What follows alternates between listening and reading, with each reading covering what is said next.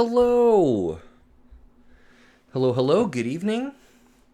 Happy Tuesday to you. And just wanted to say thank you for joining me on this Tuesday evening or whatever day it is and whatever time it is and wherever you're coming from. It could be in the future as well, like where you're watching this after the fact. But either way, thank you for sitting in today and joining me on our IFR Tuesdays ground school and sim session. My name is Philip, and it's my pleasure to be your ground instructor this evening.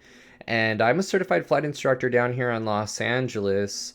And one thing I've really been enjoying is bringing unique ground school aviation education to the Twitch streaming space, where every month there's like a theme, and for the past month and this for the past month of September, we've been focusing really on the private pilot, and I think I'm going to continue that trend going into October. But it's been a lot of fun to bring uniqueness to the Twitch streaming space, to bridge fun flight simulation with also fun and educational ground school material that can help you and all of us really understand why we're doing what we're doing in the simulator. Maybe giving new breath, like a breath of fresh air to simulators utilizing GA aircraft and maybe like less illustrious airliners and stuff. And maybe like some more insight into some GA flying and regular GA cross countries, and with more knowledge of how to do certain things that we do in real life flight training. We can utilize beautiful programs like Microsoft Flight Sim or X-Plane to carry out the exact same tasks that we do in flight training, that build very essential skills when we're talking about problem solving and aeronautical decision making, adaptation to when it comes to flight training. So I just wanted to say thank you for coming for joining me on that journey. And I always forget this. I always forget to say that my name is Philip, and I'm a certified flight instructor, and I am wearing a Hogwarts t-shirt. Personally, I find myself in House Ravenclaw, but that's just me. Nothing against any of the other ones. And I'm really excited for tonight. So tonight, we've got IFR Tuesdays. We've got ground school and sim Wednesdays, and then for the private pilot. So it's IFR Tuesdays, private pilot, ground and sim Wednesdays, and then just straight flying skills Thursdays.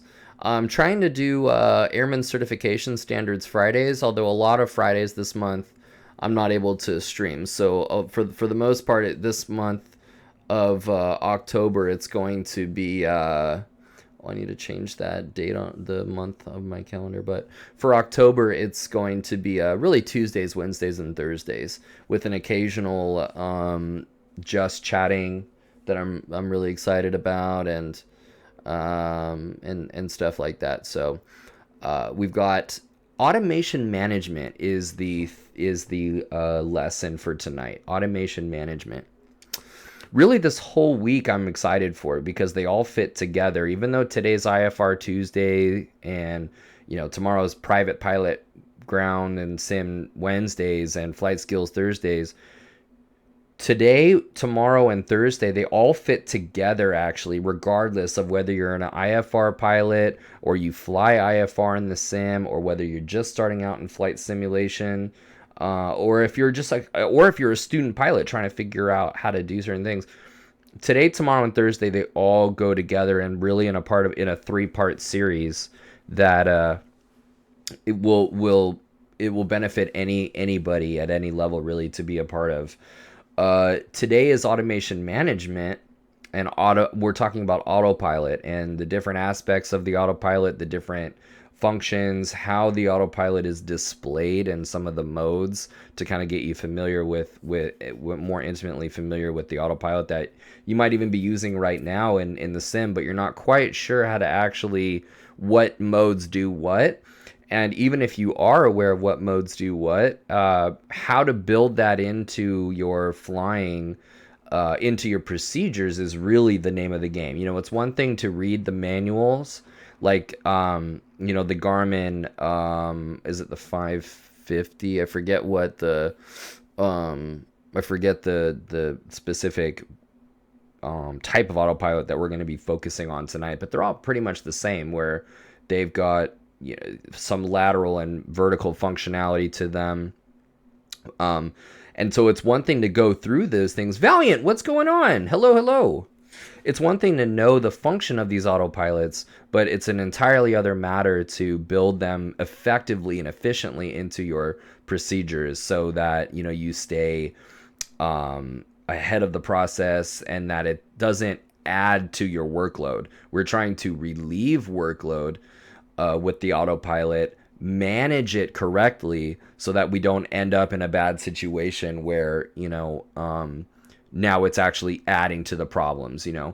And by the way, you know, with an autopilot, we are not trying to like cut things that we don't have to do. We're not trying to eliminate the number of tasks that we're doing.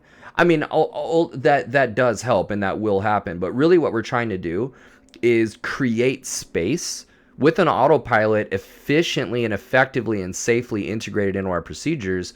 We're able to create space where we can fill that with other tasks. That's really what we're trying to do. We're not trying to like make, you know, have the airplane do so much for us that, you know, the object is to do as little as possible. In a way, that's the goal, but not, you know, we're trying to work smarter and not harder, certainly. But yeah, like I said, what autopilot really we should be doing with our philosophically, what we're doing with the autopilot is creating space with which we're able to fill, you know, by doing other meaningful tasks, whether that's a more routine systems check, checking the vacuum pressure, that the vacuum is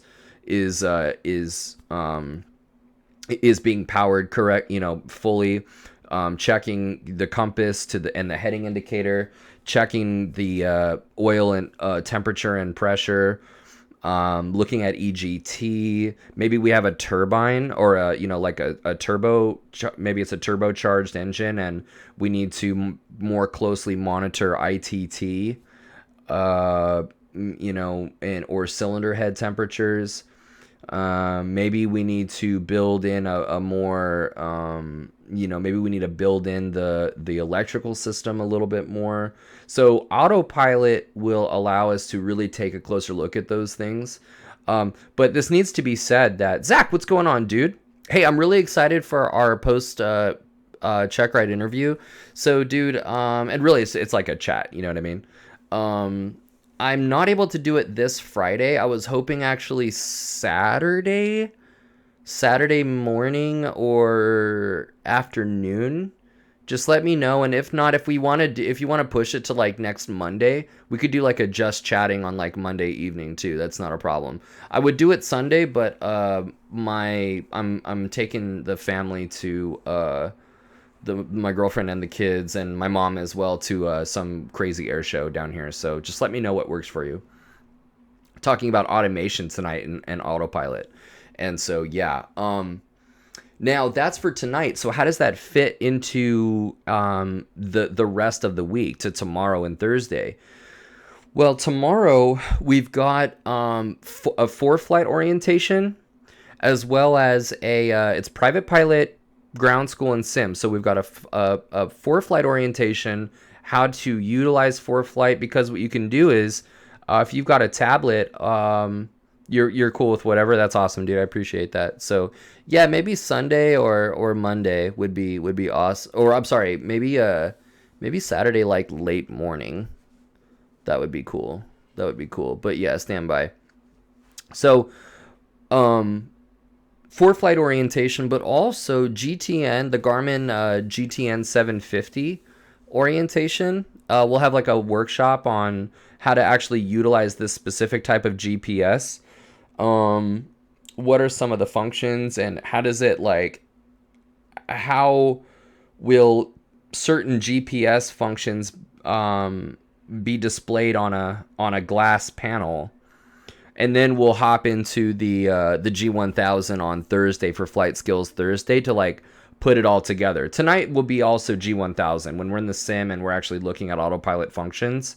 We'll be looking at it more from like an IFR standpoint, automation of VOR intercepting and tracking, GPS tracking, heading mode, intercepting an ILS. We'll get on with ATC and actually intercept the localizer, and maybe look at how the autopilot actually flies itself down on an instrument approach. But on Thursday, the G1000 it'll be like a private pilot G1000 orientation, intro to glass panels. Nothing really crazy like IFR stuff, but we'll do like a cross country, and we'll utilize some of the autopilot functionalities like of the G1000 that we talk about tonight. So really, this week is like technologically advanced aircraft week, where it's like glass panel, G1000. IFR certified GPS type stuff, and the autopilot. So it should be really good, really good. Let's see. I wanted to say what's on the horizon is I'm putting together a Patreon where Patreon subscribers can, if you're a subscriber to my Twitch, phenomenal, and I can't stress enough like how appreciative I am. Twitch subscribers will get non-Patreon. So if you're a Twitch subscriber, I'm gonna work out a tier like schedule. I'm only been doing this like I'm just going into my second month. So I think I started in the beginning of September, if I'm not mistaken. Or was that August that I did? I forget, but I haven't been doing it that long, so I'm not really sure how to structure my Twitch sub like tiers and stuff. But what I want to do is, if you're a subscriber, you can you'll be given certain like privileges like in the Discord community that I have created. In fact, I should probably put that up right now. Let me see if I can get you guys on there. It's actually a really good opportunity to like, let's see. Let me see if I can find the invite. So I want to say I can invite people and then edit invite link.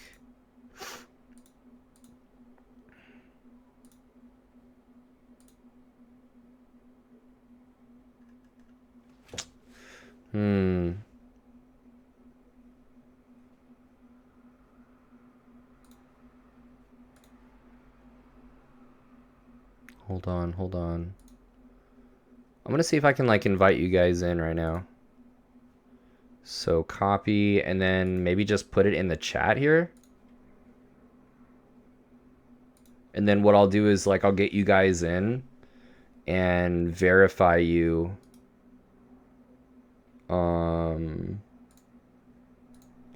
So there's my Discord link, and what I'll do is I'll put that in my yeah, dude, Valiant. Okay, sweet. Oh yeah. So there you go, subscribers. So I tried to I linked it up with my Twitch, and so you should come up as a subscriber, and you do Valiant. So that's great. And what I want to do is set it up, and like it's still in the process, so forgive me like if I'm still really new to this, but what I want to do is like give you voice or maybe video stuff, like if you are a let's see here, right? So Retherian is not a subscriber. Okay, cool. So that's, you're on your phone. I really appreciate. Thank you for joining. Yeah, but then if you're a Patreon subscriber, I've been tossing around like, should I do Patreon or should I just do multiple tiers of subs? Because, you know, what I want to do is do a Zoom and actually do a classroom where you guys can actually, what I'll do is blast off like, you know, an email to all of my subscribers, give you a Zoom link, and we all tune into a classroom where I can teach you guys like one-on-one, and we can actually like do a session together. So I'm still trying to figure out like how it should be done. Like, feel free to like message me with any suggestions. But that's definitely to come. I would love that. I would absolutely love that. And I have a lot of like success like and experience like with Zoom. And it could be really cool like for a top like for an actual legit Patreon situation. Like you definitely should get, with a sub. I totally appreciate it. I want you to be able to be engaged with the stream or with the Discord. I made sure actually, like, if you're a subscriber, I tried to make sure like Valiant, I think you have some microphone abilities. Like, I think you have the ability to join that voice channel, that general voice channel.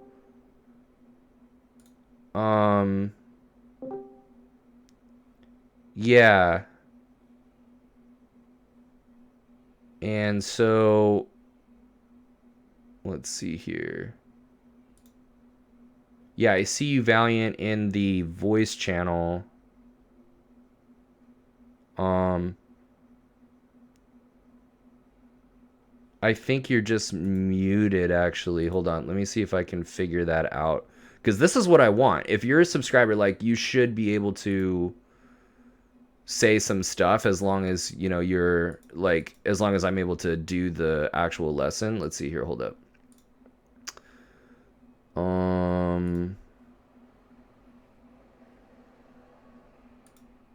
How do I get out of this, though?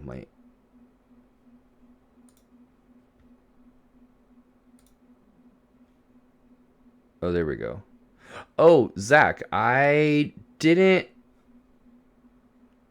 don't see your I don't see you actually in the Discord. Are you able to do that? So yeah, like, I'm not really that familiar with Discord. I'm gonna definitely like do this. Oh, and then I bet actually I can.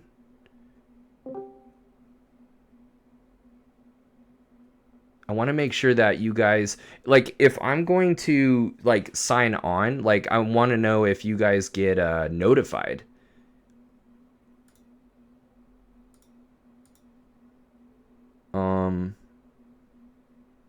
The other thing, Valiant, if you're talking noise suppression, let's see here.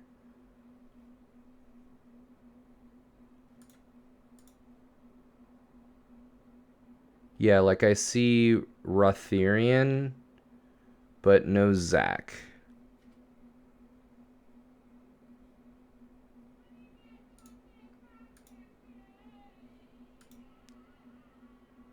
Oh, Zach. Yeah. I see you in there. Okay, cool. Now, I can't hear you guys, so I wonder what the deal is. And you guys should only have the mic, not video. Dang it. Let me see if I can click on.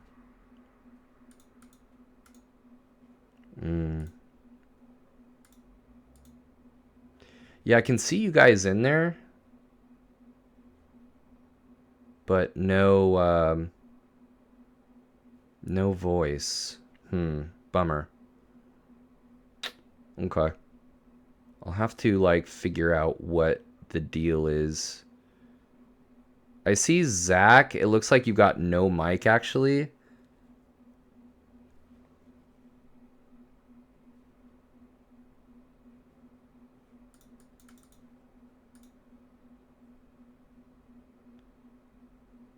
I also don't see Zach. Like, I see you in the,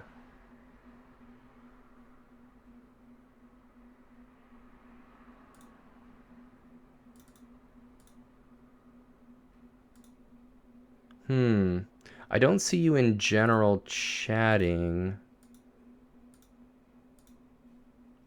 Like, in other words, I have like a list off to the Roth was my Xbox. Oh, dude. Oh, okay, cool. So that is you. Okay, awesome. Yeah, so I'm sorry guys. I'll have to like figure out how to actually um Oh, dude. Hold up. Hold up. Hold up. Yeah, I'm trying to unmute you. I could see here that you're muted. Why am I not able to unmute you? Yeah, Valiant. Oh, you muted yourselves. Oh, dude, you guys are awesome. Okay, cool. Well, then there you go. That is the shit if you could do that. I didn't know that you could do that. That is super cool. That is super cool. You guys are awesome. So yeah, I'm really like toying with this idea. I believe it was you, Zach, or maybe it was you, Val. I'm not really sure, but you know, to like push me to like kind of to all I uploaded all the stuff that wasn't expired. I loaded it all up onto YouTube. I'm gonna do that from now on. And I like started organizing those videos into playlists. You guys can go back and like see them. Although like the titles got cut off, so I have to like reformat like the names. They're not as cool as like, you know, aerodynamics with the CFI to wearing a cat shirt or whatever. So that like Twitch allows me to do. So you know I'll have to figure that out. It's gonna be kind of more boring, like aerodynamics, private pilot or whatever. But I'm there, like I said, you know, doing more Discord stuff and just trying to, you know, fill shoes. You guys can see here text channels. There's like pet photos, dude. If you guys want to upload like cute pictures of your pets, you want to like shoot me messages about IFR things specifically or flight sim stuff, it's all right there. Text channel. So anyway, yeah. Um, let's get to it, dude. Let's get to it.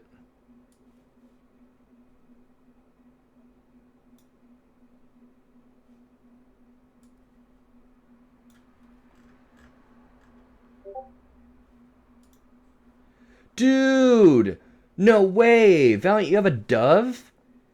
She's somewhere around 16 years old. She is a beauty. Oh my god, thank you for posting that, dude. Wow, that's a really pretty dove, dude.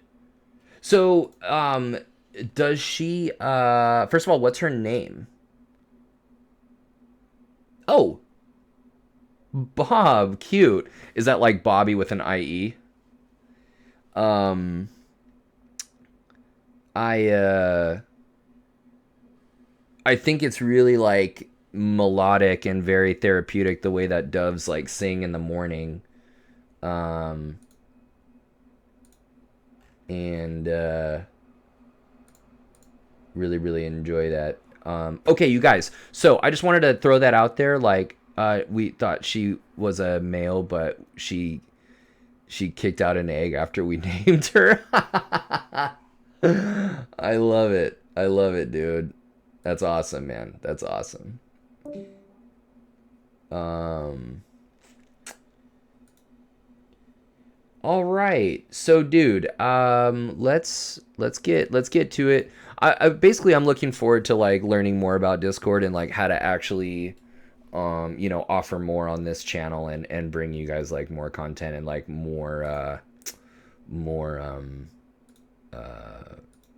I don't know, just like higher quality like stuff, you know. I want it to be interesting, I want it to be engaging, and I want it interactive, you know, like an actual classroom. And you guys, I would love to have a classroom where we could all, you know, interact.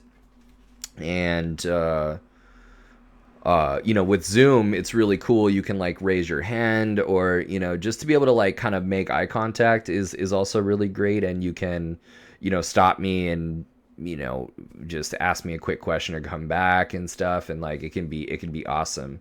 So anyway, yeah, I'm really looking forward to it. So as I was saying, you know, so this week is very much autopilot, GPS, and then G1000. And tonight it's all about automation. Let me see if I can put that right there. So, oh, and that's the other thing is I have to set up like emojis and like, sounds and stuff for subs because, yeah, I also want it super cool. Anyway, this is, this GIF right here is from the movie Airplane. And, that's the autopilot on the left. And they just, yeah, the chick right here, she's like a co-main, a co-lead, like a main character in the movie. She just like blew up the autopilot, and they're both having a smoke after like a pretty good time, I guess. But it was something that could be inflated, and the guy's sitting there like with his hands on the controls or whatever, and just not how it works. So let's see here.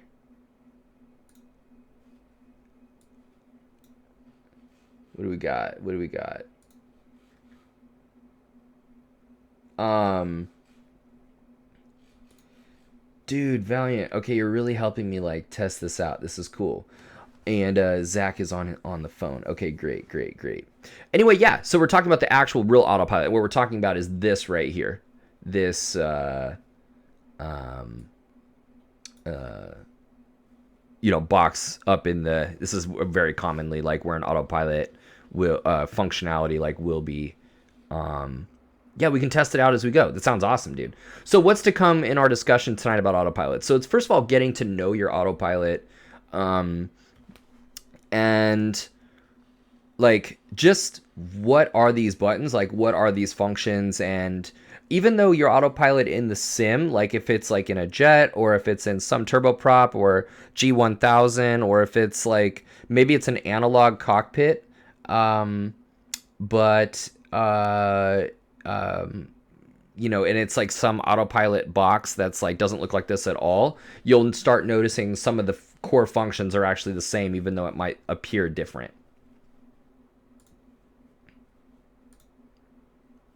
And so, yeah, it's important to talk about how to use it.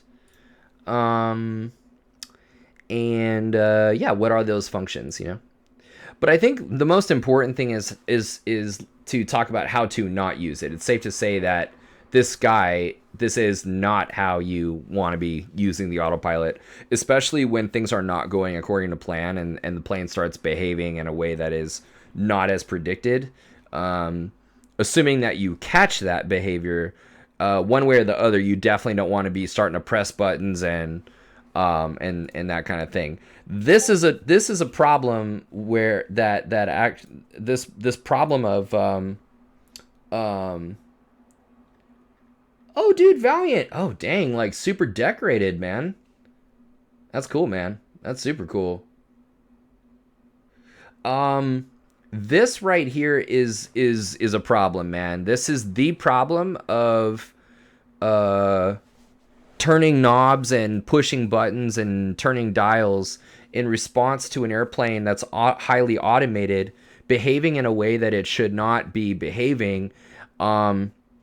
This is an actual crash that happened in San Francisco a few years ago. Back end of the airplane actually broke off, and the airplane barreled down the runway and somersaulted like this in real life. That's caught on camera. Big fireball, and everybody survived except for I want to say one or two people that actually, ironically, the rescue trucks like hit, and they actually didn't make it. So yeah, that. But I mean, basically, what ended up happening was two very experienced pilots, one extremely experienced. I believe they were Korean. I forget exactly, but there were, and then there was a jump seat guy as well. So there were three experienced guys in the cockpit, and inadvertently, Zach's 172 did my training in. I am curious. Check that out, man. You got a couple of VORs in there. Nice heading indicator. You got that cool blue knob in the middle. That's awesome, dude. Little cow flap thing right there. That looks like a little mini me like 182 cockpit. That's cool, man. Nice job. Nice job. It's like a nice little, like maybe a 430 right there, like a Garmin 430 in the panel. That'll be really cool too. We can do that 430 on the on Thursday as well, where it's like G1000 but also like little, GPS units. Anyway, point is there's when the NTSB looked at the flight data recorder as well as the cockpit voice recorder to know what was going on, the flight data recorder showed that these guys were pushing buttons and turning knobs, even though the mode that the airplane was in was inadvertently knocked like into a different, put the airplane into a different energy state. And I don't know the details exactly, but what we're going to do is at the end of it all, we're going to look at that NTSB report and look at some of the takeaways from that accident. And what they found is these were pilots that, as a culture, as a company and country, culturally, like I think they were Korean, they were taught to manage the autopilot way more than than disengage the autopilot and hand fly it under weird behaviors. And so since the company culture was such, like, to manage the autopilot rather than hand fly the airplane, their default was to turn knobs and push buttons all the way down to the ground, and stalled the airplane extremely high pitch attitude down at touchdown, and knocked the whole tail off. So all right, so getting to know your autopilot, we're talking about like a box, for example, that might be right there in a cockpit. This is the GTN 650. We'll talk about that tomorrow. Actually, the 750s we're going to be doing, but it's like the big version of this. There's your the GTX. That is the G3X, the Garmin G3X Touch. We're talking about the Garmin, the GFC 500 system, and all of this information comes from the manual for this autopilot, actually.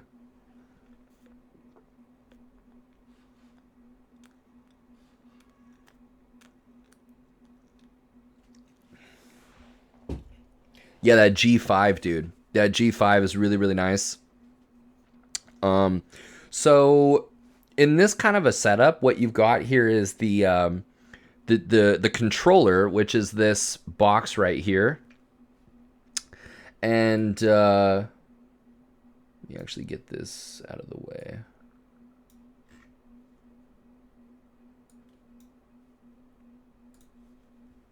Yeah, you've got the controller right there. Ooh. Oh, nice. Very cool. You've got the G5 or whatever the panel is that's displaying. You need some sort of screen that's going to display that which functions are active and what are armed and things like that. So and you need the data. You need the servos that are actually doing the mechanical actuating, and then the actual output, the audio to, like, cue you in on certain things. Hey, you're coming up to 1,000 feet away, or something's been disengaged, something like that. So together they make up this particular system, and that goes for all autopilots as well, not just the GFC 500. Control and operation, like in terms of control of operation. So this GMC, this 507, it's the controller that you interact with to set it in certain modes. You've got these different modes down here. The heading key will cause you push this heading mode, and what happens is the airplane is going to go seek wherever the heading bug is at. So it's super crucial to make sure that the heading bug is built into your your procedures so that you don't, receive a heading. You push the heading bug or a heading mode, and then you're going to go move the heading bug. Because what can happen is if you haven't been keeping up with your heading indicator or your heading bug, and you just go to switch modes, the airplane's going to start turning maybe in a direction that you don't want it to be turning. And then that's just going to increase the workload and, disorientation and all those things. That's if you catch it. So it's very important before going into heading mode and the airplane's going to go seek that heading bug that you sync that heading bug to your current heading, and that way the airplane doesn't go anywhere. This is a very invaluable lateral mode. We have lateral and vertical modes. This is a very important lateral navigation mode, especially when you're IFR and you are now being given headings off airway to vectors to final to rejoin a localizer, for example. It's going to be in heading mode, and then you're going to have approach mode actually armed, but we'll get to that in a second. Nav mode is really key as well. This is a different type of lateral mode, like heading mode. Like heading mode is lateral navigation. Nav mode is what will be selected to capture whatever nav you are sourcing on your HSI or your heading indicator. It's going to be an HSI most likely. If not, it'll be a VOR or whatever that you have selected. But in the G1000 or the G3 or the G3X Touch, it's an HSI, and so nav selected. When you have selected nav, you will be like, let's say you have a VOR. The HSI is green. You have a VOR source to your HSI, and you have a course selected with a deflected needle. The aircraft will turn you onto a heading to intercept that selection in the source that you have operating, right? So in that example, you would have the VOR source and whatever selection you have with the deflected needle. Same thing with the GPS. Your GPS course would be set waypoint to waypoint, and your nav mode will go seek that magenta line as you have programmed it in your FMS or into your G1000 or whatever it is. Nav and heading mode are used together to get to where you want to go. And let's say that you're in nav mode, right? And you're actually tracking a VOR and you got a centered needle and the airplane is tracking straight. You definitely want to sync that heading indicator or that heading bug, because if ATC tells you to turn 20 degrees to the right, you want to be able to move that heading bug to the right by 20 degrees and then switch into heading mode very, very quickly and get off of nav mode, so that you're tracking the heading bug instead of the course. And then, they're going to give you an intercept to resume on navigation, and, you can do that accordingly. So, okay. This is the autopilot key. So, this is the autopilot on and off button.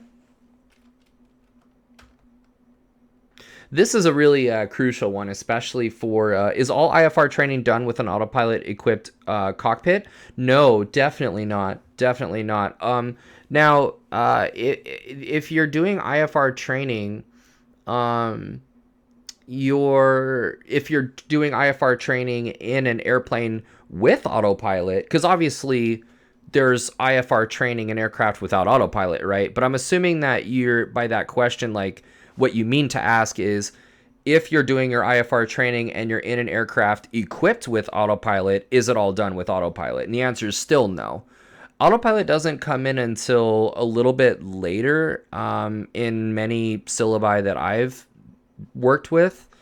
You definitely want to build hand flying skills with that airplane and then build the automation in later. A lot of syllabi that I've used, King, what else? I think Gleim has it in a little bit later, although not as late. But yeah, I would prefer to have that be one of the last things. This is exactly what I needed right now. I've been trying to figure out the autopilot for the last few weeks. Valiant, you're in the right place. And especially, is that a G1000 or are you analog?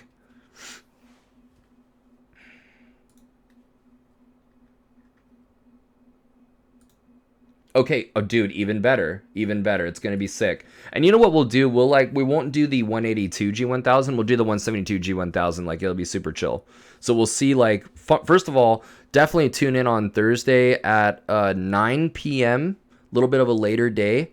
And if not, just watch the video later. Like, we'll do a full G1000 orientation, but since we're doing autopilot tonight and just on autopilot, like, we're not going to get all into the weeds with programming the G1000.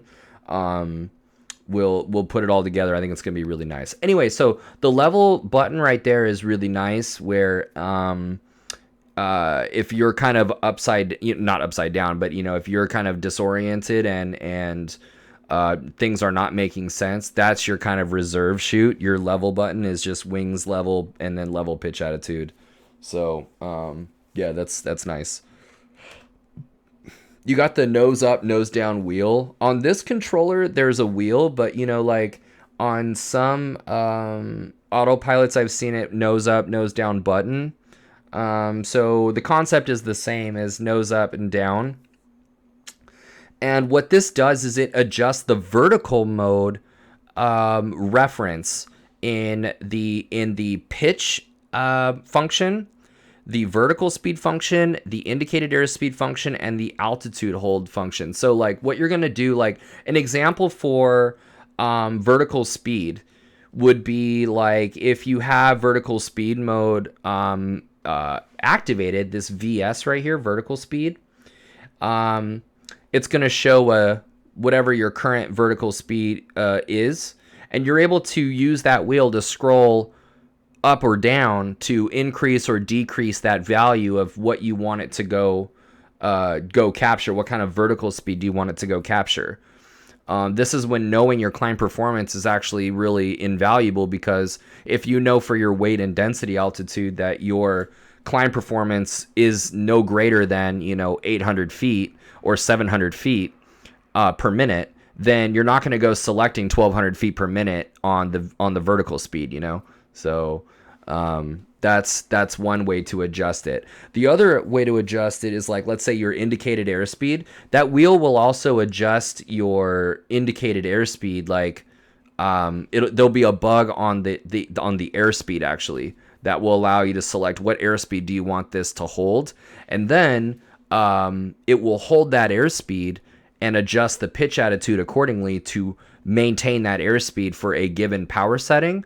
So very much so, like in that situation, it's power for vertical speed, right? Versus if you're in vertical speed mode and it's maintaining a vertical speed no matter what, I mean, the best that it can, power is definitely for airspeed, So a lot of the time, like I know, like when I was flying the jet in the sim, the initial vertical speed is actually airspeed, where you're going to set a climb speed of like 180 knots and then take off power, and then whatever the climb rate actually ends up being, then there you go. Usually it's 3,000 feet a minute or 4,000 feet a minute.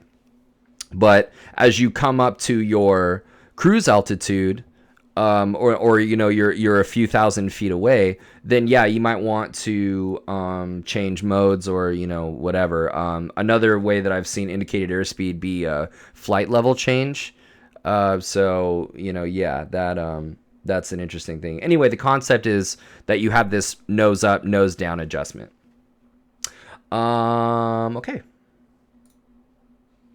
There's your indicated airspeed mode. So as I said, whatever indicated airspeed you want it to hold, you're going to press that button. The bug is going to show up on whatever indicated airspeed you currently are at, and then you can adjust where that bug actually is with the wheel or the nose down, nose up buttons. Altitude. So what's going to happen with this button is it's going to hold whatever current altitude you're at, and by adjusting the what we're going to find is the altitude reference, the blue number up at the top of your altimeter, right? Assuming you have a glass panel, then you've got a tape. You have an altitude tape, And there's a blue number, there's a blue altitude reference at the top of that altimeter tape where you're able to, with the knobs, like adjust what is your target altitude that you want to go get. You're going to go push that altitude button to arm it, and then select a vertical mode, whether that's vertical speed or indicated airspeed or whatever, to go get that selected altitude. So first you want to, have it, put it in altitude mode. It's going to hold your current altitude. You're going to see altitude is green because it's currently active. You're going to select an altitude reference, and then change the vertical mode from altitude hold to whatever you want. And then, only then, can you go seek an altitude that you have selected. You don't want to go the other way, because if you forget, you're gonna continue to climb, and you're not gonna, all the airplane knows is you told it to go climb at a certain speed to where it doesn't know. All it knows is what you told it to do. VNav is actually really interesting. So when you load, there are some really great videos out there on VNav. And really what you're doing is, if you load a procedure, if you actually load an arrival, like an IFR procedure, let's say it's a star or an approach, it's really used on arrivals where you are in a descent and you might have a series of altitude restrictions that you want to adhere to. So it's a nice gradual descent. That arrival procedure that you loaded has a VNav. It may have a VNav schedule that it built within, built into the programming of that procedure. You're going to program that procedure into your G1000, and then you're going to notice that off to the side there are a number of altitude restrictions that accompany these fixes along the way. And so by pressing VNav, you allow the system to conduct that descent for you to meet those altitude restrictions ahead of time.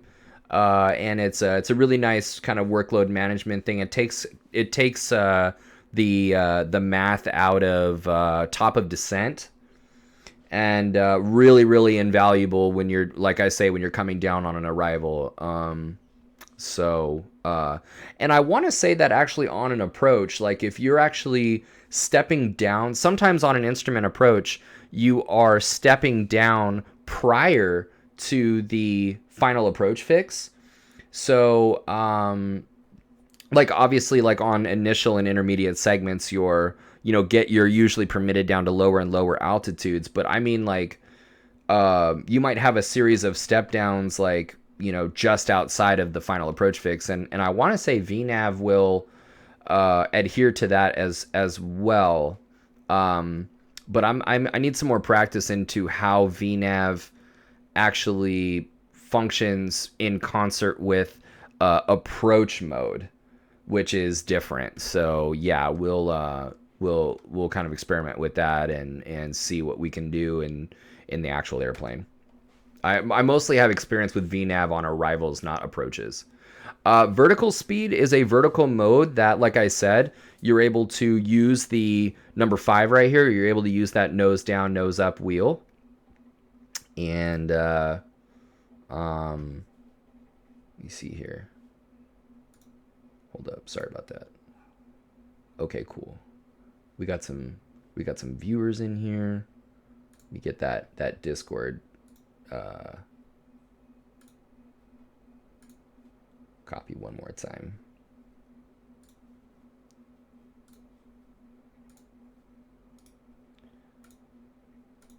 There you go.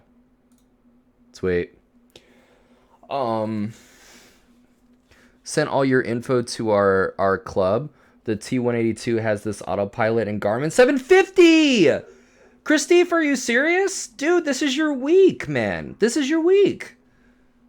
Oh, what did you send all my info to your club, though? What does that mean? Yeah, dude, I don't know if you were here, but today's automation, but also Dude, I'm doing the GTN 750 and ForeFlight orientation tomorrow at 7 p.m. GTN 750 workshop, as well as the G1000 orientation and cross country at 9 on Thursday. Send to your Instagram and link to this stream, telling them about the highly relevant streams. Boom! Thank you so much for the promoting of like this channel, man. That's really, really cool of you. Thumbs up, dude. Yeah, so that vertical speed, as we talked about. Now, the yaw damper is something really, really useful. This will, let's see here. We've got Chris Steve online. We've got Beardsley. Now, Chris Steve, I want to say, I know you subscribed, right? You're a sub. And so I wonder why you are not... Yeah, like I wonder why you're not coming up as a... Oh, yeah. No, I see you you're online. You're definitely like in the Discord. But like, so Valiant is under like Twitch subscriber. And I want, unless I have to actually assign, see, I didn't have to assign Valiant as a Twitch subscriber, and I thought you subscribed actually. So I want to make sure that if there are subscribers in here in my Discord, that it's linked to my Twitch, and if you're a subscriber, you should automatically be having the Twitch subscriber role, which gives you certain things, like you can go into the audio channel and talk, and we would have to connect our Twitch accounts and Discord accounts if we ever want it. We can do it. Oh, okay, cool. Because in that case, what I can do is just, let me see here. I want to assign... Oh, weird. Wait, why...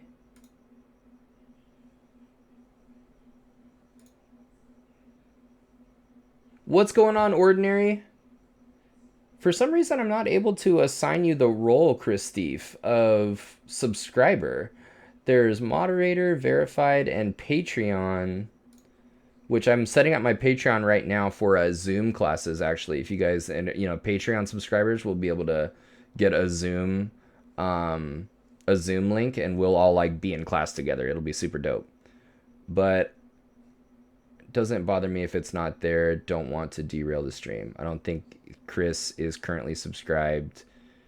This is why Chris is not showing up in the subscribe. Oh, okay, cool. Because yeah, Valiant, you were automatic. So I just want to make sure, dude, I'm like so new to it. Like I just want to make sure that I need to like do something. So, okay. So Yaw Damper, what Yaw Damper does is it stabilizes, it like allows the yaw, it allows the airplane to like cancel adverse forces, like adverse yawing forces, and it makes kind of like the ride a little bit smoother and stuff. So you'll see like Yaw Damper is like crucial, especially on like turboprops and stuff, single engine turboprops, where it's like the left turning tendencies are out of this world. Yeah, that's going to be super crucial. So yeah, Yaw Damper. Yaw Damper can actually be turned on as well as the flight director without the autopilot being on. So that's pretty crucial. But autopilot turns on the Yaw Damper automatically. So I want to say, like, just know your autopilot system. Sometimes, like, if you turn when you turn the autopilot on, the Yaw Damper should come on. But when you turn the autopilot off, I believe a lot of the time the Yaw Damper stays on, and then you're going to need to actively turn that off. Like if you're in the jet, I know that like the citation will call for the Yaw Damper to be off, takeoff and landing. So if you're disengaging an autopilot on an approach, you're gonna need to manually disengage that. Okay, the flight director key, what the flight director are the it's gonna be the additional like command bars that you're gonna see that kind of like come up into view. They're the magenta command bars, and what the flight director is going to do is it's going to tell you the movement of these command bars will tell you what the airplane's about to do. So that building in the flight director into your scan, especially when you're IFR, that is going to be really crucial for, like, remember we were talking about heading mode, and if your heading bug is not synced to your current heading, if it's off randomly to the side and you flip that into heading mode and the thing starts turning, if you're looking straight ahead and you looking at your command bars at the flight director, and you see that thing start to turn, you're like, whoa, wait a minute, what? And a lot of the time, you'll see the bars move before the actual airplane does. Like, a second or whatever, second and a half, 2 seconds later, the airplane's going to be following in tow. So that's really crucial to staying ahead of the airplane. The other cool thing is you could have the flight director on and the autopilot is off. And based on whatever vertical speed that you put in there or whatever nav mode is in, the command bars of the flight director will still tell you what you need to do, and you can hand fly the airplane and put the attitude of the airplane into the command bars just by hand. Hold on one sec.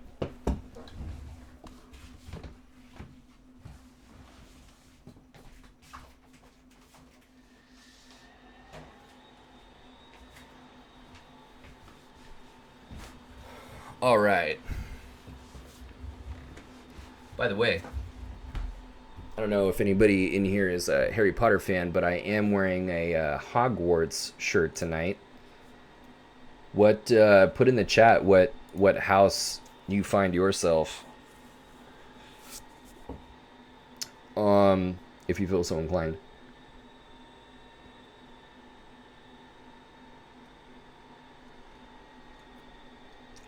So yeah, turning this button on.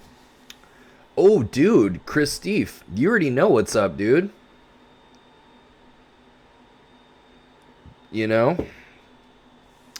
Gryffindor, dude. Katie, that's how I read when you yelled Gryffindor right now. I thought of the hat, the sorting hat. Gryffindor, Valiant, Gryffindor. Excellent. Okay, so pushing the flight director turns it on, pushing it again turns it off, and yeah. Approach mode. This is actually really, really sick. So approach mode is where the party is at when you are flying an instrument approach.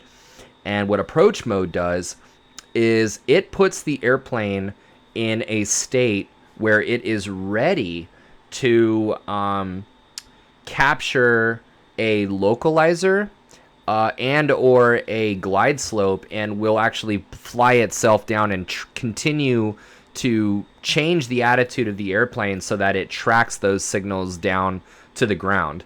Now, remember we were talking about nav mode and how crucial it is for you to understand that you are sourcing correctly, that on that HSI, you don't want to be in, if you're being given headings to intercept an ILS, a localizer for an ILS approach, you do not want to be in GPS source mode. You do not want to be in GPS mode. You want to be tracking a certain heading as they're giving you vectors to intercept that localizer, and you want to be sourcing that VOR, that VOR loc mode, that VLOC mode. So with the final approach course selected, and then what you want to be doing is putting it together. If they're giving you a heading to intercept the final approach course to the ILS, you should be in approach mode, actually. And what approach mode will do, you're going to be active heading mode, but approach mode will be armed and ready to go. So when that signal starts coming in, that localizer starts coming in, it's going to roll out on that localizer on its own, and heading mode is no more. It's in the LOC. It's going to say LOC up at the top. And GS will be in white. The glide slope will be armed. It's ready to track your glide slope. And what you're going to see in green is altitude hold. You're in an altitude, or unless you're descending, but like assuming that you're at the final actual altitude for glide slope intercept. Loc is localizer, yeah, totally. But you see what I'm saying, Valiant, because you actually been trying. So loc will be like green, and it's got that localizer. What that means is that that is what's active. Versus, like, let's say you're in heading mode, and heading mode is HDG and that's green. Loc will be, or VOR or loc will be white for armed and ready to go, you know? So, yeah, it's gonna be, and then once you're at that you're an altitude hold, right? And you have GS in white, armed. It's going to come up to that. You're going to see that glide slope start coming in on the tape to the left of the altitude tape, where the glide slope diamond or whatever is coming in on that, you know, down those dots. And then boom, once that dot is in the middle, that glide slope, you want to monitor that. And you want to, these are all, dude, when you're talking about autopilot, it's all about the call outs and anticipating what it's going to be doing. And you're calling out everything. So you call out localizer capture when that mode switches from glide slope active or armed to glide slope active, and you want to call that out, glide slope capture, once that VSI starts responding and on its own tracking all the way down, and then you're just monitoring localizer and glide slope all the way down. No way, Valiant with the gift sub. Thank you so much. Thank you so much. Oh my gosh. Incredible. You are nuts, dude. Absolutely awesome. Oh, we even have some more. We got Miss Air. We have Vovkivin. We got some beautiful, awesome people in here, man. So yeah, go ahead and give this channel a follow if it's something that, you know, if you're interested in aviation education and you need ground school stuff.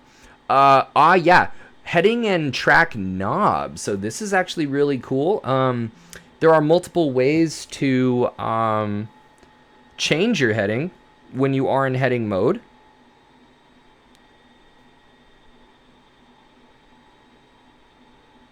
Somebody help me out here with the gift subs. When you give a gift sub, does that mean that everybody that you give that gift to, like, that's a tier 1 sub that for the month, like, you're actually like subscribing, like, for them on their behalf?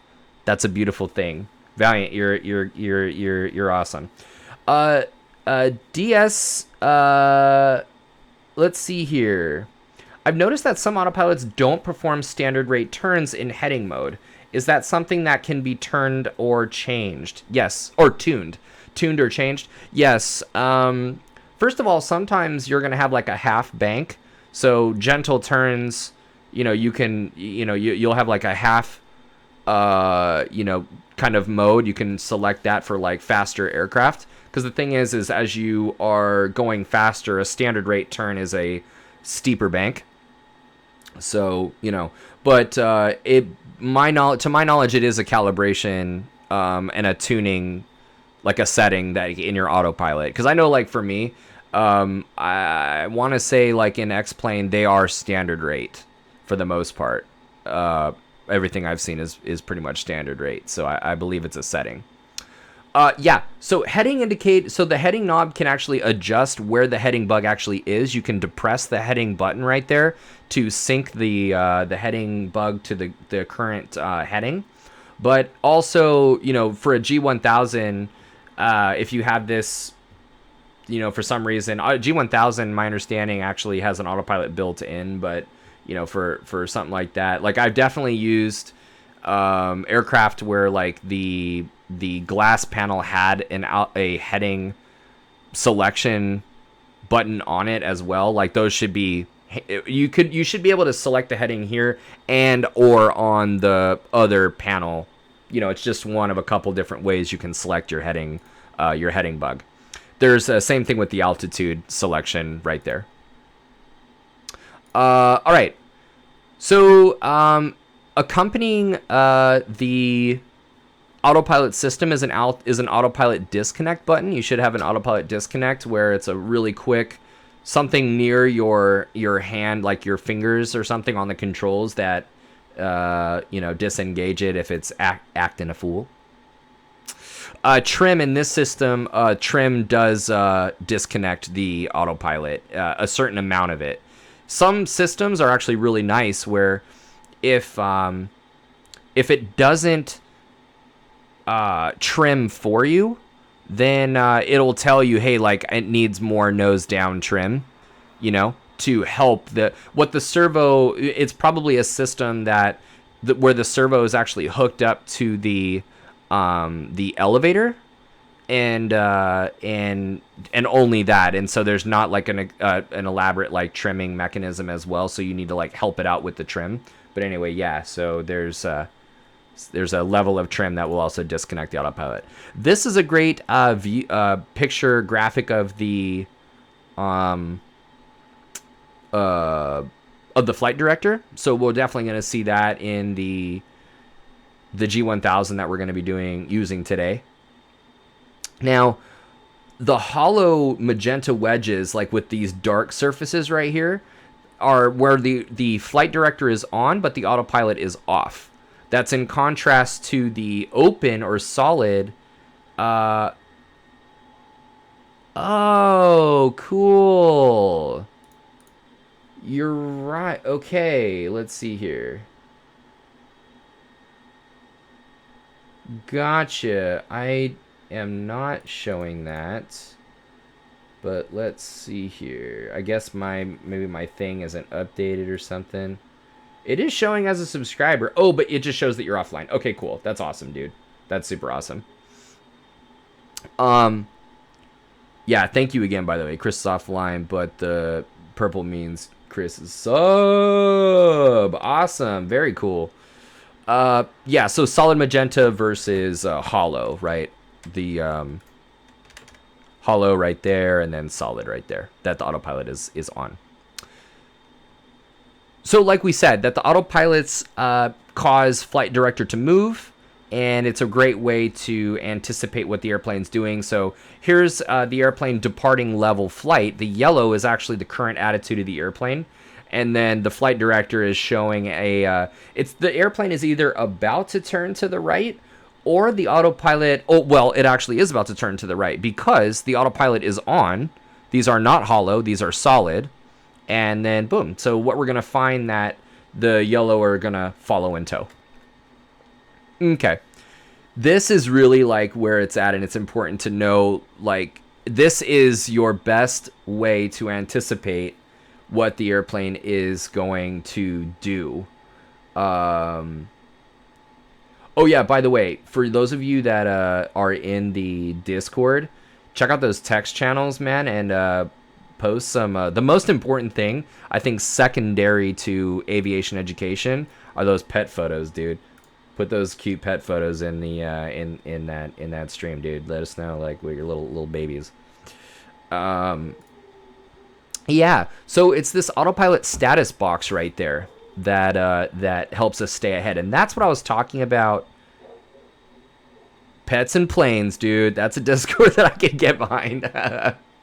Yeah, I should have put the pets at the top, like, to really emphasize like what the most important aspect of all of this is. It's actually the whole point of why I started this Twitch channel.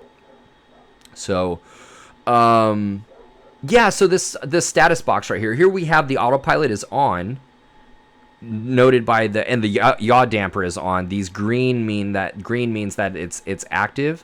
The heading mode is actually the lateral mode that's currently selected. This vertical speed, this person has selected a vertical speed of, looks like 1,000 feet a minute descent. That this vertical speed tape is showing it's gone and captured that. Down to 3,000 feet, that's a 3,000 foot, that's the altitude reference right there. So they program 3,000 feet a minute vertical speed on heading. Right there's the heading bug, so that heading mode's active. Vertical speed is active, and then altitude select is your what's armed. So as you're coming up to 3,000 feet, at 4,000 feet, you're gonna hear like a little light oral, like, sound, and then it's gonna round out at altitude select, where altitude will become the new green mode, and altitude hold will be the vertical mode. Okay, so we really just want to monitor that and build that into our scan. Right, so autopilot is active, yaw damper is active. There's your different flight director modes. Lateral is in the middle. Your vertical modes are in the on the side there. Autopilot to disengage and engage. You know, the most important skill that you can learn with the autopilot, especially when you're first learning, is like when to disengage it. It's not about like what buttons to push, when, and everything. It's knowing when to turn it off and just hand fly the airplane and just cut it, figure it out later. Get the airplane wings level, get it trimmed, get it stable, and then with the autopilot off, like get the flight director back to where you want it to be, and then re-engage the autopilot or whatever, So some other things about disengaging the autopilot. So manual disengagement results in this flashing yellow right here, and it's gonna kind of alert you that it's gone off. An automatic disengagement of the autopilot will result in the red, but pretty much what you're gonna see is the yellow. When you disengage it, like let's say that you're descending in approach mode onto the on the ILS, and you're coming down to your pretty low altitude, maybe 500 feet above the ground, and you want to disengage and hand fly the rest. You'll see that autopilot come off. Different results in different situations resulting in a red autopilot, though, not a yellow, would be like these things: system failure, or sensors that are showing invalid data. So the way that we disengage is really important. Like I said, you want to grasp the yoke, disengage disconnect that autopilot, retrim the airplane if you need to. And then, pull that autopilot circuit breaker, and then, and then just hand fly the airplane. You just want to get that right. You want to have a grip on the controls. Don't disengage it when you're not holding the controls. Okay. Yeah, so this is coming straight from the manual. So any pressure or force applied to the pitch controls when the autopilot is engaged. Chris Steve, sorry, any sense on autopilot usage on instrument rating check rides? Up to the DPE feels like cheating, but I guess it's using the tools your plane has. I know the CFIs and the club said we'd have to disengage for the commercial check ride. Yeah, you absolutely would. But here's the things, Christy. First of all, phenomenal question. You're required to be tested on all the equipment, the functioning equipment in that airplane. So, if it's in the airplane, you're definitely going to get tested on it. How little or much is up to the the examiner. But especially for an instrument rating check ride, like in an airplane, especially a 182, like where, it's kind of nice to have autopilot. It's kind of a beefy plane, it's, you're doing like 150 knots, indicated, or 140 knots indicated. It's like, it's heavy. So it will be used on your check ride. Now, here's the thing is they want to see how you responsibly integrate that into your procedures and your checklists, that you have the appropriate callouts for that autopilot, and that you can strategically use these different modes. But you absolutely will be hand flying your holding patterns. You will be hand flying at least, if not most, at least half, if not most of your approaches will be hand flying.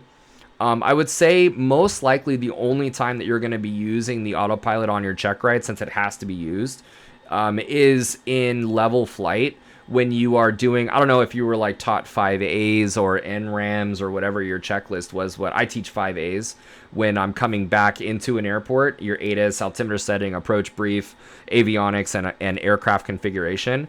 When you're getting yourself set up and you're like briefing an approach or whatever, especially if you're really ahead of the airplane, like put the autopilot on and like see what you can do in like heading mode, intercept, and then disengage as you're coming up to the final approach fix maybe. So definitely a healthy integration, and seeing that you can responsibly. And the other thing too, man, is they're looking to make sure that you're not reliant on it.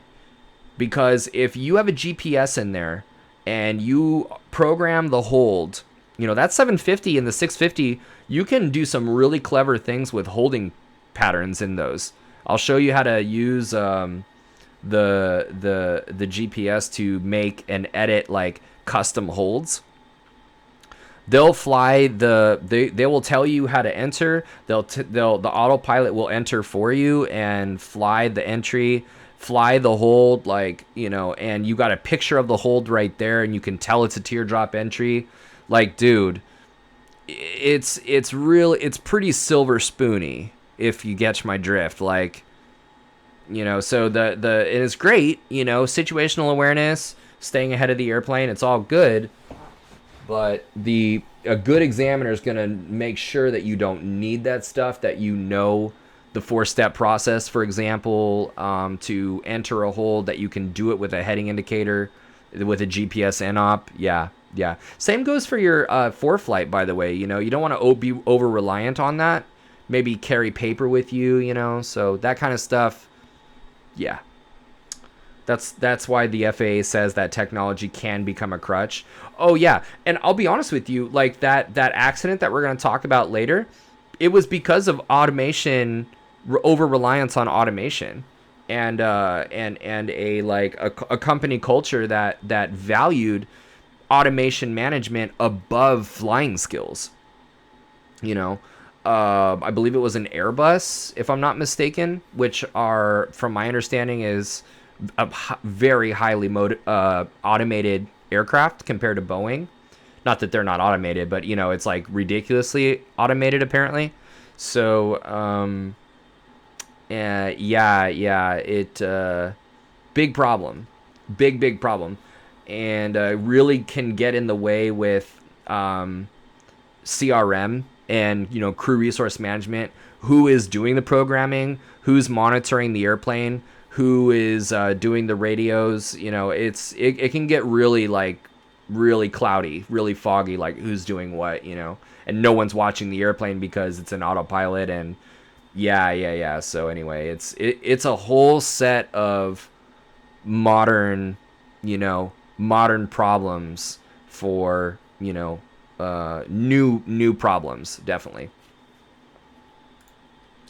Okay, and this is taken straight out of the handbook, the different types of modes, selected. So like, some key things here: when the flight director or the autopilot are selected, are pressed, the roll and the pitch, the roll lateral mode and the pitch vertical mode, these are default modes. This is like pitch hold and roll hold. So flight director on, autopilot on, no modes are selected. Like, it's just going to keep doing whatever it was doing, and we're going to go from there, right? So that's basically like the takeaway here. I mean, you have some other stuff that we'll see with experience, like what's what. Okay, so still talking about how to use it. This altitude select, or like the altitude knob on the G1000, what you're going to be changing is this altitude reference right here, what's called the pitch reference. And so you'll be bugging a certain altitude. Very, very important, as we said, that you do that before selecting a vertical mode to like start climbing or descending. You want to select that. Another important point where the altitude reference or the pitch reference comes in is when you are in approach mode and the aircraft is following a glide slope down, for example, or maybe you're following a localizer only, or it's a VOR approach, and the minimums are set, and that is the vertical and lateral mode is approach mode. The vertical is the glide slope capture, and the localizer is the lateral mode. It is you're no longer using the altitude reference. So one thing you might want to consider is select, coming up to your final approach fix. Once that mode switches over, select the missed approach altitude. that should be your next altitude that you actually put in there, not just to leave it blank, you know. That way, when if you need to go around, you have an altitude ready to go for it to go get. All right, with pitch mode, let's see. The pitch reference can be adjusted by using the nose up or nose down.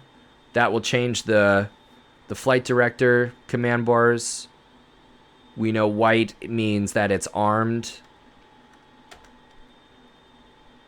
Yeah, vertical speed shows an active vertical speed right here. We see it's active, and the vertical speed reference will be like as you spin that wheel nose up or nose down, the up or down that the quantity will change. But you'll also see the bug on the VSI as well. So you know you can. But that's really nice. You can actually select if your VSI, if your selected vertical speed is outside of the immediately visible range on the tape, then or like maybe if it's not out of the immediate visible because it actually it's a closed interval, but what it'll since there's a lag in the VSI, I guess I should say, and it's going to take some time for that bug for the needle to actually go up to that bug. It's nice to just kind of set a number specifically. I don't know. It doesn't really matter. You could look at the vertical speed reference or the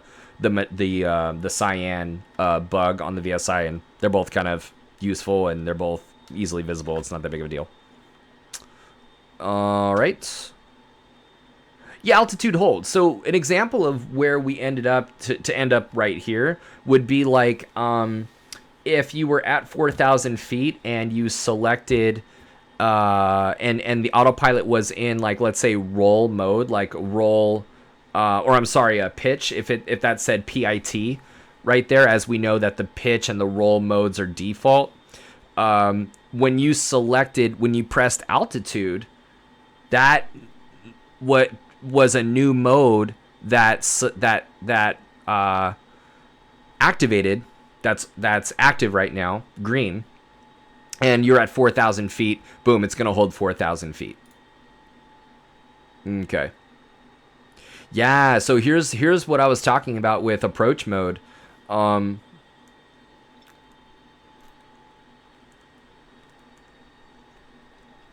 First of all, GPS right here, instead of a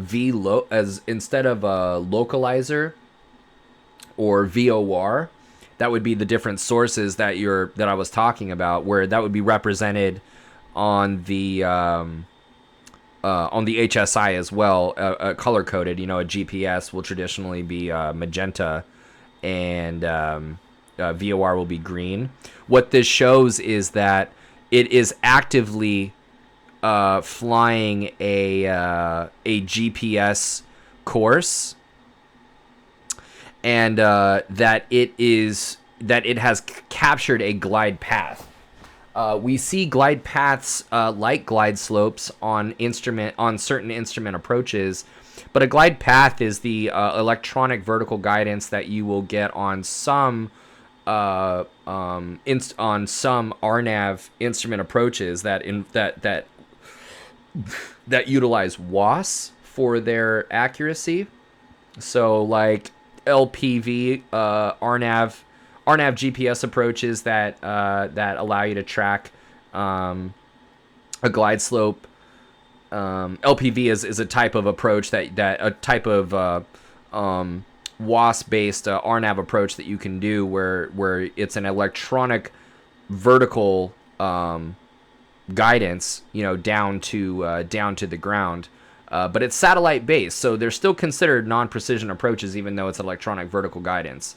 The difference being that on a glide slope, on an ILS, it is a precision approach. Your sensitivity is getting ever more sensitive as you are getting closer and closer to a physical antenna down at the ground. So, anyway, nonetheless, glide path is green, which means that we are actively tracking a glide path down, and also the glide path tape alongside the altitude the altimeter will be magenta as well, just like GPS is a magenta color. And you should also see that indication, that LPV indication on the HSI. So glide path capture, final approach course capture, and then also LPV is enunciated. You want to like vocalize these things in your procedures if you're utilizing the autopilot for this RNAV approach. And approach mode will get you there. Approach mode can also be used, like I said, on an ILS, where this will be glide slope, right? This will be glide slope. So this is an example of where it's like an altitude hold. Maybe you're at your altitude for your glide slope intercept, and you're tracking laterally. You've captured that localizer. That's a centered green needle on the HSI right now. A 0 VSI, you're holding your altitude, waiting for that glide slope to come in. Once that glide slope comes in, this will go away, and that will scoot over and be green. And you want to call that out, glide slope capture. And again, this is all in approach mode, and that's pretty cool. Only in approach mode will you do that.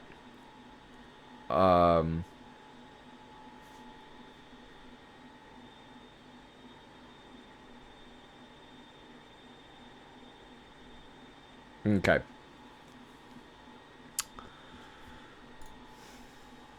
Lateral modes. So we've got roll is default. So lateral modes, that's what's here right here. What we mean by lateral is just how the nose is pointed. Roll is default. We know about heading already. Maintains the selected heading shown by a light blue heading bug on the HSI. Let's see here. Different types of nav modes. Will be GPS. VOR actually is right here as well. So like, let's say you're doing a VOR approach. You want to be in nav mode. You want to be tracking a VOR to on a final approach course. You want to be tracking that VOR toward that runway and managing your vertical path on your own. Whether that's like pre-calculated or and it's often by time that you're doing that. So that would be like maybe a vertical, that'd be a nav mode using VOR right here, not heading. That would be VOR. And so you wouldn't select heading. This heading right here is with heading selected. You would select nav for the VOR approach. You'd press nav. That would turn into VOR, assuming that we're tracking a VOR. And then whatever our vertical speed was, we could manage it with vertical speed here. That would be good. Intercepting and flying a DME arc. For sure, dude, you're actually in nav mode. That's actually really nice. You could, on certain approaches with curved, along, not really curved paths, but I mean, they appear curved.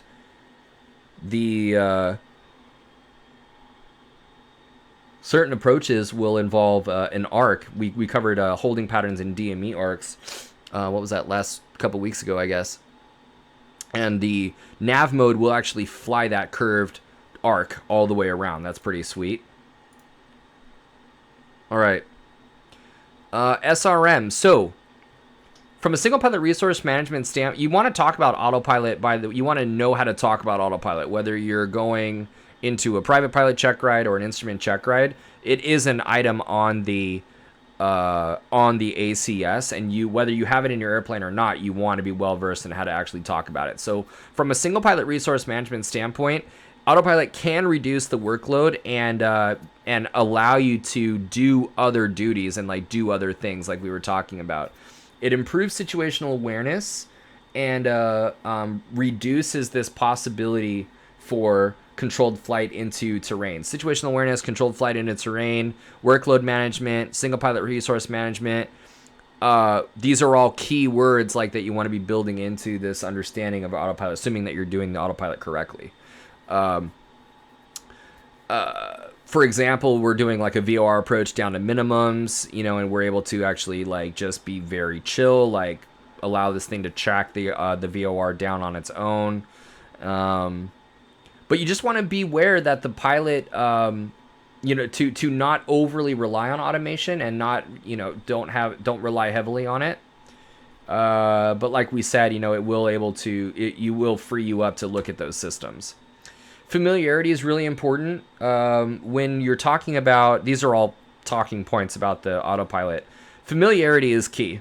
Familiarity with the type of autopilot, what these functions are, when they will be used, like especially in instrument flying. Like I mentioned, hot heading, you know, you'll be tracking a VOR or a GPS course, right, on Nav mode, and then you'll be given headings, vectors to final. So you got heading mode with the heading bug. Make sure that when you're using heading mode that you switch your source to the localizer. Get ready, like, you know, we'll dial it all in.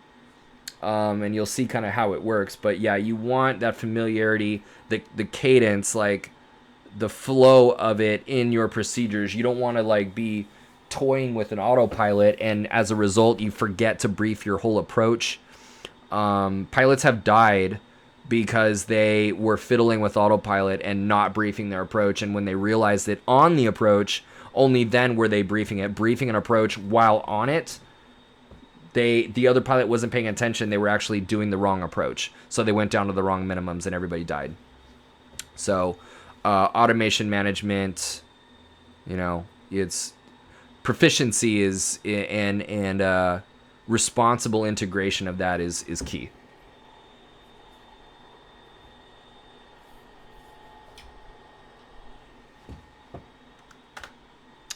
And ultimately we're trying to respect this system. We're trying to, it's kind of bright. There you go. We need to, in understanding and familiarizing ourselves with this system, only then can we learn enough about it that we can respect it, that we can utilize discipline to use it correctly as a tool and not a crutch, like you were saying, Chris Steve.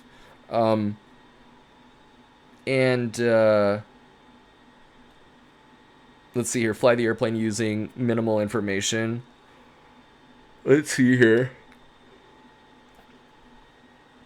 Yes, we need to incorporate enunciations and indications into our scan, as well as into our callouts, like we've been saying. Yeah.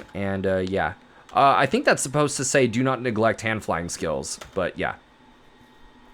Reinforcement of onboard suites. So, yes, computer-based software and incremental training help the pilot become familiar with onboard suites. Use a simulator, right? That's what we're all about on this Twitch channel. Practice in real life and reinforce it in the sim. Very, very important. And go up with the CFI to explore new like capabilities, you know. And what you're trying to do is go beyond like the rote, for example, the rote understanding of like what these modes do. And like I was saying, you know, it through simulator work and through watching streams like this or something, can we actually build it into our procedures and use it really like in concert. Understand what you're doing. Learn how to hand fly the aircraft first. So there you go, you know, Chris Steve. You know, I am a firm believer, like even as crucial as autopilot it can be, you know, it is like it's a great tool. And there's no way around it, like especially if you want to be a professional pilot, like you will be using autopilot. We need to you need to learn to hand fly this airplane. That's why I believe it should come way later. You need to hand fly the holding patterns. You need to hand fly the approaches. You need to hand fly the circling maneuvers. And so, yeah, autopilot later, you know. You have to already be default. You have to default to your... were you taught 5As, Chris Steve? What were you taught? Or are you still pretty early on? I teach 5As to even my private pilot students, and then I'm going to bring that around later for my IFR, but were you taught 5As? How were you taught to, like, prepare yourself for the airport with the ATIS and all that stuff, and avionics and everything? Still too early on, didn't get 5As in private pilot, but I'll definitely bring it up. Yeah, like somebody would not bring it up because they feel like it's too, the approach brief is an instrument pilot thing, but I disagree. I think that like an instructor would know that the way to teach a student is to uh, familiarization is key. So if you can establish that familiarity with the 5As early on in the private, building that into your procedures to getting anywhere, any airport, then when it comes time for your instrument rating, the only thing that changes, you already have your default is to go to your 5As anytime you're going into an airport. Frankly, I do my 5As at the end of my cruise check, and I do the 5As multiple times. But the only thing that needs to change is your approach brief as you learn to actually brief an instrument approach, which will be on next Tuesday. We will be doing instrument approaches. So, yeah, I was just curious about that. Almost 40% of GA accidents take place in the landing phase. So there you go. Like, the emphasis being on, look, if most of the acts, if not most of them, but if so many of them happen in the landing phase, we need to take great care in managing this airplane on the way down. And automation can help us with that. It can also get in the way. Okay, enhanced situational awareness, automation management, several levels of automation, sophistication that are out there. Not one type is appropriate for all flight situations. Remember, it's a tool, not the solution. You shouldn't ever be in a state where during your training, let me get my thing out of the way here. You should never be in a state where you're like, oh, thank God for autopilot. I couldn't do this without it. That should never be in your mind. Whether you say it or not doesn't really matter. Definitely hear yourself if you do end up saying it. But yeah, that should never be in your mind. You should be like, oh, autopilot's pretty cool. I'm able to do 10 times more. This is great. Not like, oh my God, thank God for autopilot. Holding is so hard. It's like, dude, no, you need to practice more holding. Yeah, this third bullet point is really important too. Like, in order to avoid potentially distracting situations, pilots got to know how to manage the CDI, the HSI, right? The source of that HSI, and how that autopilot actually agrees with it. We'll look at that today. Changing source from GPS to VOR or localizer. Yeah. Risk management. Lighter workloads may lead to complacency or a atrophy of hand flying skills. Let's see here. Yeah, humans are statistically shown to perform poorly when it comes to monitoring and responding to abnormalities or faults in systems. This is a big one on that crash. The more reliable the system, the poorer humans perform. All right, how to not use it. Do not neglect procedures and limitations found in the POA in the flight manual of your airplane. Do not over rely on autopilot to get caught up when the reality is that you need to improve on cockpit organization. You need to improve on SRM skills. You need to improve on procedural consistency, like your 5As or your 5Ts when you're actually doing holding patterns. And like the reality is you need to improve on situational awareness or positional awareness. This is another great example of like, automation silver spoon, where it's like, if you're not only automation, but GPS hand in hand being very silver spoony. If you're always taught that you can look at a picture of where you are, you never develop a mental picture of where you actually are. You can always look to your GPS and like, that's where I am, look at the colored picture. It's like, no. And that way that's why I'll do VORs next week. Lost procedure, like with analog VORs, you have to form the mental picture in your mind of where you are. And so don't get complacent, like with this, don't over rely on autopilot and Be real with yourself that you need to improve on these things. Take the steps to improve these things, and then, yeah, go use autopilot, you know? And just keep up with your hand flying skills, though.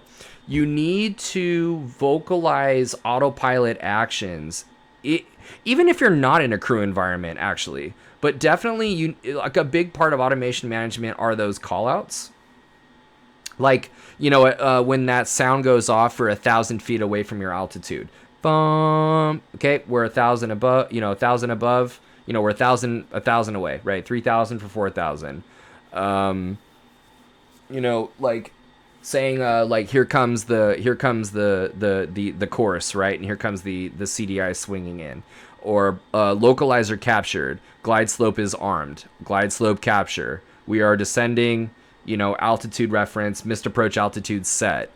LPV enunciator is active on the HSI, right? You call these things out.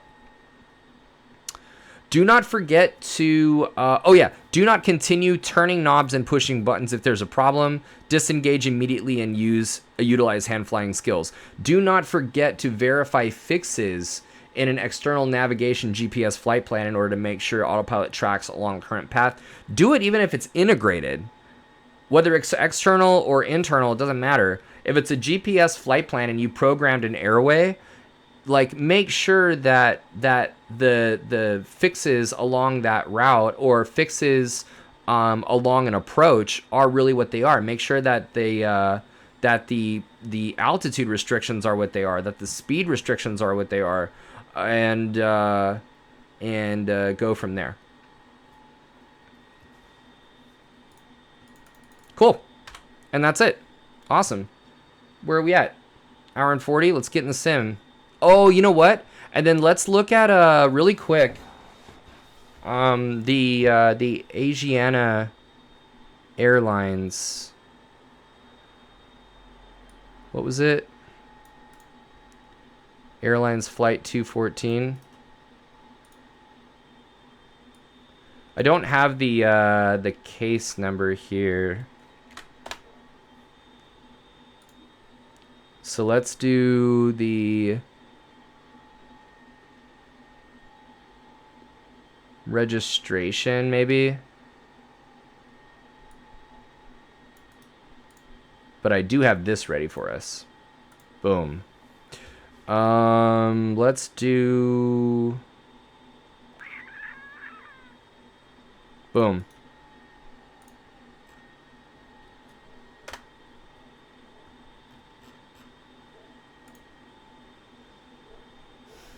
There it is. No? Weird.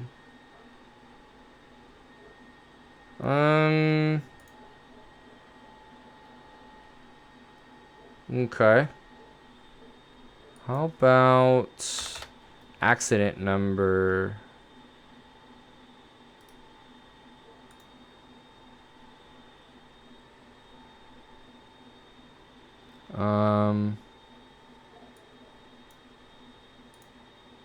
The registration should have worked. Do I not have the website also looks different. NTSB Aviation Accident Database. Oh, they must have redid the website.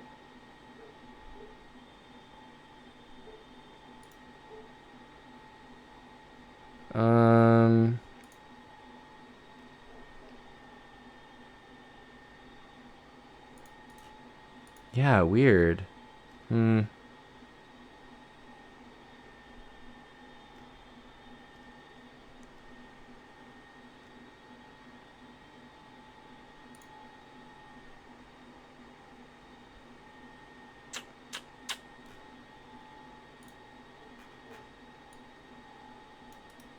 How about this? Let's do...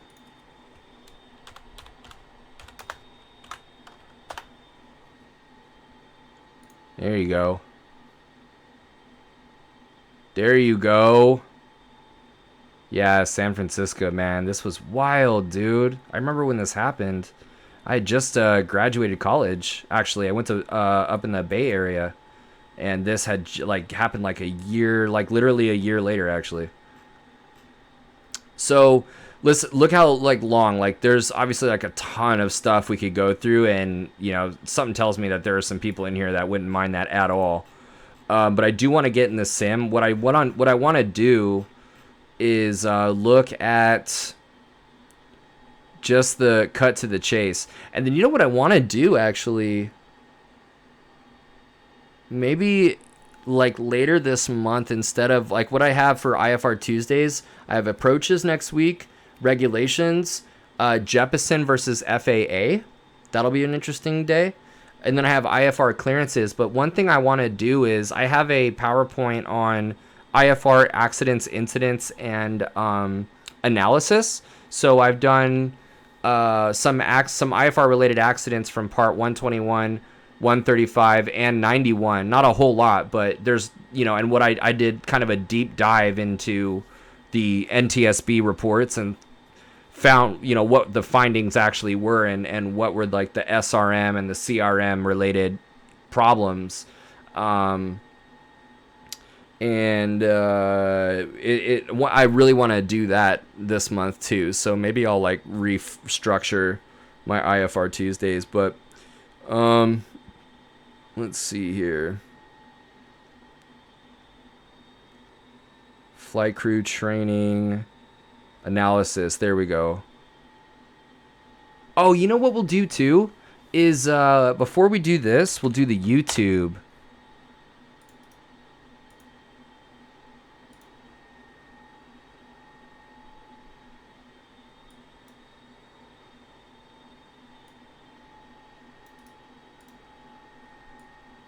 A couple of really good YouTubes on there for this, and we'll leave that analysis right there.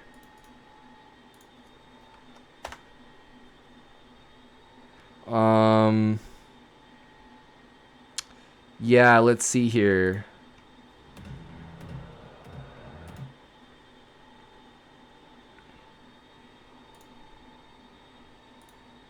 Okay, so it looks like it's like from the NTSB. So, long story short, like what happened was these guys were coming in from wherever and down into San Francisco, and an inadvertent knocking of the autopilot into a different mode caused the airplane to descend below the glide path.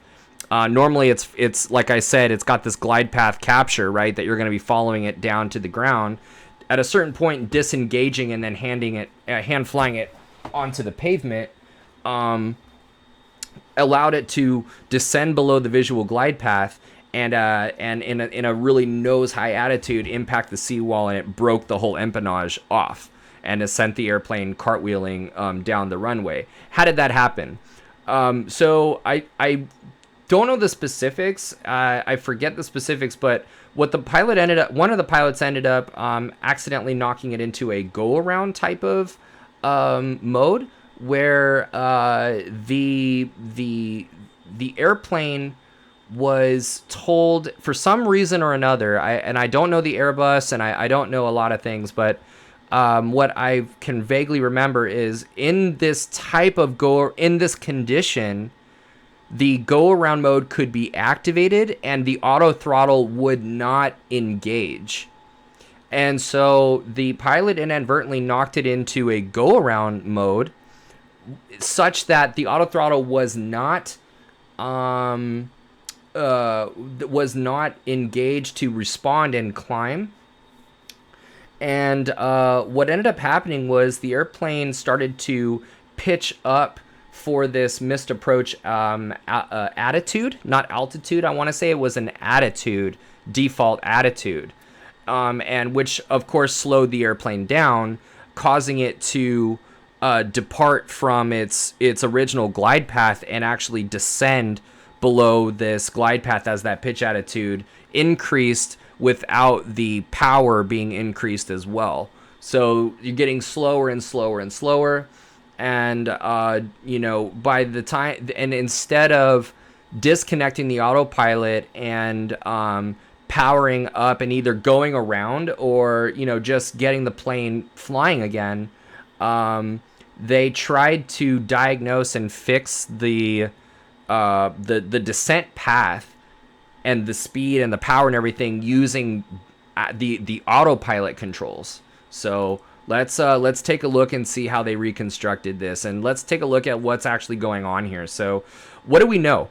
We know that this airplane, apparently based on what this says, the airplane is in a it's holding an airspeed, it looks like, but it's in a localizer capture, as well as in a vertical speed mode. Now, there's going to be some really intelligent questions in here, no doubt, of why not just be in a glide slope?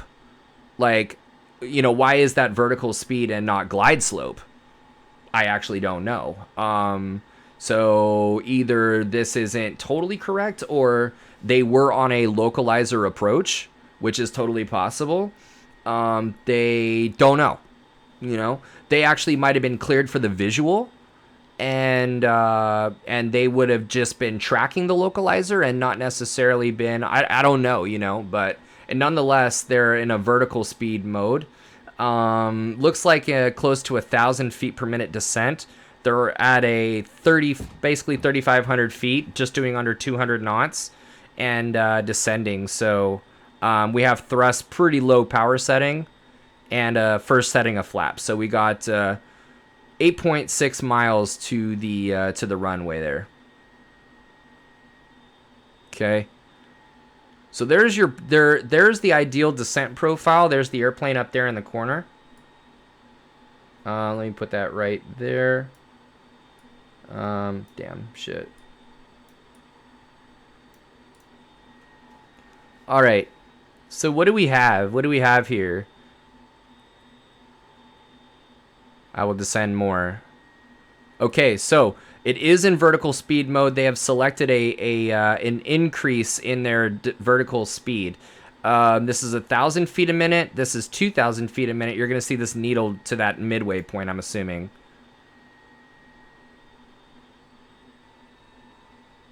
Yeah, see, there it goes past the 1.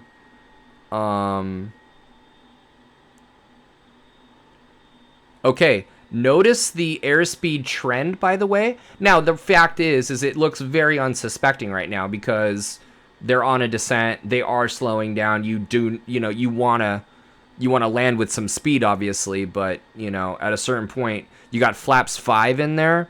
You're gonna stall really easily because of how heavy you are. So we're getting lower and lower. This thing's starting to get a little bit below the descent path. There's 1,000 feet per minute selected.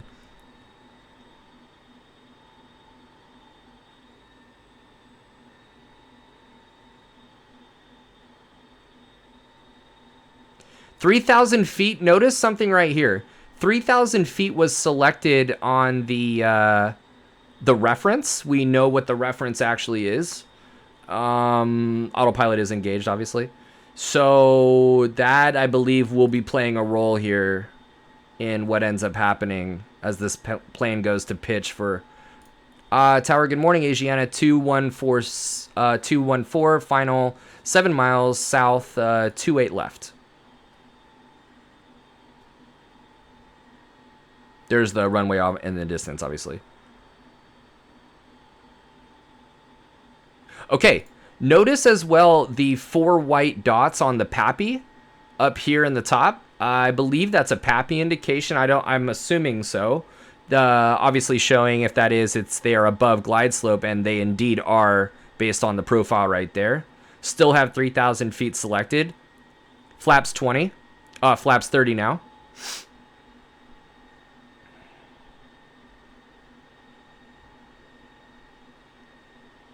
Speed check. So, yes, this flight level change and speed is the vertical mode that was selected. Let's see here. Target speed 17. Target speed 137. Gotcha.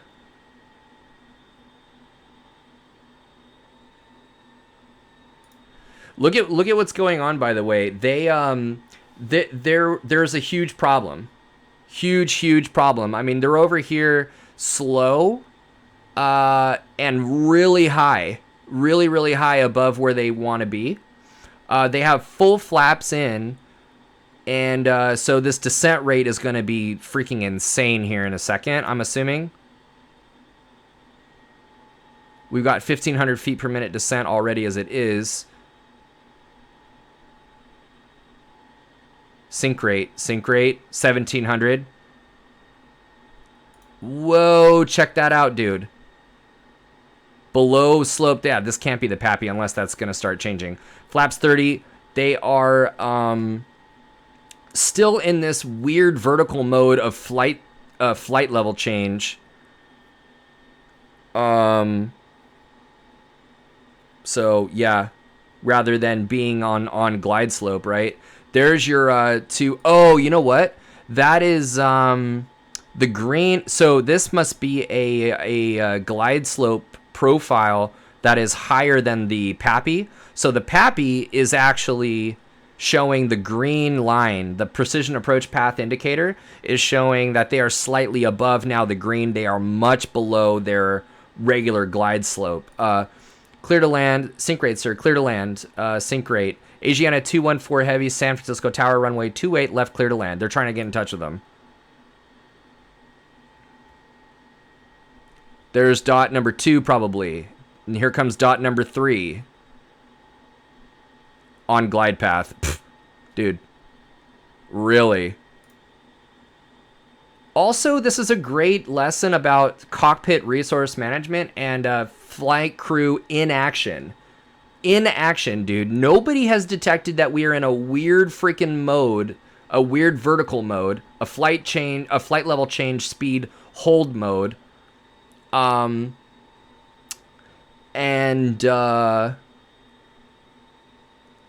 Basically what's happening is, I believe in the flight level change speed, it is pitching for it's establishing a pitch attitude that where it's trying to grab 3,000, I think, or something like that. That's why they're crazy slow right now. They're crazy slow. They are low and slow. So pitch attitude is really crazy. Look at this pitch attitude, 5 degrees. 5 degrees of pitch. All red. It's low. Dude, 110 knots. Speed, bro. Speed. 100 knots. Go around. Yeah, you think, dude? Go around should have been done. Dude, watch this.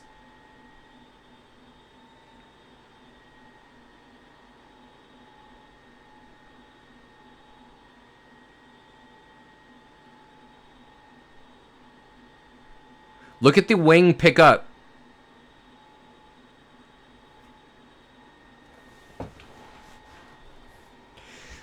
So, lots to learn from this video.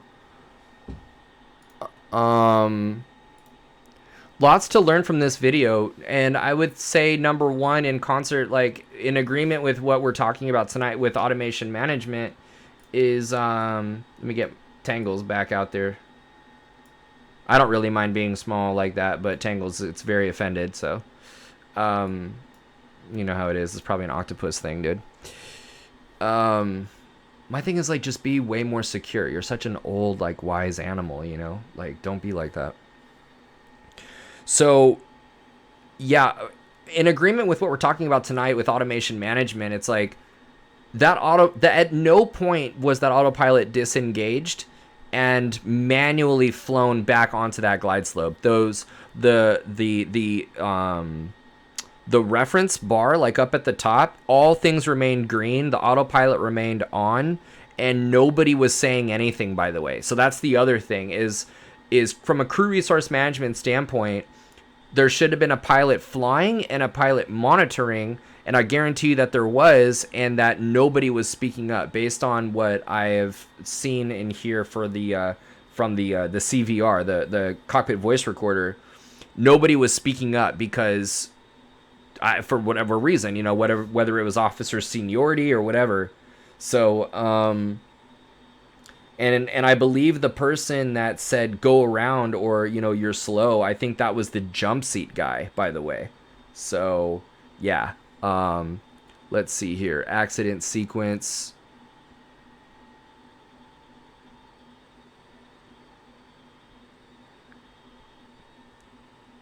So, the runway threshold it was close to the desired glide path and set up for the flight crew's straight in visual approach. However, after the flight crew accepted the ATC instruction to maintain at 180 knots and 5 miles to 5 knot miles from the runway, the crew made inputs to the flight control system that reduced the airplane's descent rate and caused it to diverge well above the desired 3-degree glide path. The pilot flying decreased the selected speed from 210 to 180 and commanded flaps 5. While these selections at this time were appropriate, leaving the flight director in flight level change mode speed, pitch mode without using the speed brake to ensure adequate rate of descent was not effective. Oh, I see. So leaving the flight director in flight level change speed mode without using speed brakes to descend meant that the thing like wasn't, that's why they stayed up as high as they did. Was not an effective because the autopilot was controlling airspeed with elevator inputs, and the reduction in selected speed caused the airplane to pitch up and the descent rate to decrease. As a result, the airplane started to drift above the desired glide path. In addition, the pilot flying did not appear to promptly recognize that the airplane was drifting above the desired glide path, lower the speed, after he had selected a lower airspeed in flight level change speed.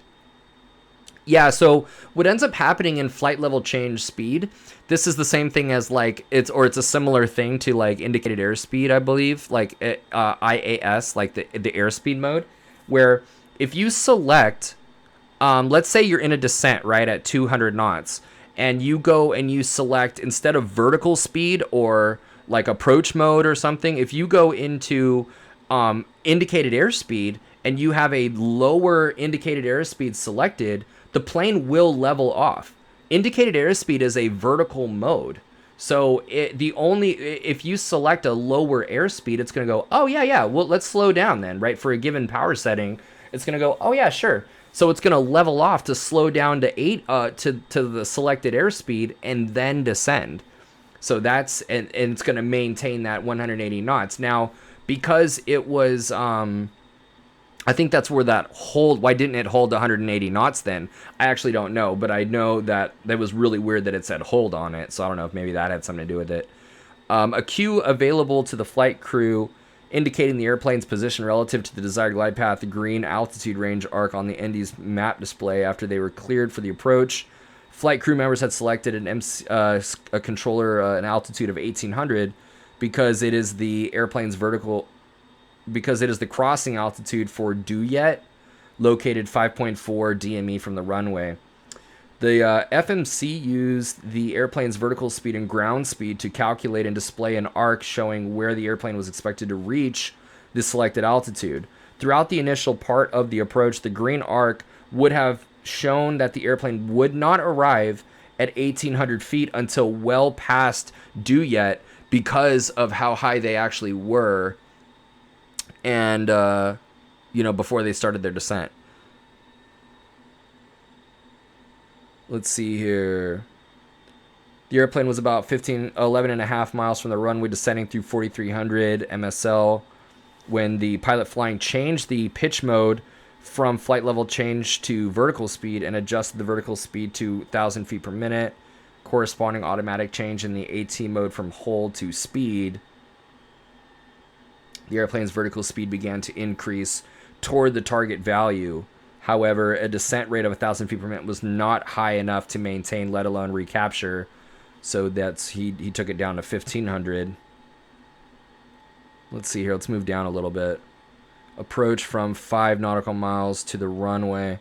Flight crew's difficulty in managing the airplane's vertical path continued as the approach progressed. The pilot flying was aware of the need to lose excess altitude and attempted to do so using the flight level change speed pitch mode, which initiated a sequence of events that had the unintended consequence of deactivating the automatic airspeed control. The changes on the FMA that occurred during the airplane's descent from 1850 to 1330 feet MSL, when it was between about 4.5 and 3 miles from the runway threshold, are shown in the figure. So what's happening here? We got 1850 feet, flaps 20 selected, speed set to 152. There's your speed reference. There's a 3,000 foot altitude reference right there. Autopilot's on. Speed mode, localizer, capture, and then vertical speed. At 1550, the flight level change button was pushed, and auto throttles to thrust. All right. Yeah, and then 152 knots was selected, it looks like. 1,500 feet, autopilot was disconnected. Let's see here. 1450. Auto throttle. Oh, auto throttles were on hold. I see. Auto throttle to hold. There you go. Throttle, hold. Flaps 30 selected.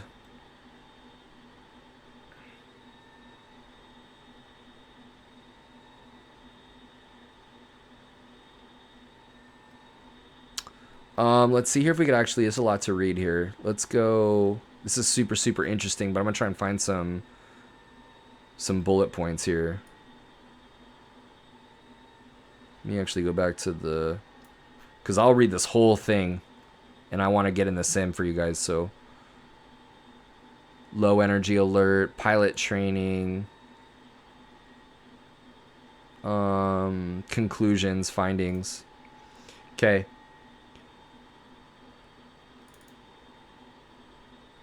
So the guys, they were qualified. No, they weren't under the influence. Although the instrument landing system, although the ILS glide slope was out of service, the lack of a glide slope should not have precluded the pilot's ability to successful completion of a visual approach. Absolutely not. That they mismanaged the airplane's vertical profile during the initial approach, which resulted in the airplane being well above the desired glide path 5-mile point, increased the difficulty of achieving a stabilized approach.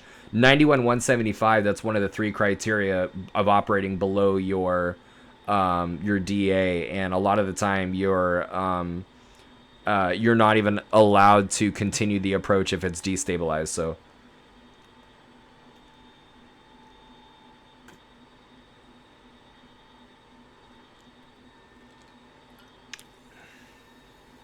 yeah, mismanagement of the autopilot resulted in an increased workload.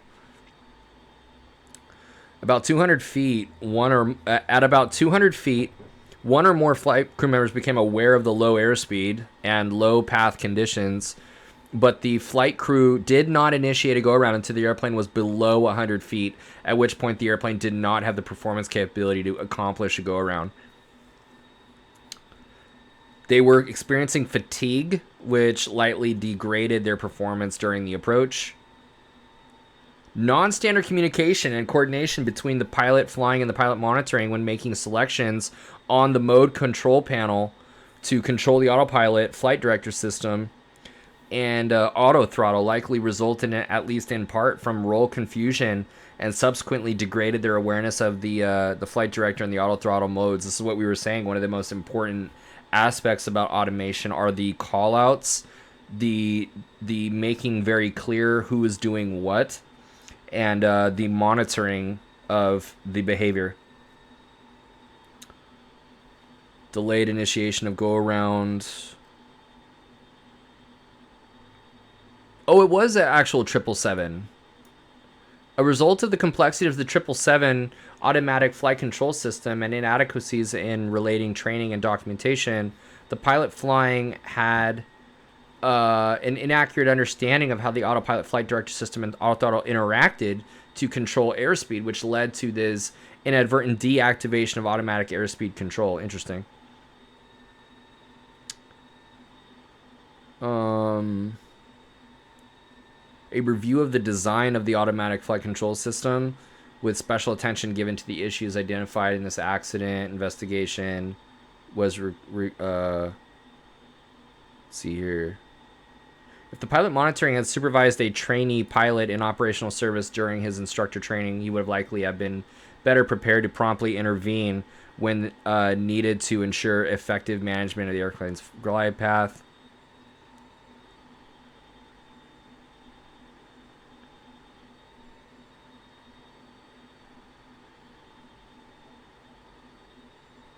Yeah, encouraging hand flying the last 1,000 feet. Context dependent low energy alert. Very, very cool.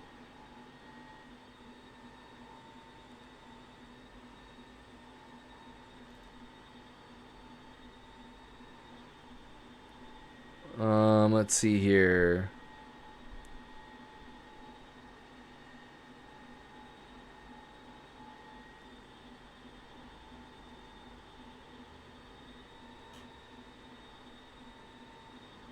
Yeah. Probable cause.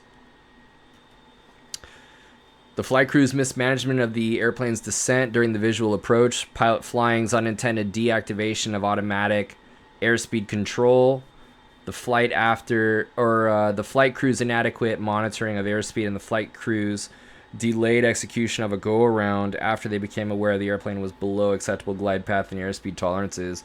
Contributing to the accident were 1, complexities of the autothrottle and autopilot flight director systems that were inadequately described in Boeing's documentation and Asiana's pilot training, which increased the likelihood of mode error, and 2, the flight crew's non-standard communication and coordination regarding the use of the autothrottle and autopilot flight director systems. 3, pilot flying's inadequate training on the planning and executing of visual approaches. 4, the pilot monitoring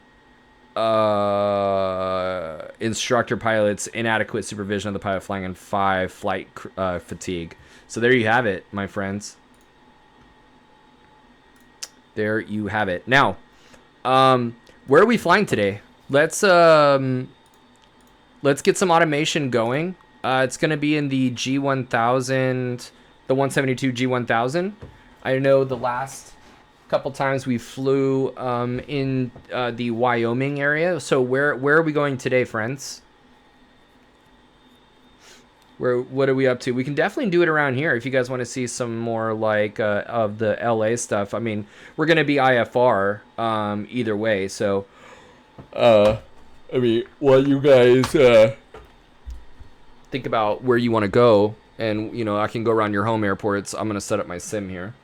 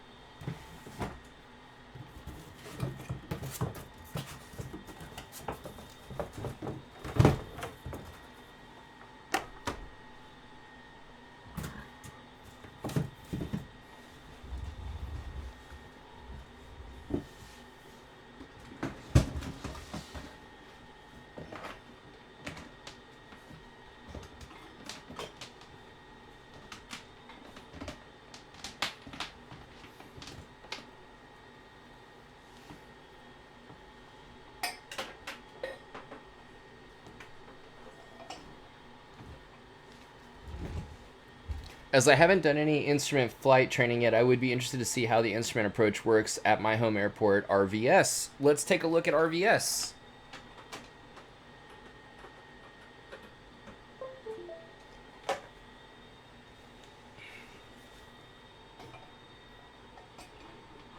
We could even do multiple airports. It's all good.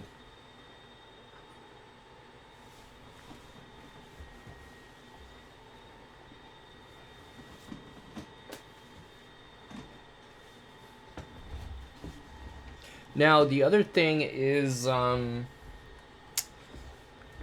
do a, unfortunately, I had a really good G1000, I had a really good G1000 orientation for the IFR flying, but it expired. I didn't set up my YouTube in time or get my videos transferred over, so I definitely am going to do that again. Not right now, but so what I'm going to do, it like might seem a little fast, but I'll have like an IFR specific orientation day another time. But I'll walk you through, like, you know, we're going to be loading an approach and our departure and all that stuff in the G1000.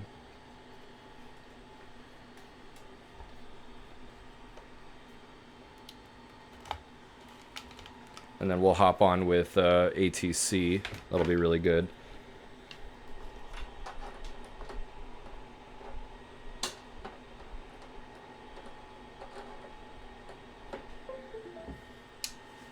Let's see here. KRVS.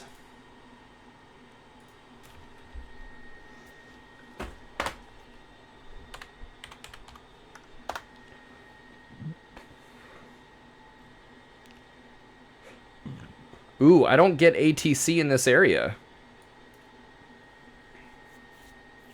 But it doesn't really matter. I can fake it. It's all good. I know there's VATSIM. I'm not that familiar with VATSIM, so yeah, this is a good area. There's definitely an ILS into Bentonville. Wait, where did you go? There we go. You're there. Oh, yeah. So what do you have? You have an ILS. You've got a lot of great stuff. What is the wind blowing? Ooh. 150 at 6. And you got an ILS with a tailwind then. So that would be the RNAV. That would be actually really cool. Is it an LPV? Oh, it's LP. There's no vertical guidance. We can do an approach from there to Tulsa. There's a lot of stuff in Tulsa, I bet. So what is it? 140. The wind is out of the southeast. We could do the ILS 18 left. Yeah. Let's do that.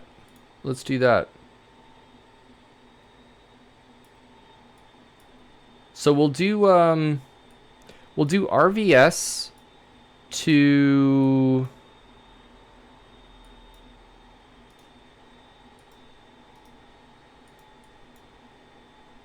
you know what? Actually, let's take a look at this.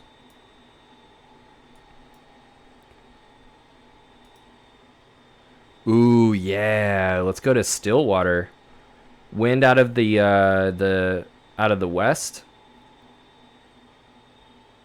RNAV 35. LPV, baby. Let's do it. And then we'll go from Stillwater to Tulsa. All right. So that sounds great. Here's what we're gonna do. We're gonna go here. And so it's RVS to SWO. So let's create a flight plan. Let's do it right now.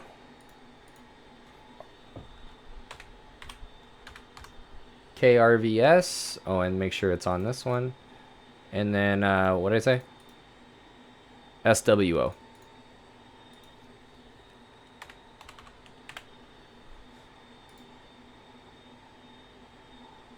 How are we getting there? Greater than 10 times. Tulsa, Victor 140, IBA, and SWO. Right there. All right. So Tulsa, Victor 140. So we're going to go there, Tulsa, Victor 140 to Iba, and then Iba to Stillwater, and oh, we need to get to Totes actually. Where's Totes?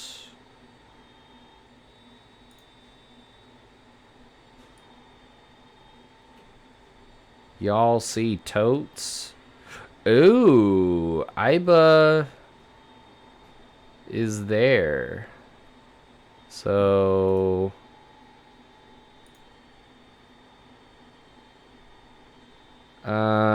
we need to get to Totes, not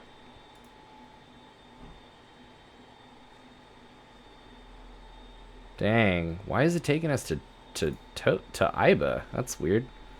Maybe there's a different approach. Ah, DME arc. Ooh, that'd be really good to do. Let's do that, dude. Let's do the DME arc into, yeah. All right. So let's put this together on, my tablet here.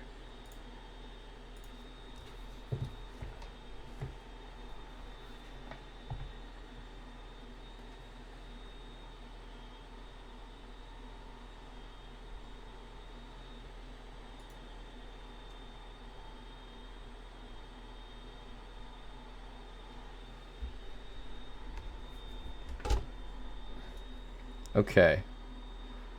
So we've got KRVS, KSWO. And we're going to do Tulsa. Wait, hold up. Oh, I'm going to make this bigger actually.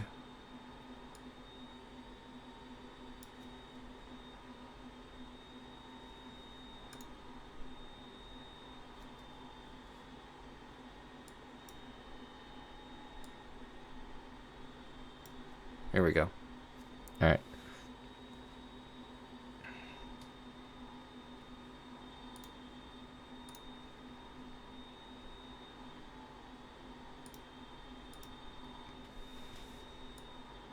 There we go.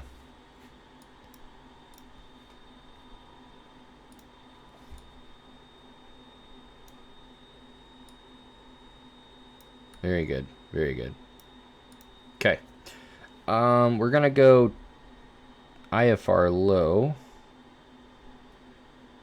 And then we're gonna go Tulsa. Victor 140 to Iba. And then from Iba, we're gonna go procedures into the approach, and we're gonna be doing the VOR runway 35 from Iba.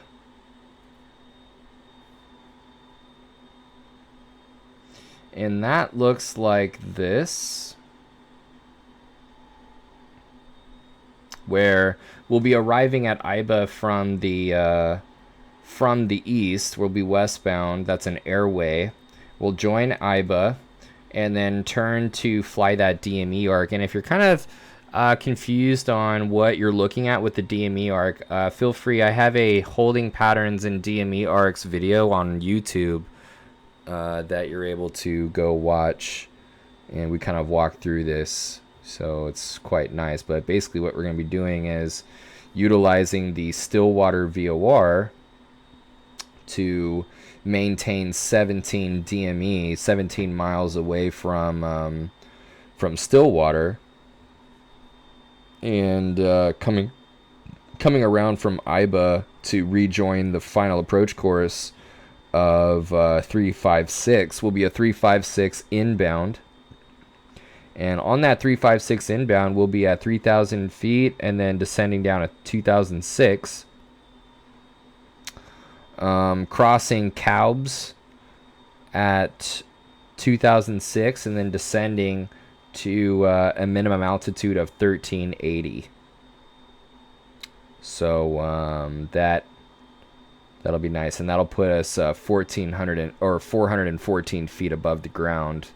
And automation wise, we're going to program this into the G1000 and have it fly this arc on its own, and we're going to watch it do that. It's going to be in well, we can do it in two ways. We can do it GPS, or we can do it in heading mode, and manually do that ourselves. In fact, I might just do that since I'll be tracking the ILS on my own anyways. I might just like sort of hand fly the autopilot on the arc and then just do that.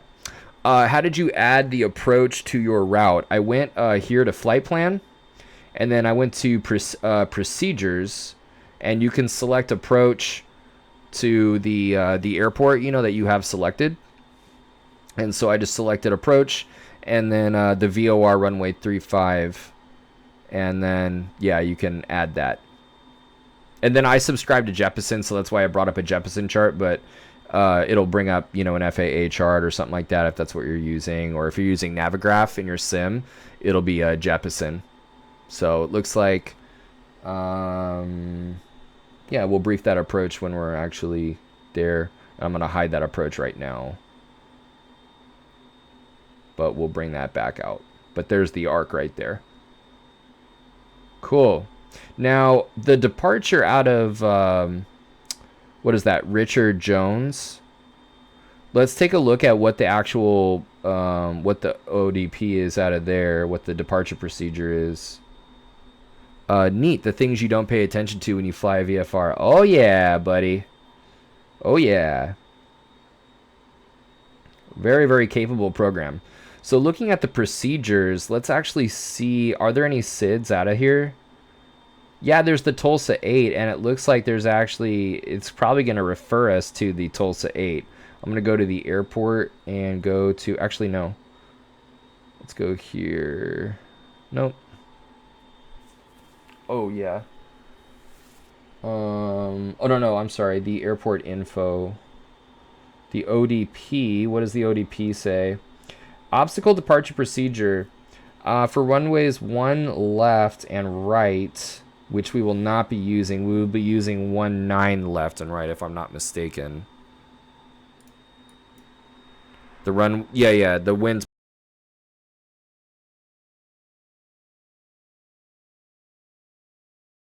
Oh, so Riverside, sweet.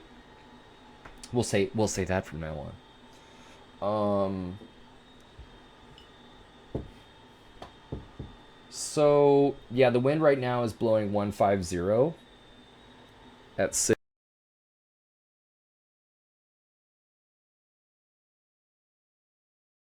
This 19 left and right. Yeah. We'll do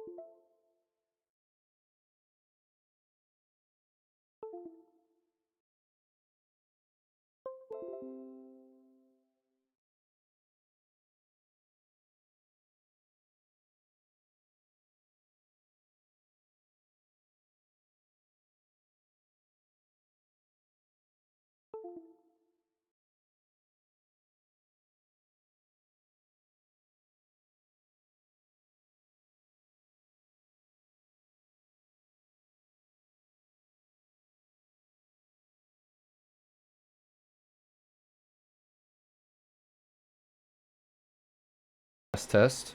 Oh yeah, there we go. Yeah, sorry man, this thing is like ever since I accidentally bent my cord, it's been giving me trouble, so I think I need a new one. Dang. Okay, back to what I was saying. So yeah, 19er right is only 100 feet wide. They're both 100 feet wide, but then you got what, 5,100 feet long. We'll do 19er right. Climb on runway heading to 1,500 feet, and then proceed on course. It must be really flat out there. So that'll work. Let's actually look at the SID, the departure procedure out of there. The Tulsa 8. What do we got?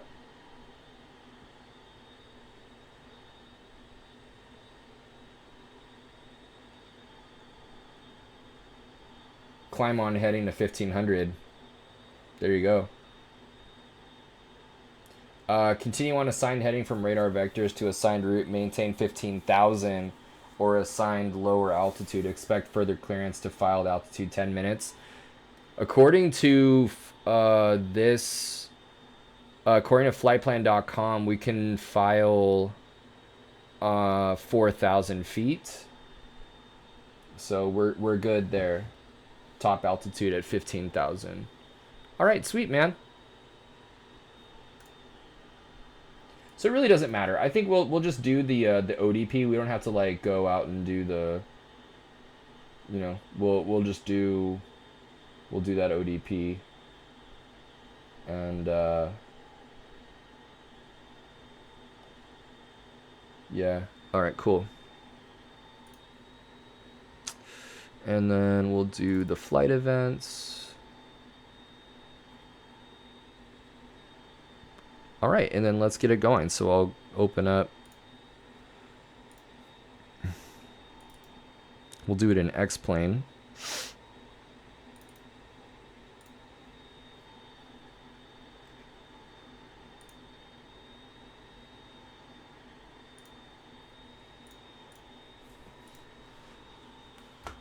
And I'll leave my my IR tracker off for this one.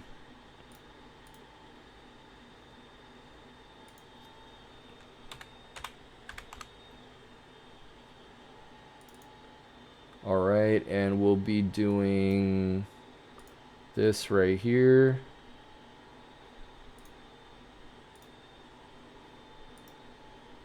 We'll do the G1000 172. We'll put some clouds in there.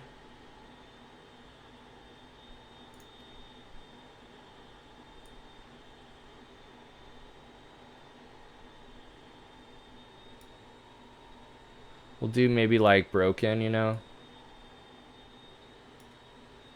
And then visibility, we'll do maybe 12. Actually, no, we'll do visibility 2. No. 30.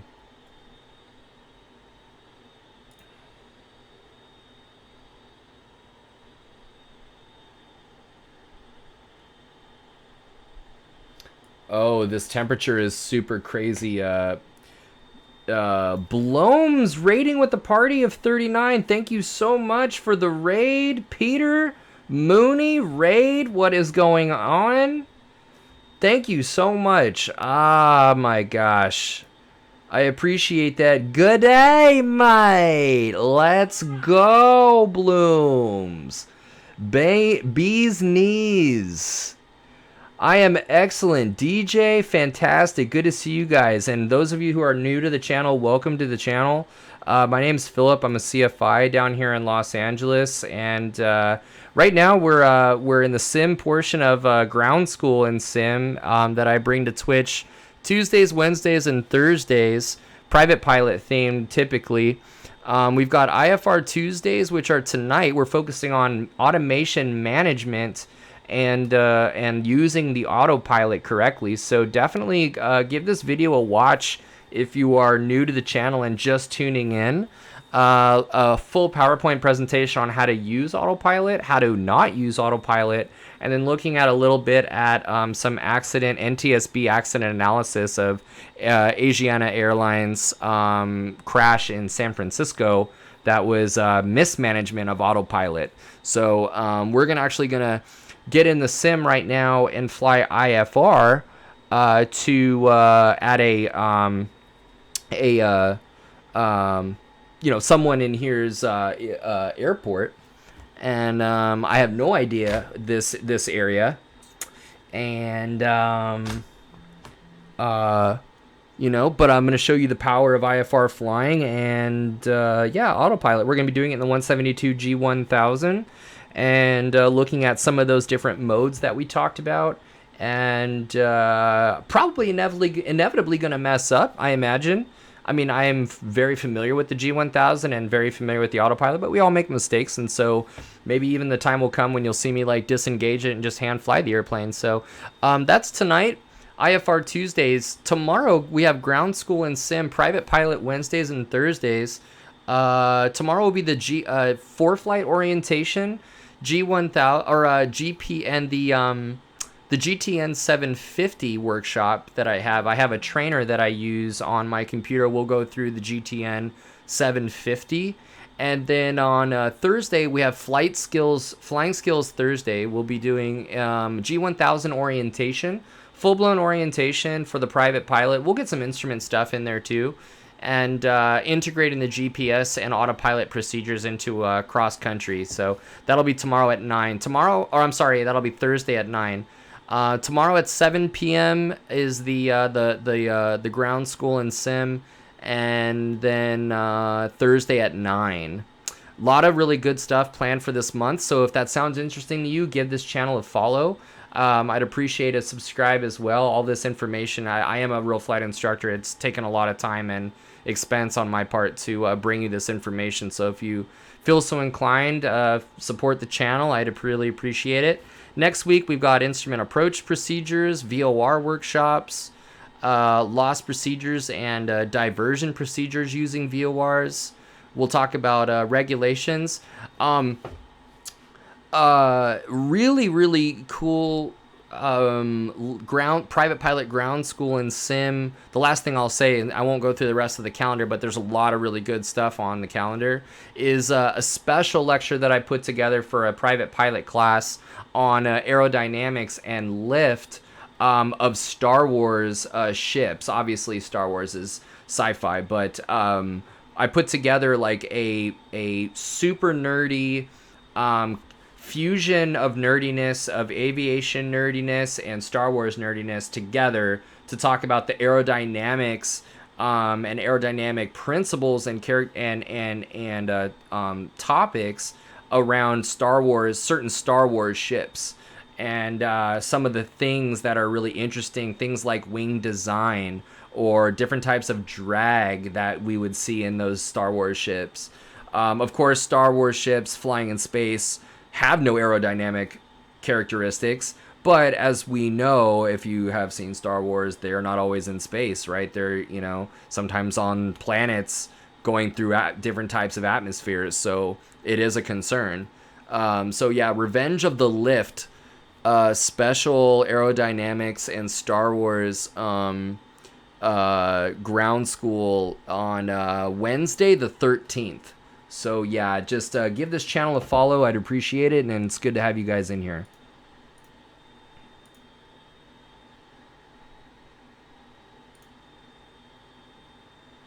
All right, so we got some, and just for those of you that you're just now tuning in as well, just really quick on the plan for today. We'll be in X-plane, and this is the plan. Using ForeFlight right here, we'll be going from Riverside, this Richard Lloyd. We'll be doing the obstacle departure procedure out of there to Tulsa direct, and after 1,500 feet, we'll make our turn toward Tulsa. And from there, we'll actually get on the airway on this Victor 140. We'll bring in Sears, Yarns, and then IBA. From IBA, we're actually going to, and we're going to be tracking that airway with, oh, you know what? We should put some wind in here. That actually would be really cool, because then you could see autopilot correcting for wind on its own. Let's do that. Wind layer right there. Let's do wind is 230 at 11, let's just say. Okay, cool. we'll be tracking that airway with autopilot, obviously, and then loading an approach, having the autopilot get us on that approach. That IBA, that curved path, is what we call a DME arc, and the DME arc looks like this. It's a curved path that gets us from one point onto the final approach course. Here's our approach. We're doing the VOR runway 35. And in fact, let's get that on the... Here we go. All right, cool. So yeah, there's that curved path at IBA. That 17 DME arc at 3,000 feet, and then joining the final approach course. Crossing Calbs is our final approach fix, where we will descend from 2,600 feet down to a straight in runway 35 to an MDA of 1380. Puts us 1,400 or 414 feet above the ground. So what I'm going to show you is this automation will be very invaluable in the way that we fly this DME arc. And I think what I'll do is not fly it in nav mode, but I will fly it in heading mode and manually turn the heading bug to keep the distance, keep that 17 DME. So it's going to be a lot of fun and automation management. The point of today is to notice, let's get this sim started, is to watch what happens, watch what happens in the command, in the command box, like in the reference box, when you have the lateral and vertical references commands, what's green and what's white, and you know what's active and what's armed. That'll be really important. Let's go back to plates. Actually, we need this here.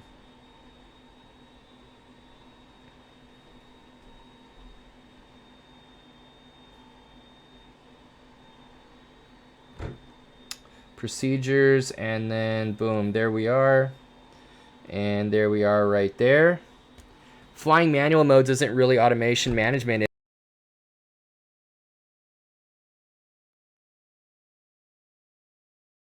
Definitely.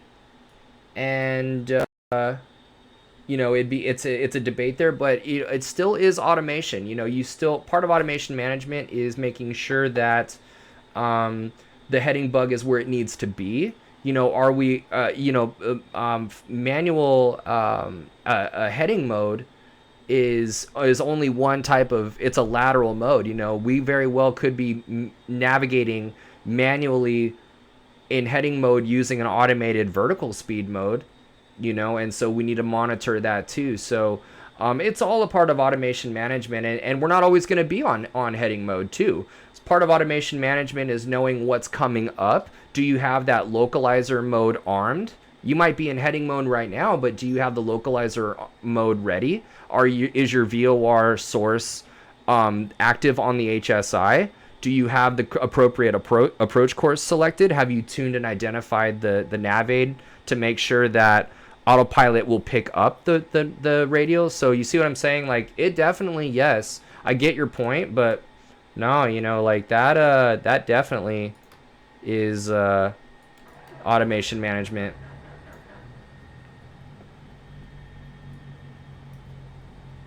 All right, we are lean for taxi. And avionics on.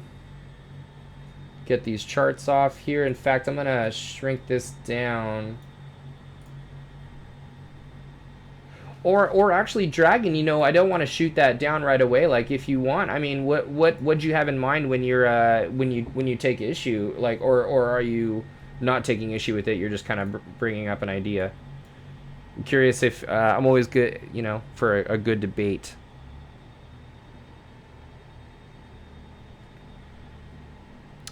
All right, guys. Yeah, and as always, just a friendly reminder, please don't forget to follow the channel. Why would you use the autopilot to reduce task saturation only to put the autopilot in a mode that forces you to manage the system manually? Well, so first of all, that's a phenomenal question. So let me get this ready for taxi, strobe, beacon, pitot heat. Well, are you instrument rated? Like, are you familiar with some of these instrument processes, instrument flight rules processes? I just want to make sure that, okay, so if you're instrument rated, then you know that there are times when you will be given a heading off of a established route where headings will be given to you in preparation for an intercept, a final approach course intercept. And so that heading will be an intent. That heading mode will be an intentional mode that you set where you are manually putting. It's still. By the way, it's still automated. The fact is that it is automatically doing standard rate turns.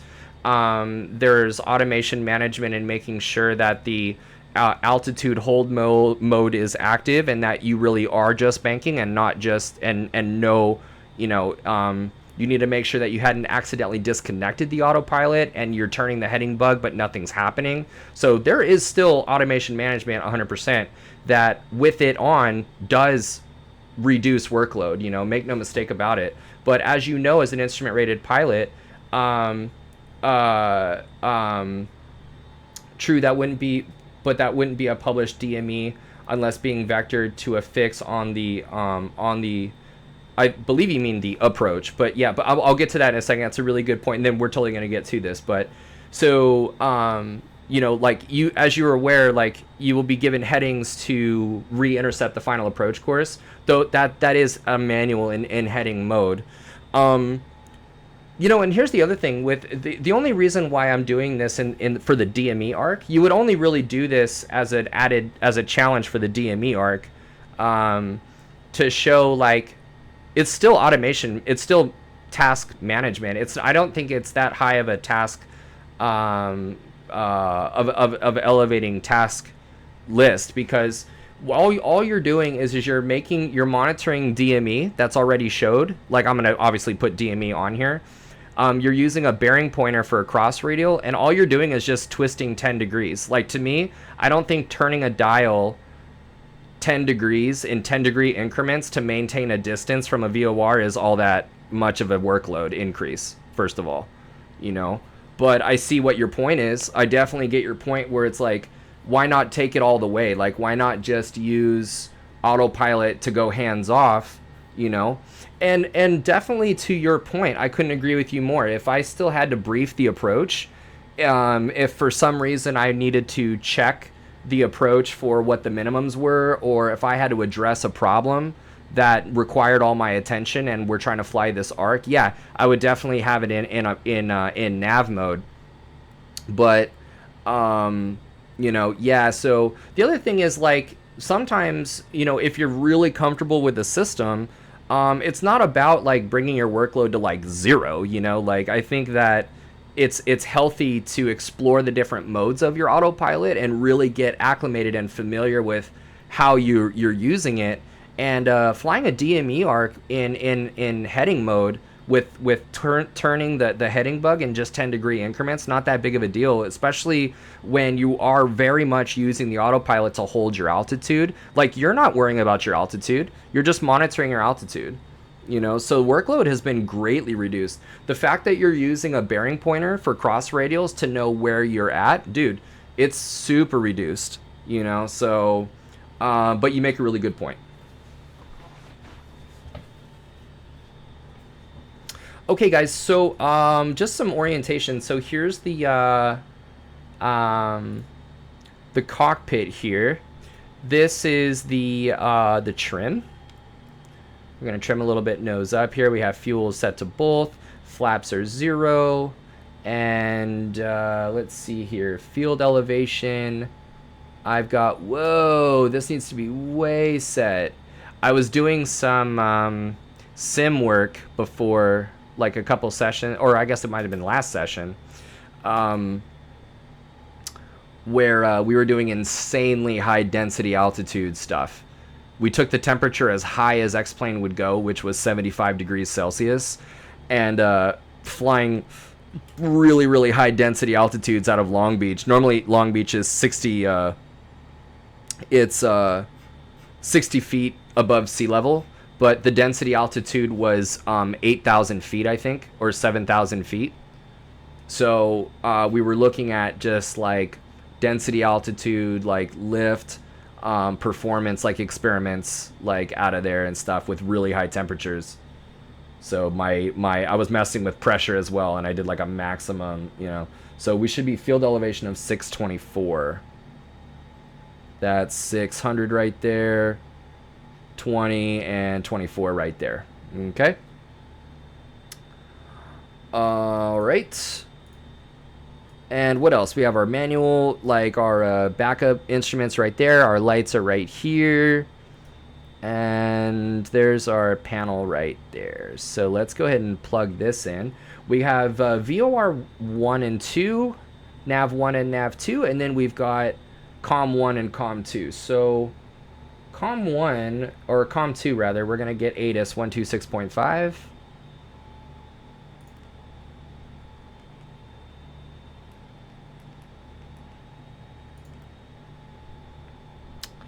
And listen to the ATIS. Richard Lloyd Jones, JR Information Oscar. 1600 Zulu weather. We actually get Wind 230 at 11. Visibility more than 10. Sky conditions 900 broken. Temperature 6. Dew point 4. Altimeter 2342. Arriving runway 19 right. Departing runway 19 right. Advise on initial contact, you have Oscar.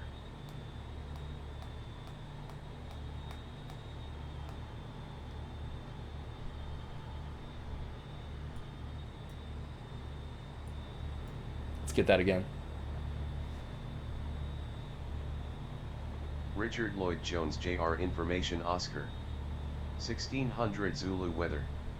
Wind 230 at 11. Visibility more than 10. Sky conditions 900 broken. Temperature 6. Dew point 4. Altimeter 2342. Arriving runway 19 right. Oh, you know what? That temperature, right. So that pressure. Advise on initial contact, you have 2342. Imagine that, 234. I can't believe I wrote that down. 2342. How come the chat didn't blow up when they heard that? Yeah, let's just go 2992. Richard Lloyd Jones, JR Information Oscar. 1600 Zulu weather. Wind 230 at 11. Visibility more than 10. Sky conditions 900 broken. Temperature 6. Dew point 4. Altimeter 2992. Arriving runway 19 right. Departing runway 19 right. Advise on initial contact, you have Oscar. Hold up. Wait, my altimeters are like tripping balls right now. Hold on. Let's do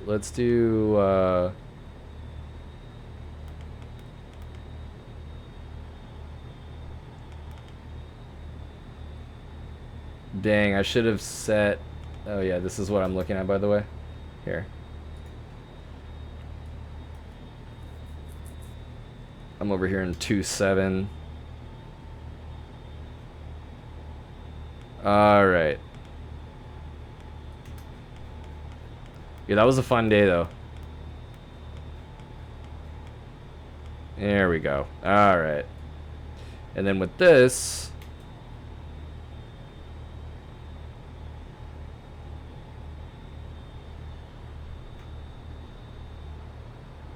wait.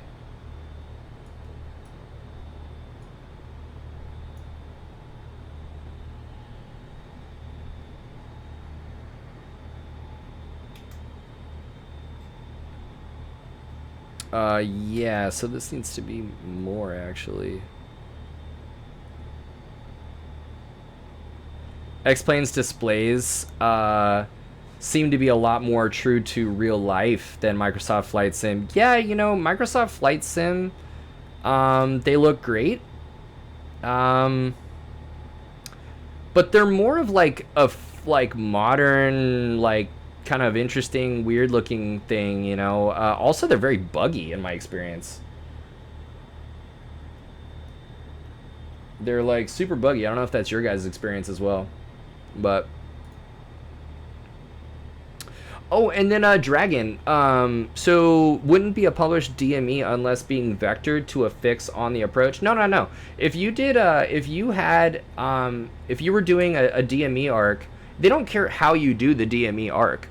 You could absolutely do a published DME arc, maintaining a distance away from the VOR from one point to the next, and you're totally compliant, assuming that you're compliant with the altitudes. They don't care that you're doing it by hand, or if it's partially by hand with the autopilot and heading mode, or if it's full-blown like nav and it's just tracking it. As long as you're the same DME away, it's still that would absolutely be compliant with a published DME for sure. That would be totally a published DME procedure. Yeah. Okay. Yeah, I do. Ordinary. I do like the displays on this here. Okay, so we have the ATIS. We're gonna get clearance delivery 124.5. I use COM1 for that, but it really actually clearance delivery doesn't matter which one you do it on, as long as you transmit on both radios before you take off. It's equally, there's no real good argument for it being in one or the other. But if you don't use them both before you take off, then yeah, then you're definitely in the wrong.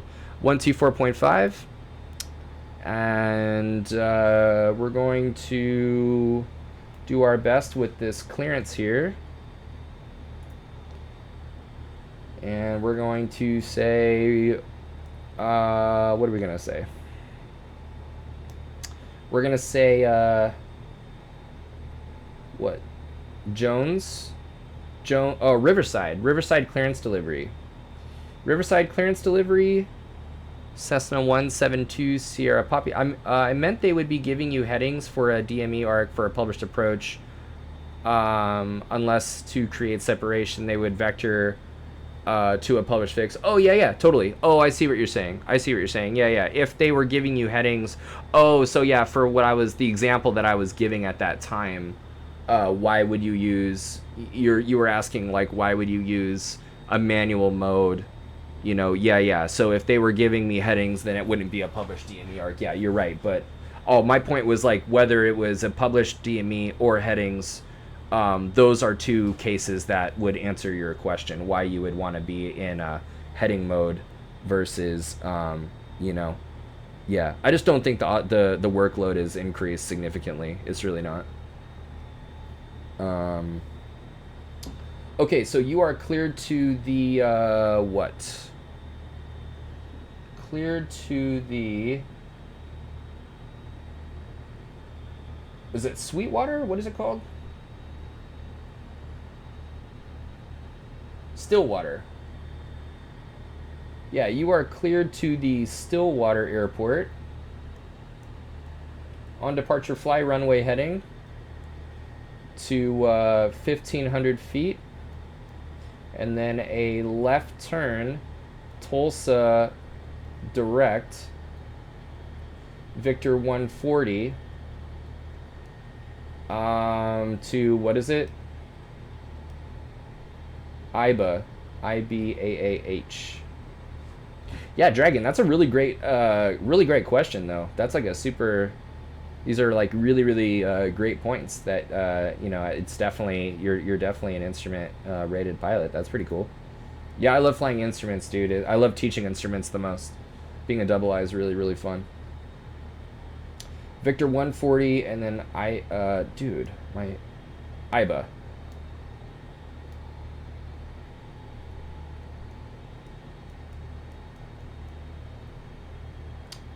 Climb and maintain 4,000. Departure frequency is... let's see here. We're going to be departing to the south. So 119.85.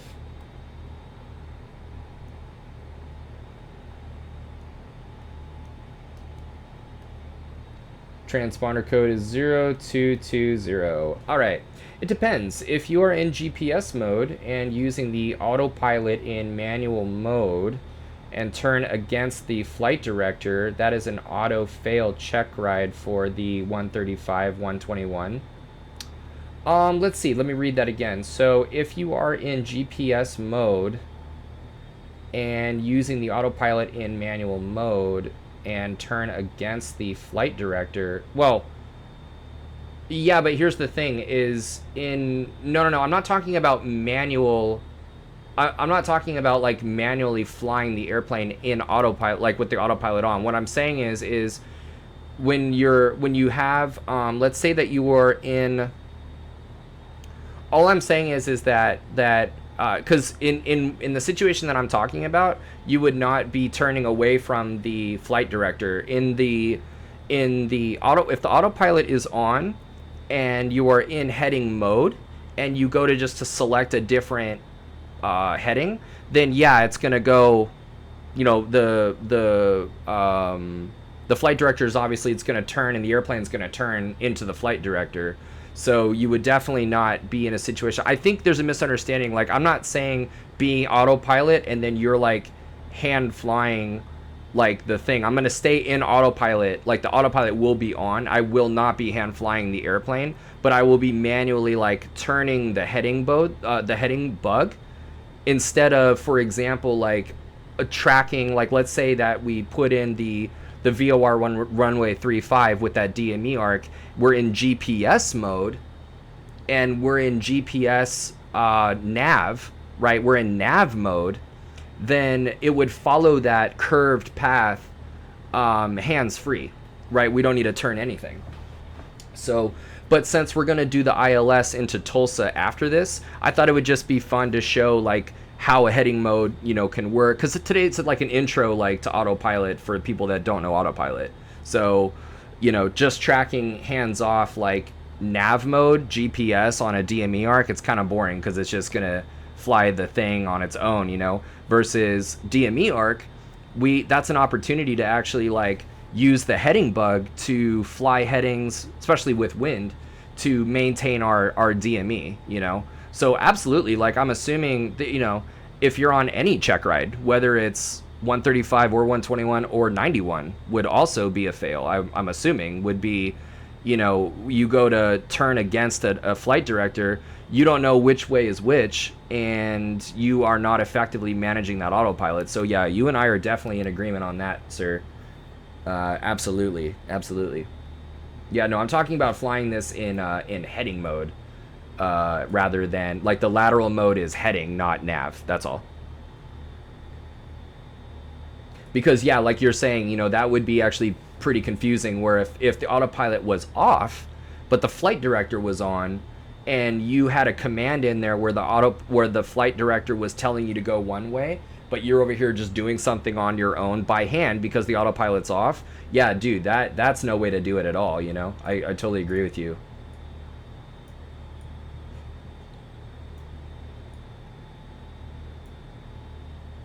All right, so let's go ahead and put this in.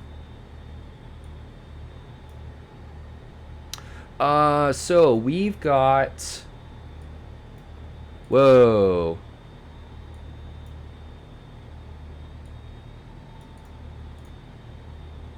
Shrink that down a little bit. There we go. Here we go. Okay. So we're going to be on a tower frequency of 120.3. 120.3. Oop. Sorry about that. I'm actually going to get this down. I do want that, but just not all humongous. There we go. 120.3. And switch that in. 119.85.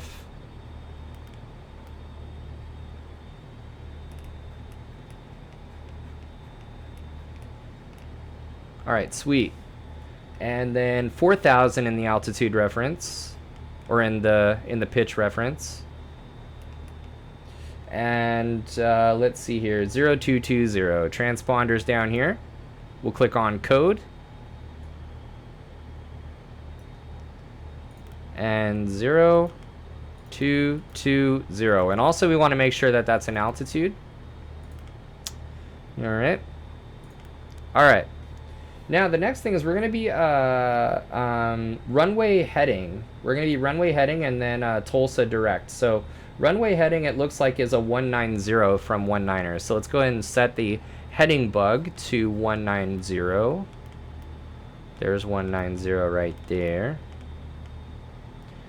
And then a left turn will be Tulsa. Have to head out. Phil, have a great night. DJ, thank you so much, dude. I appreciate you dropping by. Have a great night to you as well. Tulsa VOR is 14.4 right there. Actually going to put this right there. 114.4, and that's going to be in the nav section. We've been filling out, like, we've been doing comm. We've been doing comm up there in the top. In the top. So we're going to be over here now in the nav, just putting in Tulsa 114.4. VOR1, nav 1 is what we navigate primary on, and nav 2 is what we use for cross radials. So we'll be using the bearing pointers for nav 2.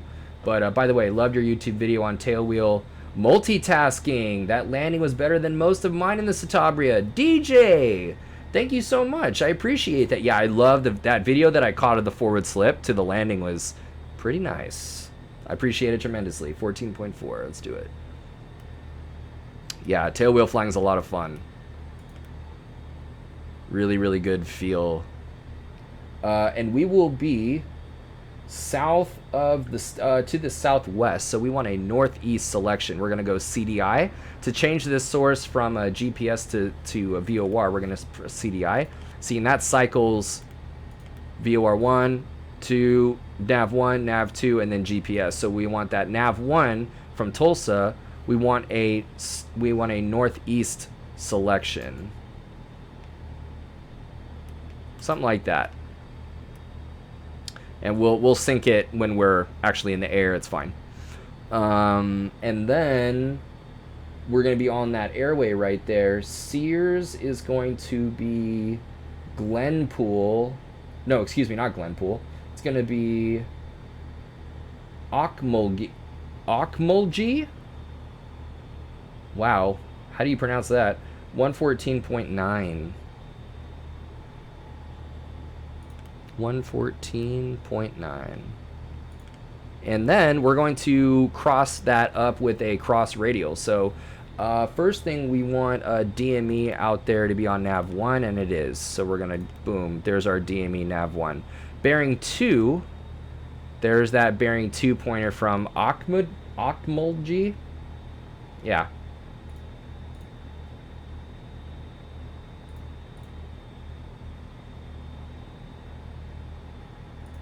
Cool. All right, so it looks pretty good to me. I think we're all set. Let's see if we can actually stay ahead.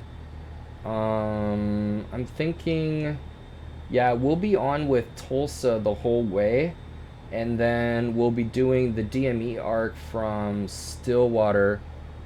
Okmulgee. Oklahoma has some funny names. Okmulgee. I'd love to hear that on the radio. Okay. 108.4 will be the backup. So I want 108.4. 108.4 for the cross radials. And the reason why I'm doing 108.4 on number 2 is because when we're actually on that DME arc, we're going to be utilizing how long have I been a CFI? I'm actually, I'm a green CFI. So I'm coming up to my first recurrent right now. I'm actually doing my recurrent training. So definitely green, definitely a lot to learn still, but really enjoy it, and definitely understand, you know, the more like super important aspects of it, of like leading by example and professionalism and openness, adaptability. Like, I'm definitely big on those. I'm also an amputee pilot. I'm the only CFI in the country with a full arm gone. I'm a double I. I'm a multi-engine land pilot, commercial pilot, instrument pilot. So There's definitely a lot for me to learn, but I've definitely come a long way, and I like to share what I can with my students for sure. It's a 61 school that is undergoing its certification for 141 actually. Yeah, from my understanding. And I think I'm gonna get hired actually at a school soon that is 141 as well. And I use Gleim a lot in my own syllabus, but the school I'm at right now, they have their own syllabus. But I do, I teach elsewhere, and I really like Gleim, and that's 141. I've definitely taught. I was the chief ground instructor at my previous flight school. They're 141 using King and stuff. It's kind of interesting, like the like regimented. Are you a CFI as well? Actually, now that I am super late to asking. Okay, cool. It looks good to me. Oh yeah. So 108.4 for the DME arc, and then we will eventually be tracking. I want to say we're tracking.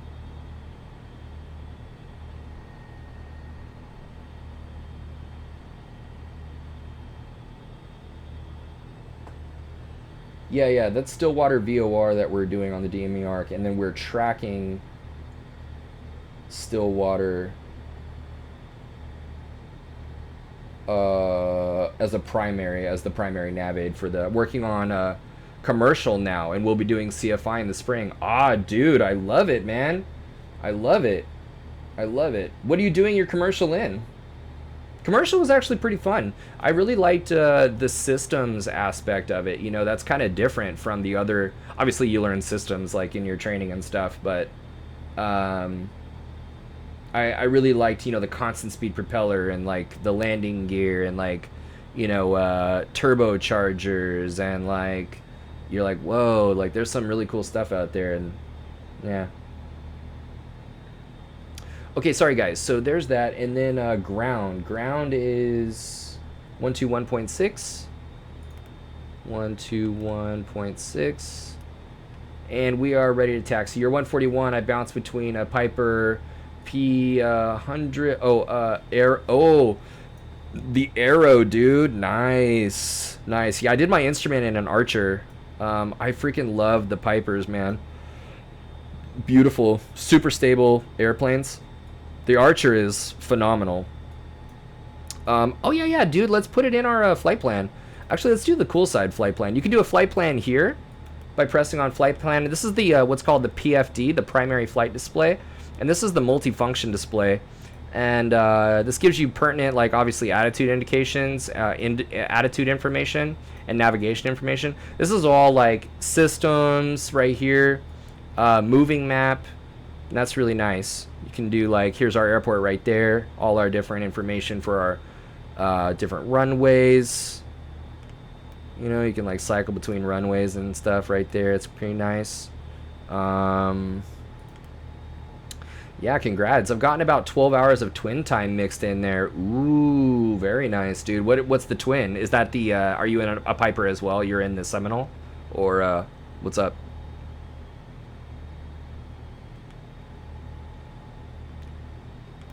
Alright, cool. So then we got flight plan right here. We got Tulsa. Oops. TUL.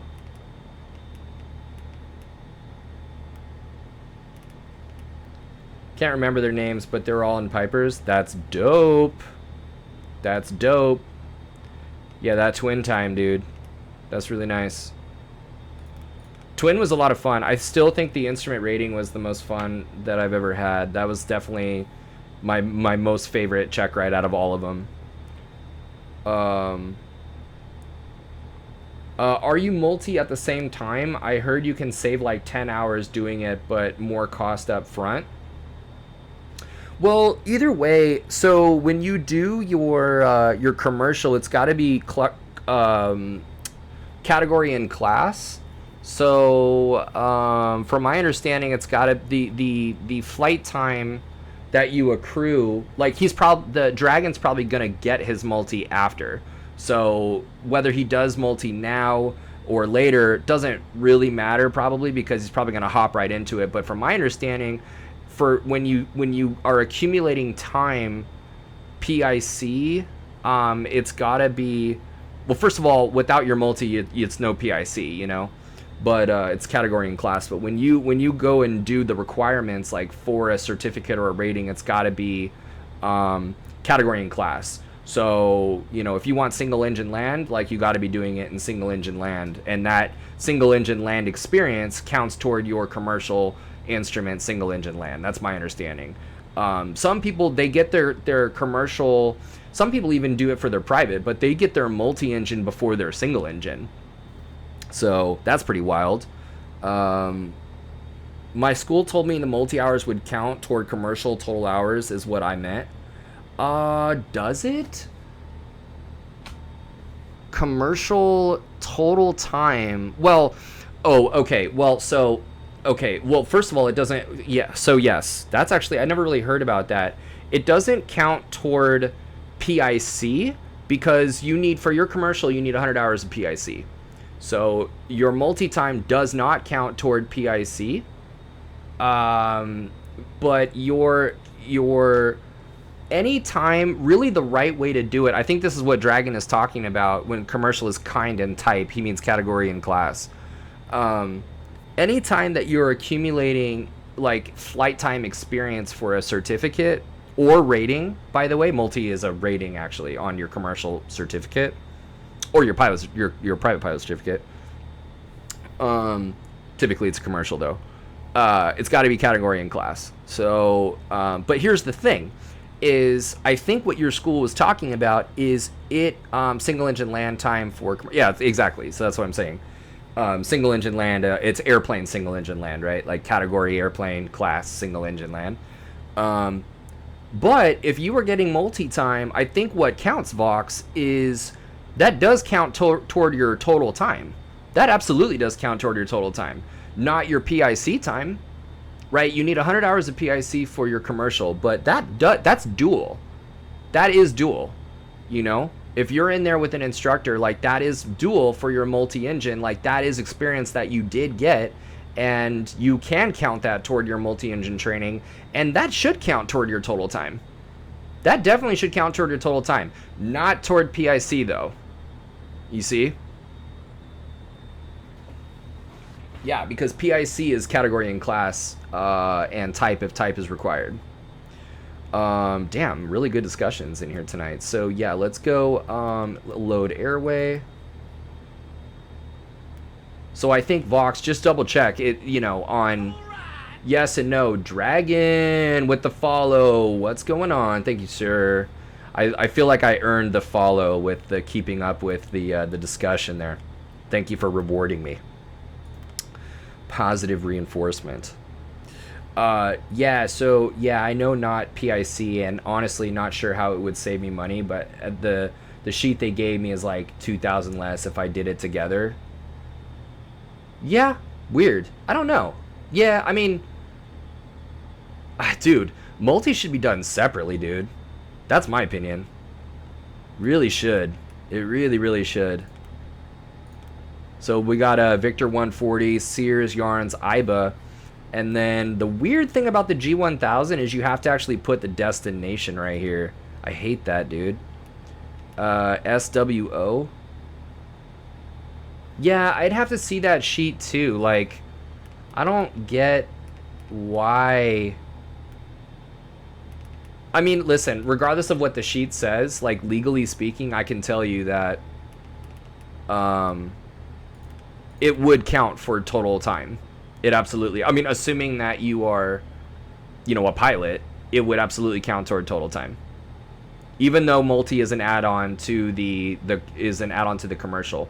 No, Dragon. You absolutely can get your multi-engine. You could absolutely do an initial and have your multi be an initial. Absolutely. So that's definitely a thing. It's weird as hell to do that. I have no idea why you would want to do that, but you absolutely can.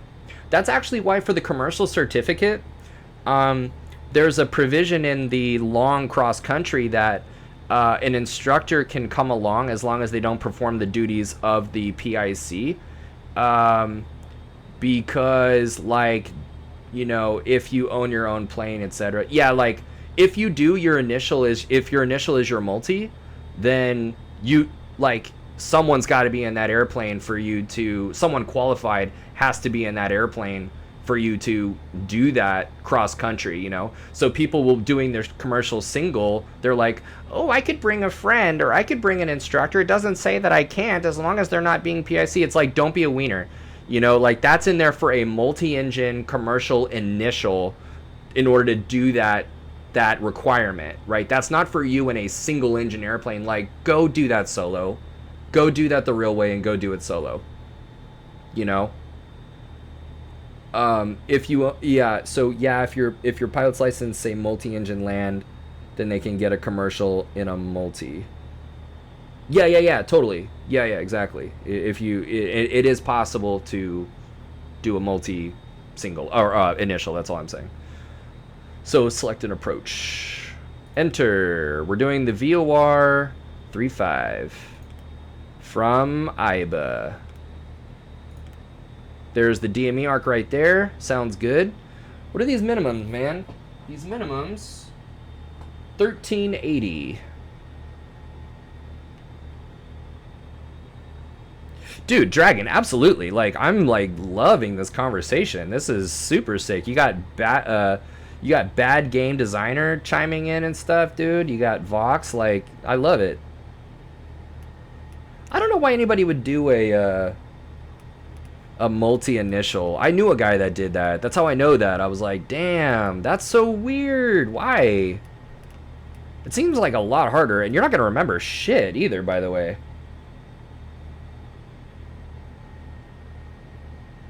The FAA has joined the channel. I hope all the regulations have been followed. Awesome. Welcome. Absolutely, the regulations. I hope the regulations have been followed. No, they definitely have been. We're having a great discussion about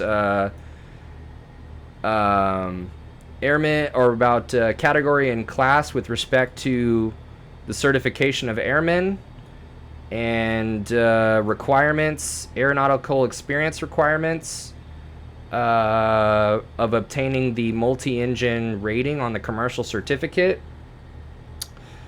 And it's a good time. All right.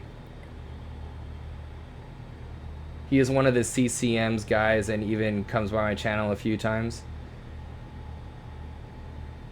Oh, for real? Wait, Dragon, are you talking about Twitch FAA?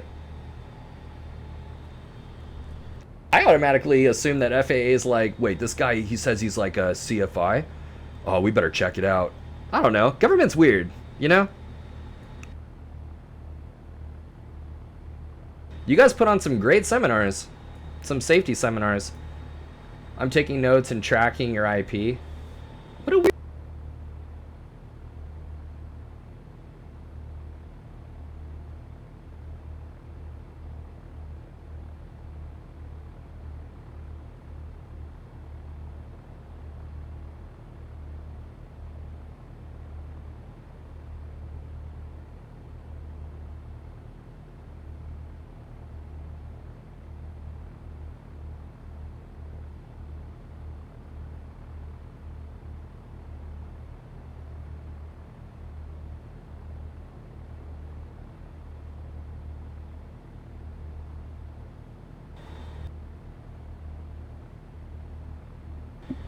There it is. There it is. Oh, weird.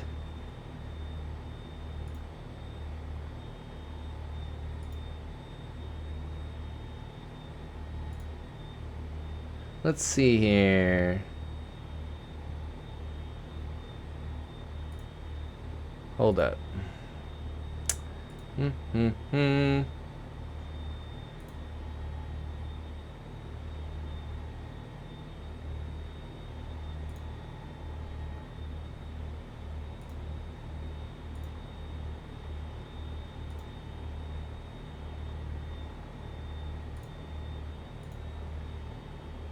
Weird.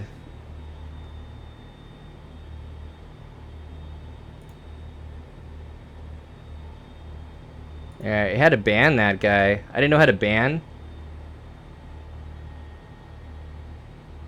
with your mic was being wired before he got here. Twitch was a lot of people claiming to be CFIs and most are barely PPL. Your mic was being wired before he got here. So I like blocked him and like banned him. So you're saying that was like who like oh weird. He's harmless. Yeah, but he said he like did something to my mic. He's not the. Oh no, I.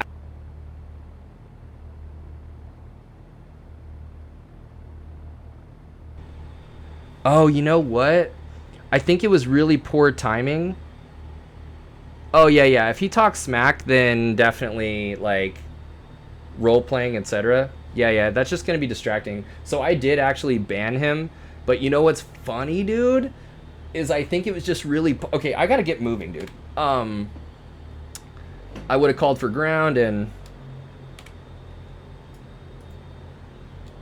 yeah. You know what's funny is I banned the guy because he said that he shut my mic off, but I think it was just really poor timing because my mic actually is whack, like it cuts out every now and then.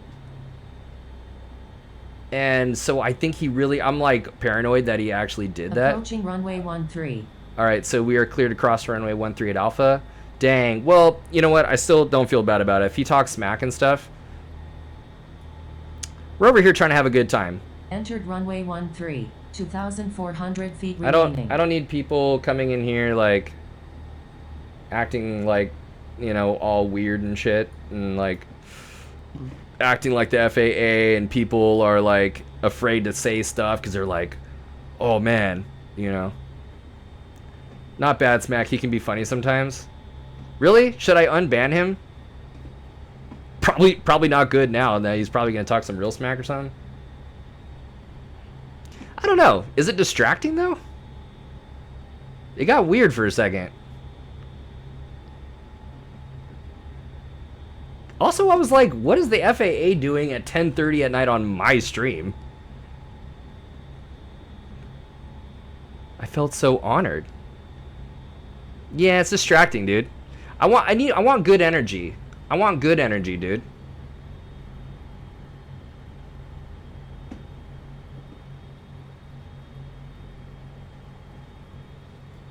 I want people that also like I want people that are contributory. This is a channel of aviation education, not fuckery. All right. So, wouldn't it be something if the FAA actually had a Twitch channel? That'd be down. I'd be like, dude, you guys are cool as hell. When did you guys get cool? You read those FARs, you read the regulations, and like those guys are like not cool, dude. Those are some like old guys. All right. All right. So we did the run up. Let's do the takeoff briefing. Totally a troll, just so you know. All right. Well, you know what, Dragon? Here's the thing: is I respect honesty. At least you are outright. You admit it.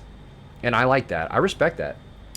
Okay, we'll be departing runway 19 right. We've got 5,100 feet of available runway. We'll be straight out departure to 1,500 feet. Runway heading. And left turn to Tulsa VOR direct. Victor 140 to IBA. 4,019.85 is on the COM 1. Let's get... the emergency brief will be if the engine fails before we leave the ground, after we leave the ground with enough available runway, after we leave the ground with not enough available runway, and then minimum of 800 feet. We're going to turn the airplane around. We would say all those things.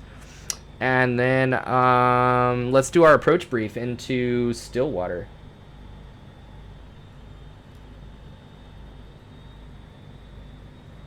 So back to what you were saying before I brief this approach. In your experience, you got dudes really like posing pretty much? That makes so much sense if that's the case. They're like posing as CFIs. They'll like say they're CFIs, but they're like barely PPL.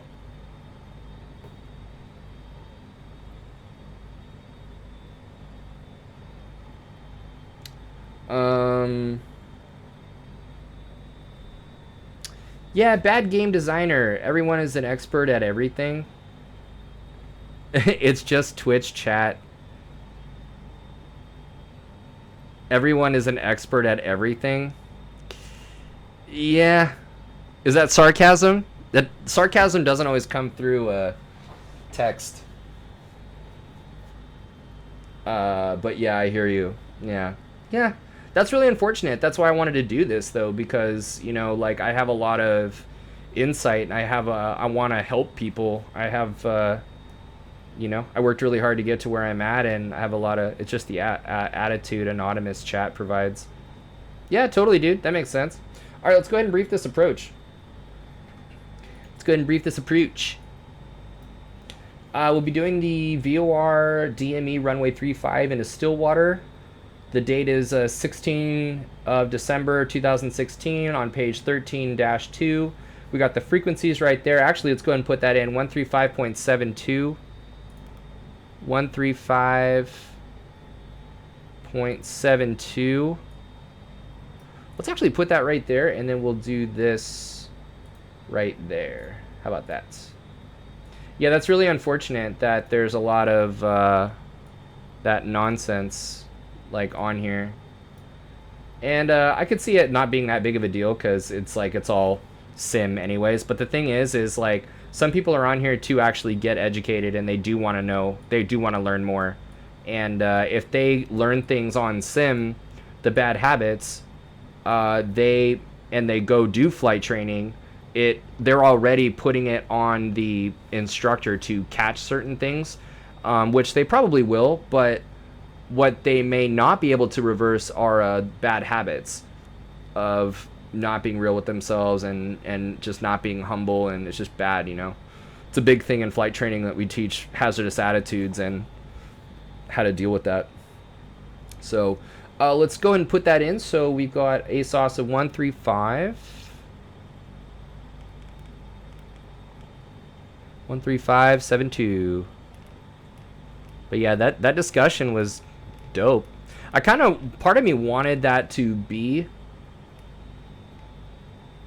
135.72. Yeah, part of me did want that to be the FAA, so they can be like, wow, what an invigorating discussion. This guy should be a gold seal. Let's mail him his new certificate. That would have been the shit. City center is going to be 127.8. But we're not going to do that. Those guys tell people that they can save them money on in-real flight training costs by buying their products. Oh, what? No way. That's so unfortunate, dude. That's really unfortunate. Yeah, that's a big bummer, dude. It's what I like about the opportunity to be an actual CFI on here and stuff.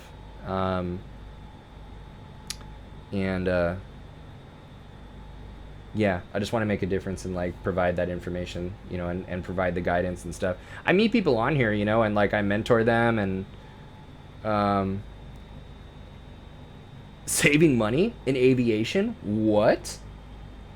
Yeah, that's like an oxymoron, dude. Center is 127.8. Yeah, we have our frequencies right there. VOR is going to be 108.4. We have that in there ready to go. Oh, actually, we have to do this 108.4. Dude, I didn't think I'd need to ban somebody, and I've only been doing this for like 2 months. 356 minimums are going to be 2600, down on an MD to an MD of 1380. Touchdown zone elevations 966, MSA is 3100. Missed approach is a climb to 2600, direct, Stillwater, VOR, and hold. Looks like it's our choice, teardrop or direct entry. G1000 or not for PPL. I'm gonna say no. I'm gonna say it doesn't matter. I'm gonna say the long answer is that it doesn't matter, and that G1000 great tools. single pilot resource management, you can't beat it. But I'm gonna say no.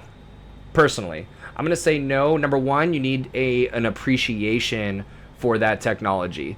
Number two, I think it's too much. I think it's too much for the PPL. I think that you don't need to be carrying around paper, and that's unfortunate. You don't need Iowa. What's up?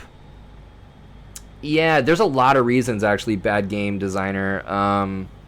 So yeah, I'm gonna say no actually, but debate is open.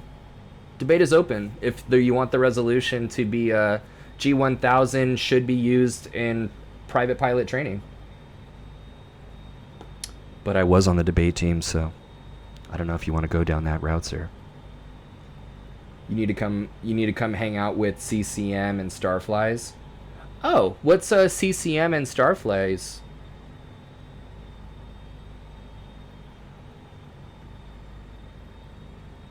Oh, dude. I save yourself on the check ride and go 6-pack. I think save yourself. If you go 6-pack, you develop better. Dude, I think without believe me, and I've taught plenty from the analog cockpit, and I've taught most of my hours from glass. This is coming from somebody with like 500 hours of dual given in glass. I can say that I do not like it for the private pilot.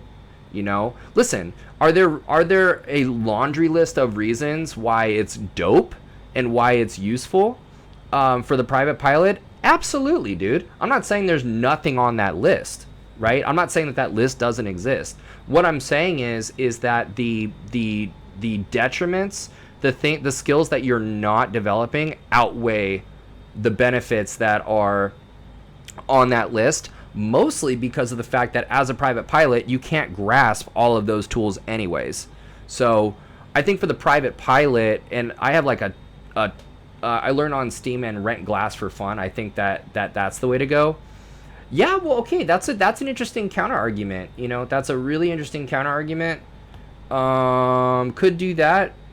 Could definitely do that. Listen, dude, like if that's what you got and that's what you want to do it in, boom. But I will say this, 1,000%, it's gonna be really, really tough if you ever need to rent Steam, like analog gauges. And if you're assuming you're not simming analog and you have some experience in analog, if most of your training that and your mindset and looking at a GPS, utilizing autopilot, utilizing a moving map, you know,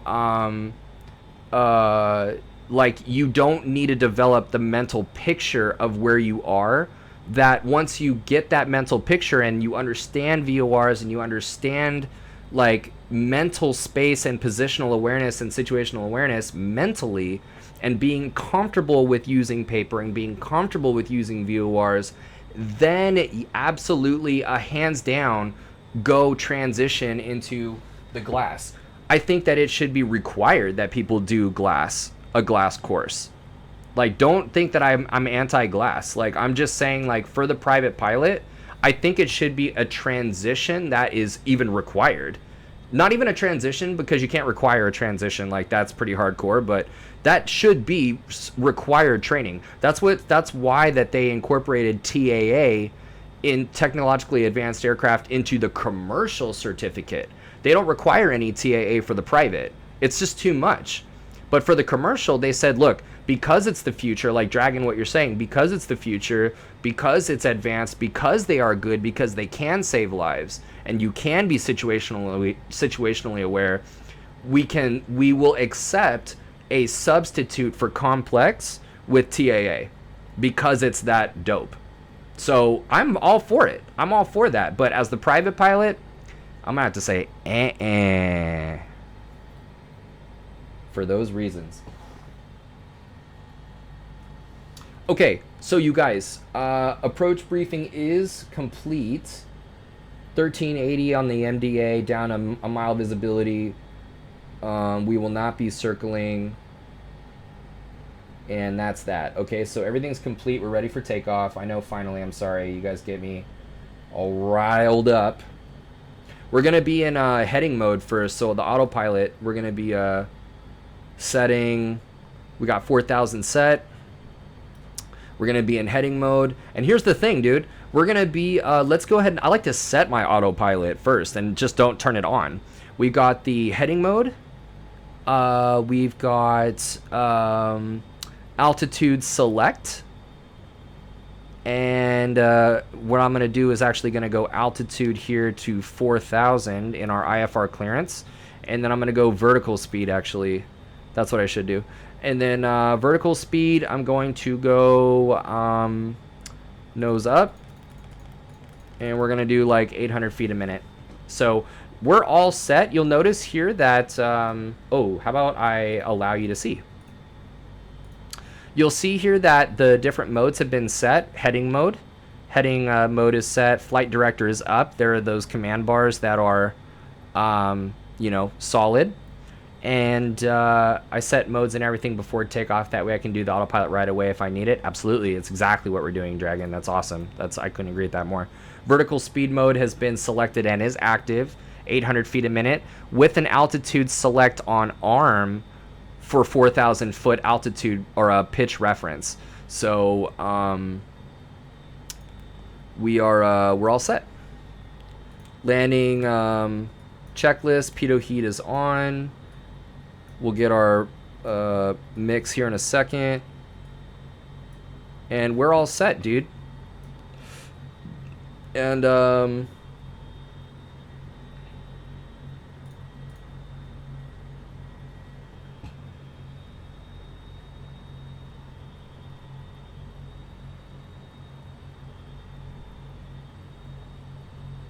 and we are in fact holding short of runway 19er at Alpha 6. Actually, no, we're not. We are Riverside Grounds, Cessna 172 Sierra Papa, run it complete. Taxi runway 19er right, Alpha 6. Hold short, runway 19er right, Alpha 6, 172 Sierra Papa. Dude, time for a beer. Okay, Dragon, okay, what are you going to have? Because I am going to, I'm going to hold short and crack one, dude, and then take off. I mean, are we not doing autopilot, or are we? You know what I'm saying? Like, what's up?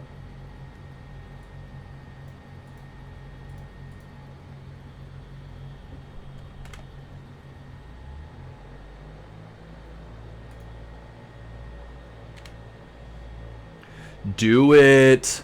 Dude, I got this. Well, I've got these goddamn good Sam Adams, my man, dude. Are you doing... I love Sam Adams. Are you doing, like, any seasonal stuff? Are you doing the... don't they have an Oktoberfest? I like the, they have a variety pack where it's, like, there's a bit, like... Oh, what is it, dude? I gotta find the one that I like. But I will be right back, folks. Just your standard Boston lager. Dude, can't argue with it.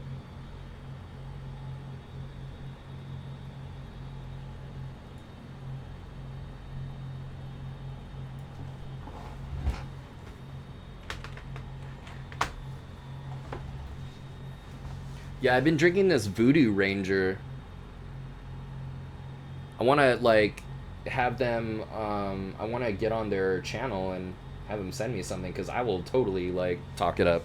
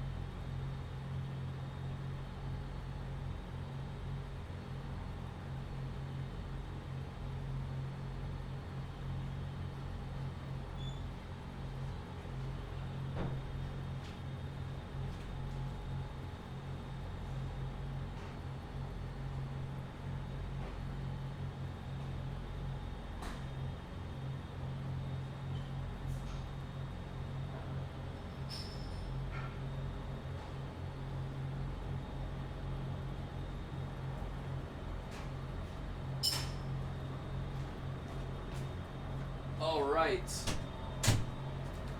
Let's do it. As much as I love Voodoo Ranger, we're doing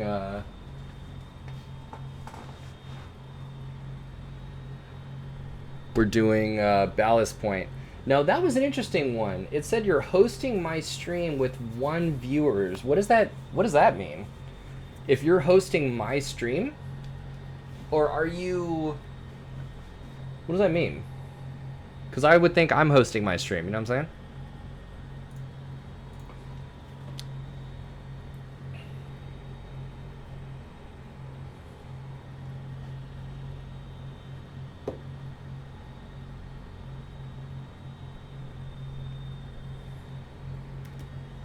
Okay, we are, it means that I'm telling my followers to come. Oh, dude, I appreciate it, man. Hey, Dragon, you're awesome, dude. I really, really appreciate it. Let's get on with tower 120.3, 119.85. And, Riverside Tower, 172 Sierra Papa, holding short, runway 19er right, Alpha 6. Straight out, actually, IFR departure. Cessna 172 Sierra Papa, clear for takeoff, runway 19er right.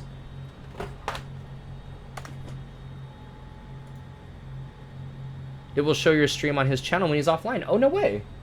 Dude, see? We're all learning, dude. Mostly me.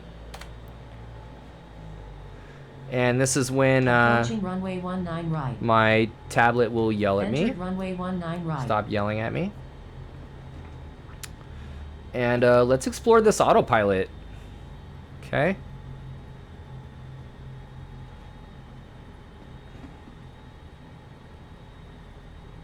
Let's take the runway and actually really quick. Whoa, wait a minute. There we go.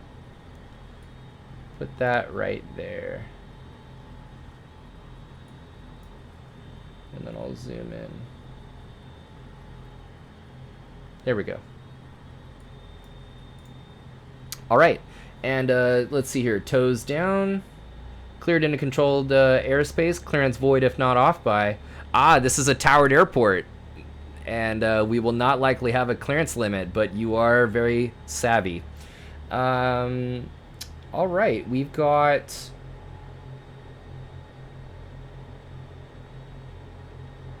Systems are green and full power and toes off. Heels on the ground. Systems are green on the roll. Airspeed alive.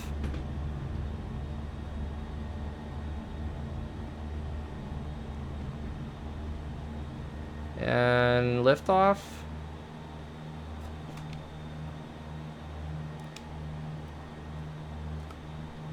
All right, and this is an autopilot stream, so let's go ahead and get this autopilot going. Autopilot is engaged. Dial that back. Oh yeah, I forgot I don't have a prop control, my bad. Yeah, and that's positive rate gear up. Now, what I did was I activated that autopilot. So let's go vertical speed. So it's the 172 Sierra Papa over to departure control. Thank you. And who the hell are we talking to? It's going to be Tulsa departure, Cessna 172 Sierra Papa is 1003 climbing 4000. Cessna 172 Sierra Papa left turn, Tulsa direct. All right, cool. Sounds good. So we could do it in 2 ways, right? We see here that where autopilot is engaged and it is active, right? The autopilot is on. But we're in heading mode, so we could do this. We could spin the heading and turning that heading bug will turn that heading bug like this, right? And so see the command bars move ahead, and then so too does our airplane. Could do that.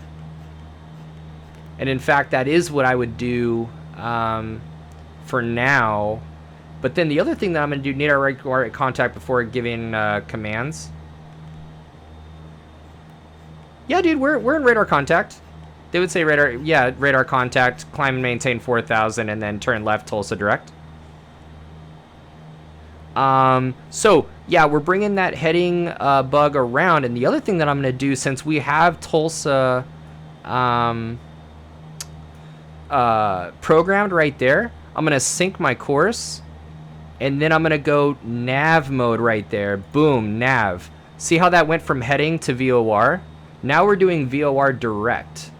Now we're I should say now we're sourcing the VOR. We went from heading mode as the lateral mode to now we are VOR, and we did that by switching from heading right here to Nav. And now we're Tulsa direct. What else is going on? Well, we're 1,000 feet away, right? We're climb check, so systems are green, airspeed, altitude reference set, positive rate, and flaps are up, power is set, and vacuum is good, quantity, fuel quantity.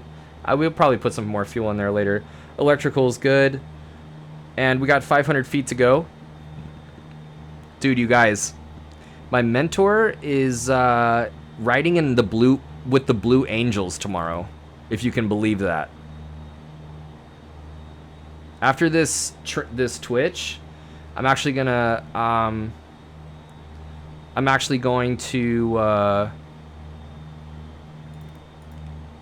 sign off for a little bit and play some Diablo.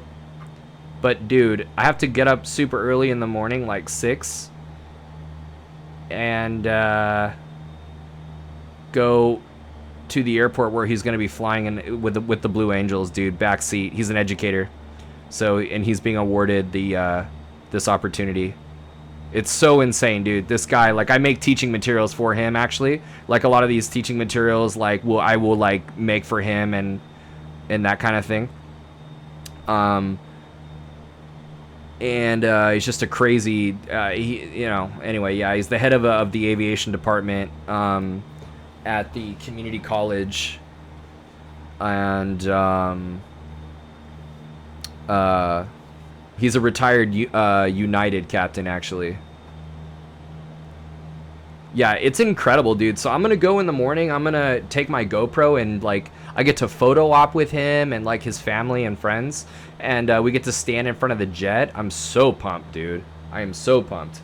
Cessna 172 Sierra, or 172 Sierra Papa, turn left, heading 290 to intercept Victor 140. Left 290 to intercept 172 Sierra Papa. So here we go, right?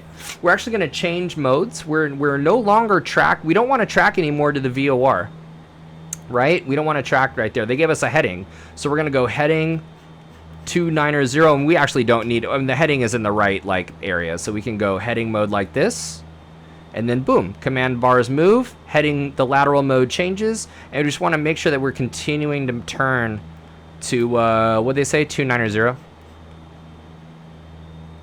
and make that heading 290 right there. Make that a little happy 290 on the little happy heading bug right there.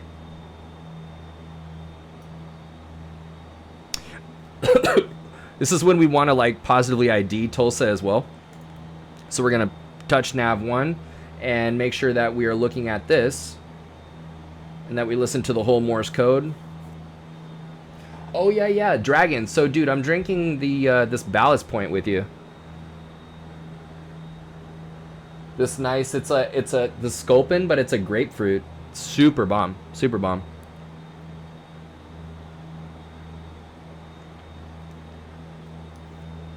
Now, not only did they give us a heading, oh yeah, and so we would hear that whole Morse code.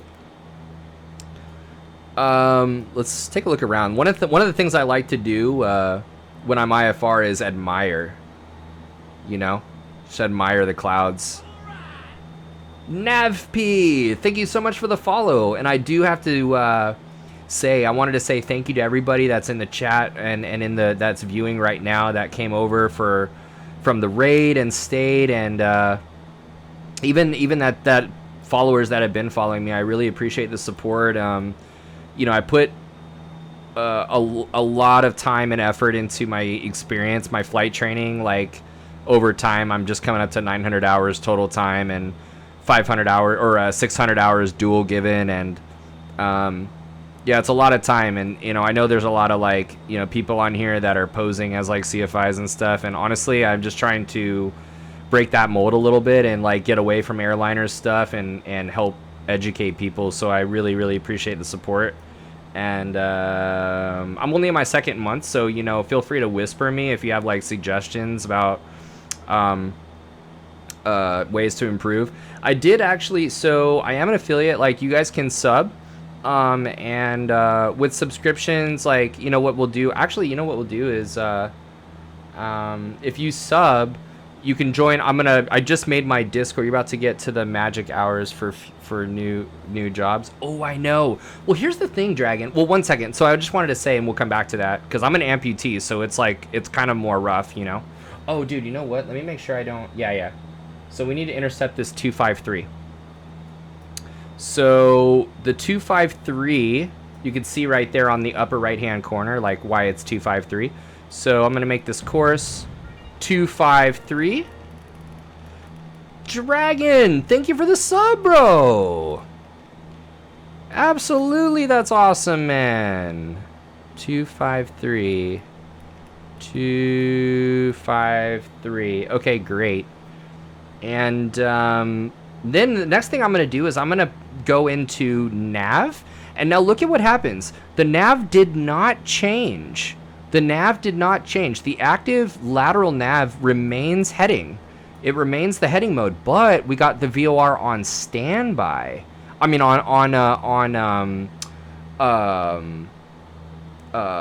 my God, not active, but armed. So, and I know there are like probably 3 people. Now look at what's happening. The VOR is closing down. We got you can see what's going on ForeFlight right there. See that? The airplane is actually in a position to intercept that magenta line. This VOR1 is being intercepted. And as it's doing so, it captured that VOR. That VOR changed from heading to active and VOR armed to VOR actually capture. Now here's the thing, it's not actually a perfect system, so I actually do like to remain in heading mode. Close that down a little bit. See, that heading mode will open that intercept angle, bring that in a little bit more at a suitable like closure rate with that angle large. And then as that gets closer, yeah, then what I'm going to do is switch it over to nav, so that way it like rounds it out, So here we go. So I was saying, yeah, I really appreciate the support, and if you could hit that follow button, that would be awesome, and even better to show your support would be to subscribe. I'm right now I'm putting together a Patreon, and what's going to happen is, so subscribers will get, and as a matter of fact, let me give you my Discord. I just set up my Discord. And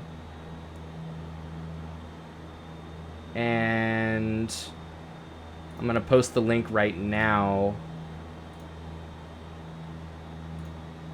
I'll put it in my About Me page on Twitch, but there's my Discord right there, so those of you can join. But if you sub, you have the ability to use voice chat, like in the chat, like there's a video or a voice chat room. There's like all these different pages that I set up. You can post pictures of your cute pets, dude. Talk about things IFR or private pilot or flight sim related. And then if you subscribe to the Patreon, which I have yet to set up, but I'm going to, what I want to do is really go all out and make this like a ground school, make these ground school sessions. And what will happen is I will get, when Twitch allows us to contact all of our subscribers again, hopefully soon. I think they're working on legally like how to do that, but let's do, actually, Spears apparently is 29 DME, so I'm waiting for that number to be 29. Patreon subscribers will actually be emailed or whispered, or whatever the mechanism ends up being in Twitch to disseminate like an email, like mass email to you guys. Will be given like a Zoom link, and people will be allowed into a Zoom channel where it will be like a legit class, and we can be face to face, and you can be asking me questions. So yeah, for now, like, definitely subscribe. I would encourage you to subscribe. Subscribers right now should, let me check my Discord. Yeah, Dragon. So it is showing people that are subscribers automatically. So yeah, there you go. Okay, good. Everything. I have no idea what I'm doing. So, you know, I think I'm doing pretty good for not knowing at all what I'm doing. Navpi,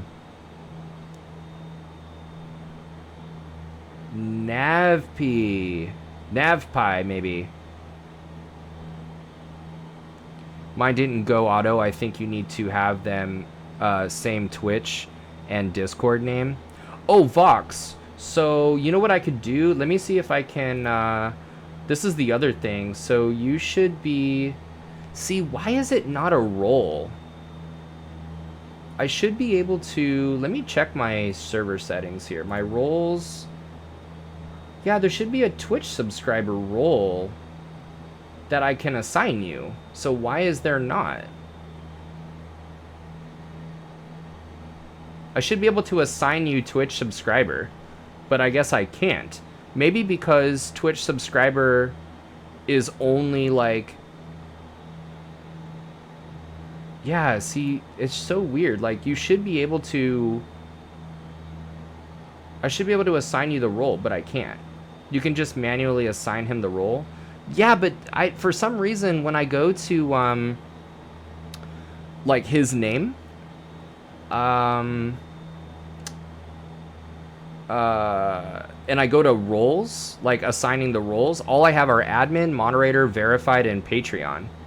Like, I don't have Twitch for some reason, even though when I go to my stream settings, or my server settings, and I go to roles, boom, right there. Roles. Admin, moderator, verified, Twitch subscriber, tier 1, 2, 3, and Patreon. So I wonder what's up with that. Edit. Let me see, permissions maybe? No, it's not going to be permissions. Manage members. Maybe what I can do is everyone. And, oh no, maybe not.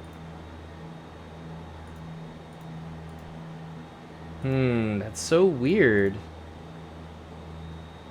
I wonder if I can add...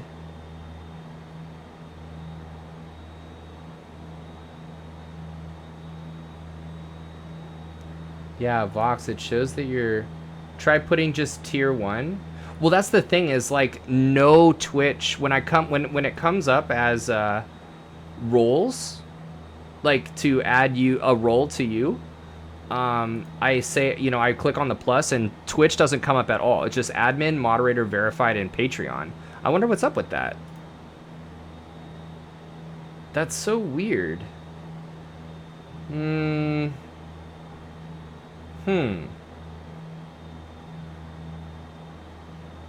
So strange.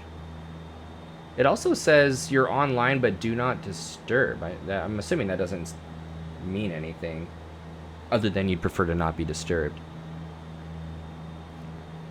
We got to figure this out because we got to brief our approach and get ourselves on. Dang. I wonder what's up with that. Just mutes all notifications. I will try to rejoin with my name. Yeah, like, you know what I'm wondering is if it's not... Let's see here. I wonder if it's something where it's like, since I have synced my Twitch to my Discord, like, it will assign... It knows who my subscribers already are. So that way, maybe there's no mismanagement, you know, of Twitch subscribers and their privileges, who has those privileges or something. You know what I mean?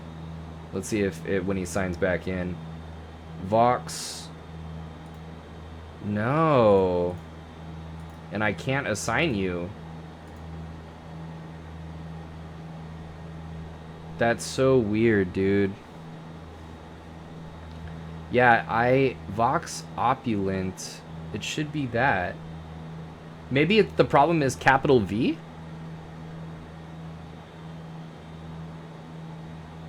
There's no way that that's the problem.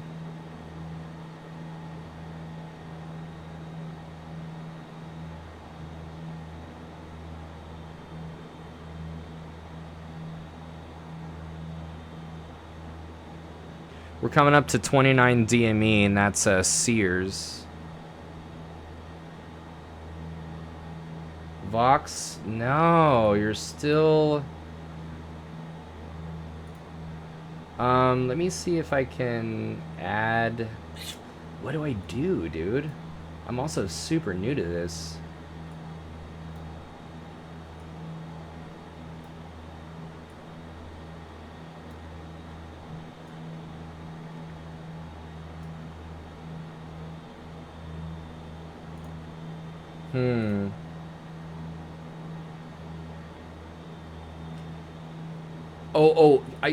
I can just click and drag him. Let's see here.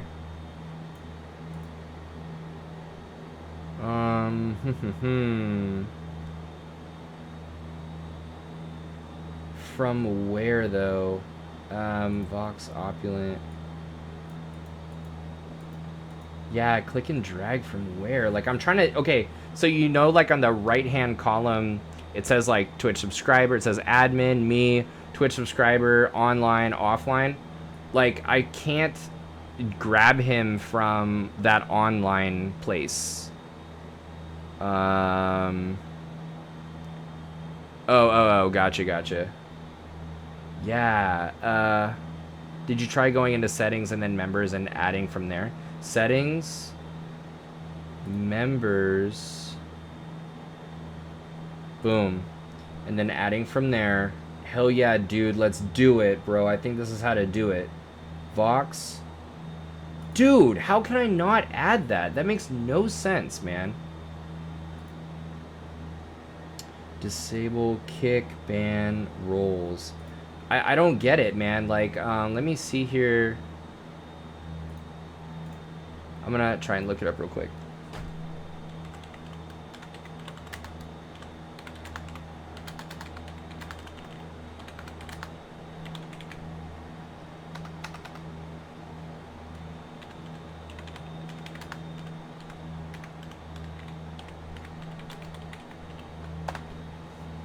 Discord not giving sub roll to Twitch subscribers. Any help on Reddit? What do we got? Not sure what's going on. Any help? Your screenshot shows it has 16 synced people. What's the question? Oh, you know what? Vox, are you like, is your Twitch synced to your Discord? Is your Twitch synced? It's not giving the sub roll to the people that are synced. I don't understand what the screenshot is supposed to be showing, but each person needs to have their Twitch and Discord accounts linked for it to work. Sometimes it takes a while for it to activate. So there's that. That's probably the issue.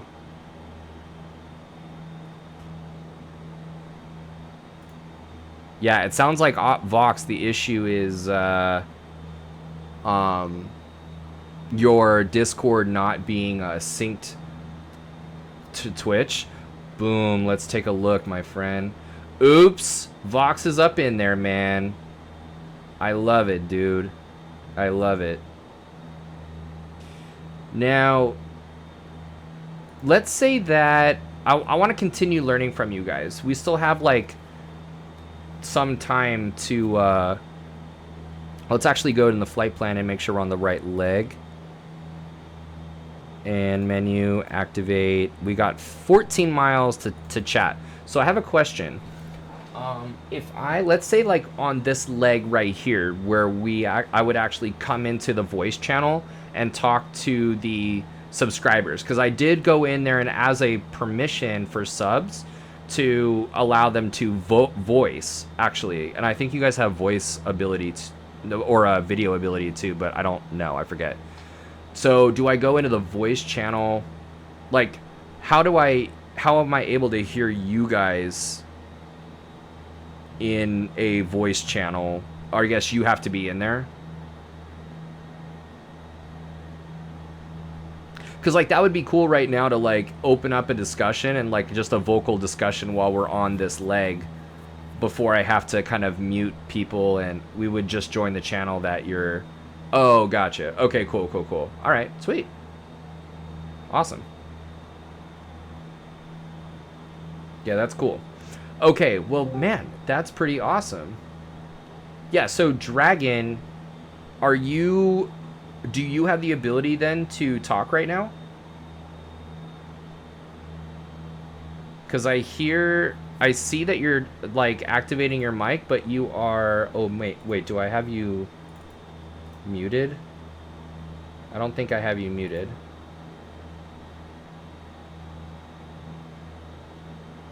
Because I don't hear you. Maybe my settings, like audio maybe? Yeah, like my audio or something like that. Let me see here. Like home maybe. Oh, down there, duh. Alright, maybe push to talk. Let's see here, text and images, voice and video, input. So the input, let's actually output is, let's do, all right, try and talk. Test. Yeah. Let's do, actually, hold up, let me, yeah, give me another test. Testing. Yeah, dude. Okay, sick. Now, are you getting like a bad echo or anything like that? I'm not, no. Okay, very cool, man. Very, very cool. All right, that's dope. Yeah, dude, like, I just want to keep learning, and I'm totally about to miss this DME arc, actually, if I don't go back to it, but I just want to keep learning how to use this, because it's just, like, I've seen it all over the importance of having a Discord community and, like, in terms of growing your channel and stuff, so I really appreciate the help. You are very welcome. All right. So we're coming up to that DME arc right there. Okay, so we are in this, of course, like right when we're able to establish two-way radio communication, I have to like start getting this thing ready for this this approach. So we're gonna be, so Cessna 172 Sierra Papa, descend, maintain 3000, cleared, cleared VOR DME runway 35 into Stillwater, contact center 127.8. 127.8.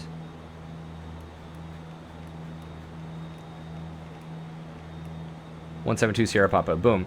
Kansas City Center, Cessna 172 Sierra Papa, and this is actually who I'd be saying is on the VOR DME runway 35. Cessna 172 Sierra Papa, Roger, continue. So, we were cleared to descend down to 3,000 feet. So, automation-wise, right, we're going to, we have our ATIS, we have our altimeter setting, we briefed our approach, and avionics. So, we are going to get the tower ready in here. 125.35. And we're going to descend. We need to set our new altitude to 3,000, so we turn the altitude right there to change the reference, and now we can actually go vertical speed and then nose down. But we have to manage our power. See, if we don't manage our power, the speed goes up. So I'm going to dial that RPM down. You can see that RPM in the corner. Dial that RPM back.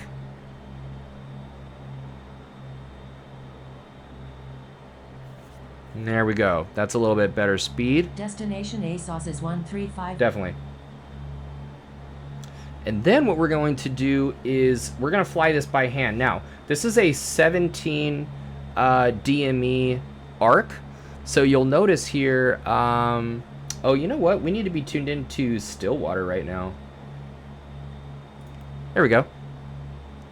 And heading mode. And, oh, heading mode. There we go. So it's going back to that heading bug. And, ATIS, build it, bug it, brief it. Boom! That sounds like a Daft Punk, like, song. ATIS, build it, bug it, brief it. Yeah, so there's IBA at 17 DME. We're also going to be crossing the 118 radial. There's 3000. And bam. Actually, let's go ahead and go. Let's keep this from Tulsa. And then when we cross the 118, then we'll let's see here. SWO. There we go.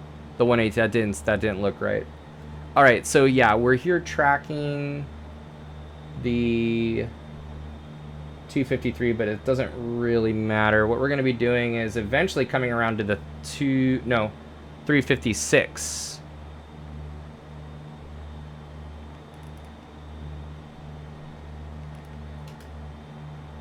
356, and we want 17 DME from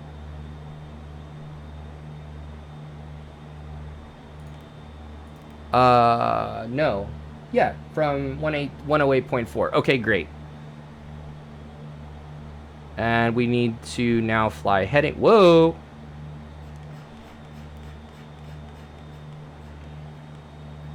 Yeah, we're gonna need to. We were a little late on that turn, so we want to be 17 DME. Actually, no, we were early. I will catch you next stream. 2 a.m. Need to finish assignment. You got it, Vox. Hey, thanks for hanging out tonight, man. We need to get a little bit closer. Actually, my bad. I thought it was 18. It's 17. So what we're gonna do is we got VOR2 locked on to Stillwater. We are flying a very shallow angle right here to make this number 17. Then we're going to hop on that arc and make this, put that in the 90-degree position. And again, we're just doing this in heading mode. Not that, God, I hate that. Not that big of a deal. 17.3. Getting ready to turn here. I'm going to start turning, actually.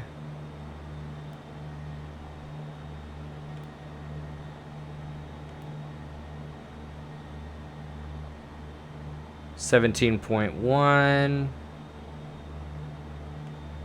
And yeah, we'll use a 10-degree lead radial is going to be 166. So awesome. We're doing great, dude. So we have our final approach course set. New altitude's going to be what, 2600, I think it said? Yeah, 26.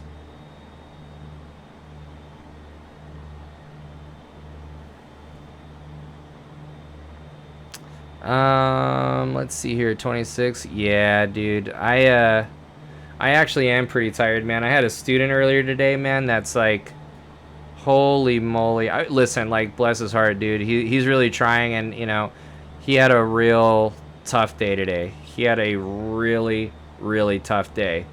And it's all good, dude. We have tough days. He's a private pilot student, you know, and it's just, he's just not putting in the time, dude. He's not putting in the time, and he, you know, what it came down to, it's a lot of work for the instructor, for a student that's not putting in the time. Freaking sucks, dude. But you know what? When we debriefed, he admitted it all. Like, he admitted personal responsibility. I was like blown away, dude. I was like, whoa, you know, because everybody wants to like be defensive and stuff, and like, you know, So I was like, wow, dude, this really like made my day. So I'm glad he's coming around. But yeah, I am tired. Like, I definitely, yeah, teaching all day. It's good though. I love this job. But I love to teach. Oh yeah, yeah. You were saying going up to the magical hours, man. I it's tough, man. I actually have, you know, some time, like 800, 900 hours, like coming up to 900 hours. Um, some 135s will hire, you know, at that time, at that number of hours. Um,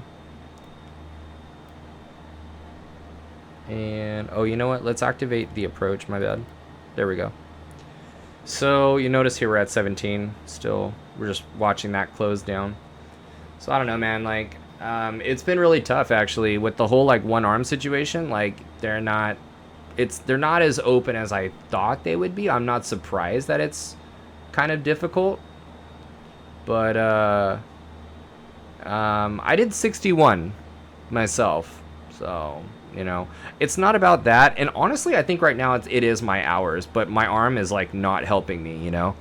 I was right on the cusp of getting a 135 job and a citation as an SIC, and it just didn't happen because this arm situation. So, no, well, here's the thing. So, yes, what you're saying, I need that for PIC, but, you know, what they'll sometimes do if it's worth it to them is they'll hire SIC for less time than that. And then if it's financially advantageous to them, they will, you know, they'll bring you on, and then, you know, they only have to, they'll hopefully shortly be able to utilize you as a PIC. So I think with 900 hours, that is a real, that's even a way more pressing issue. With my arm gone, you know, being an amputee, that's a hard sell, dude. That's a really hard sell. Which is why I love teaching, you know, I love showing students how to do it. We all have the same, uphill battles, you know, as flight students, as pilots, we all have uphill battles. And so, you know, I had to figure out the same, you know, to be successful around the same uphill battles using, honestly, it's strategic, proactive use of trim. But yeah, like, yeah. So it's tough. Oh, dude, thank you. I appreciate it, man. It makes I can imagine it. Yeah, it's but like I said, man, it's tougher sell than I thought it was gonna be. And there's nothing wrong with that, but I mean, I also don't teach, I'm not flight instructing hardcore. Like I don't flight instruct all day long, you know, I don't do like 6 flights a day or anything like that. I do other things. Like I said, I make teaching materials. I like, you know, I like teaching, you know, I like, you know, making teaching materials. I'm not trying to get to the airlines as fast as possible. I'm definitely a career instructor. So, but dude, that citation job would have been dope, and I think it will come. But it was pretty disappointing because it was like right on the cusp. It was right there, and the owner like wasn't convinced that I could do all the other 135 duties, like change the lav and like bags and like shit like that, you know. Because I was flying the citation, I was doing the working title citation in Microsoft Flight Sim like 3 times a week. And I was like reading the AFM. I've got Part 135 flashcards. I've got op specs flashcards. I know IFR pretty well from a regulation standpoint. And so it's like, damn, you know. So I think, yeah, from an hours standpoint, like not only do I really not have enough, but I think I definitely don't have enough to justify a risk to be flying that long and not have that much experience and one arm, you know? So I like to think that it's not just the arm. Because this guy was psyched. This guy that was hiring me, like, he was really psyched about it and everything, and the owner, like, just didn't go for it. Oh, yeah, wait, we need to be 160. 160. I don't want to turn right now. It's, like, way too... 17 DME. That should be, like, 8 degrees. So, anyway, man. Yeah. What are your goals, dude? Are you trying to do airline stuff? You mentioned you're gonna be you want to be a CFI. I'm getting a CFI vibe from you for sure.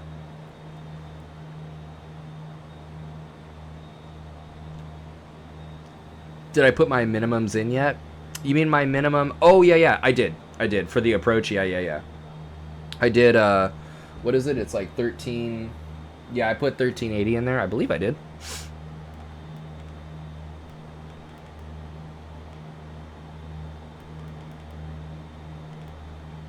Yeah, 1380 is right there in the minimums. All right, let's go ahead and turn in, man.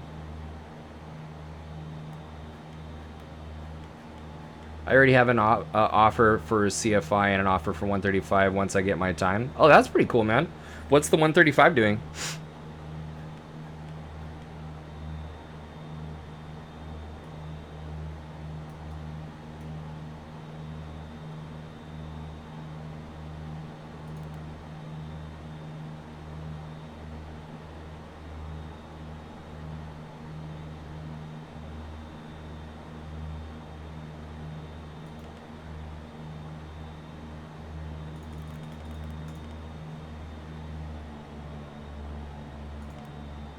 Oops. I will likely just go. You have a minor airline when I get time. Oh no way! Citations. That's rad, bro. That's rad. Yeah, this 135 job was a CJ1. And it just would have been really, really sick. So, you know, it's all good. I definitely saw it as like a blessing where like I was able to, I was kind of like losing my way. Like I was like obsessing about prepping for this job and losing my way. I like really, really enjoy teaching. Like I enjoy flying GA. Like a jet would be awesome, you know? A jet job would really, really be super sick. But I feel like I just have... there's approach mode right there. I just feel like I have a lot more to learn, especially as an amputee. Like I have a lot more to offer. Like students, I think I can spend a lot more time just like slow cooking it and like sticking to the 135 flashcards and doing things like this where I can actually provide like a teaching service and just get better at explaining things and getting familiar with stuff like procedures. And I don't know, like I just feel like those guys that are making it, whether they have two arms or not, like they've really paid it forward. Like they've really spent the time instructing. Like, you know, like I said, I have just under 900 hours, you know, and I've been instructing for 2 years. Like that's not hardcore. Some people are really hard. It's hardcore as an amputee for sure. I'm the only one, you know, but the thing is like I feel like there's more to pay it forward. Like there's more to go for sure. And I just was kind of like losing my way, I think, with that being like so within reach, you know. You said the pay isn't all that great and they want 1,500, but a minor airline only needs 1,000 as I'm 141. Gotcha. We'll do 1380 on the minimums. On the reference, we'll do 1400. Crossing, Calbs is 9.3 DME. Yeah, Calbs is 19.3 D or 9.3 DME.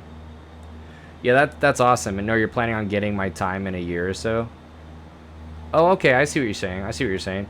Yeah, dude. I mean, we all writing our own story, man, and we're all taking our own time. 9.3 DME. So yeah, I had to pick my head up kind of from that. I just want that to be a part of the I just want that to be a chapter, you know, of this whole journey of like, because I fly like this, like with one arm. I like weaned myself off of my. I had a prosthetic arm that I weaned myself off of. Let's see, 9.6, 9.5, 4, and then 3. Vertical speed down, and then the other thing is like oh, and then let's see here, we're doing 120 knots. That's 700 feet per minute actually.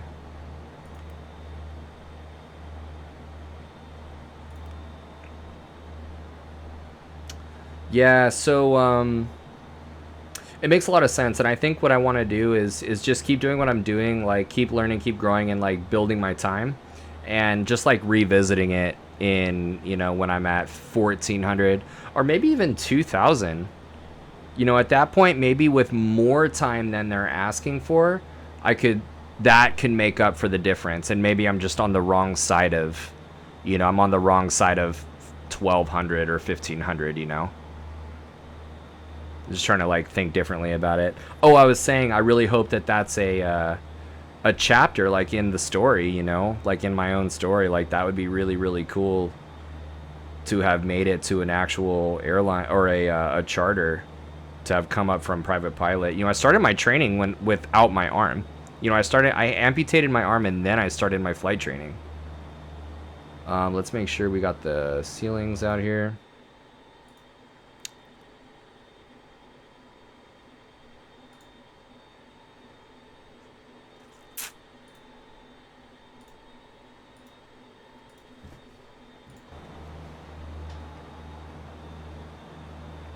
All right, and autopilot disconnect. 500. Power. Trim.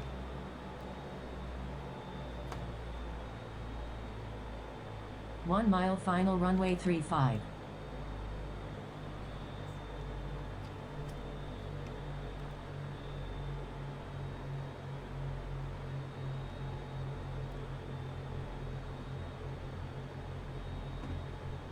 Got the nice runway sight picture, a little high, nothing wrong with that. We're coming in the flaps one.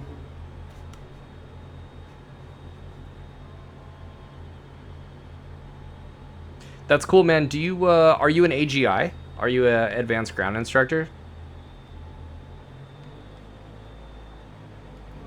It'd be really cool to start teaching at this time, you know, teaching nice and early.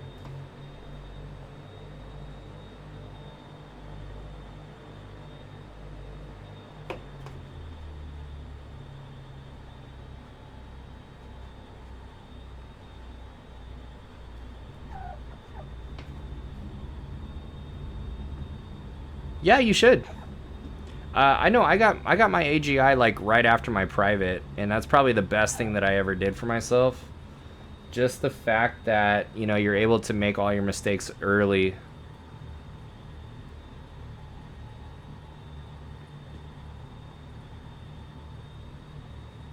All right. Oh, keep it going.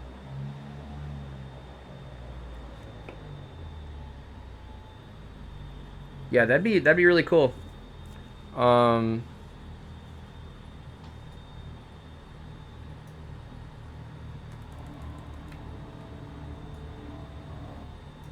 Okay, lean.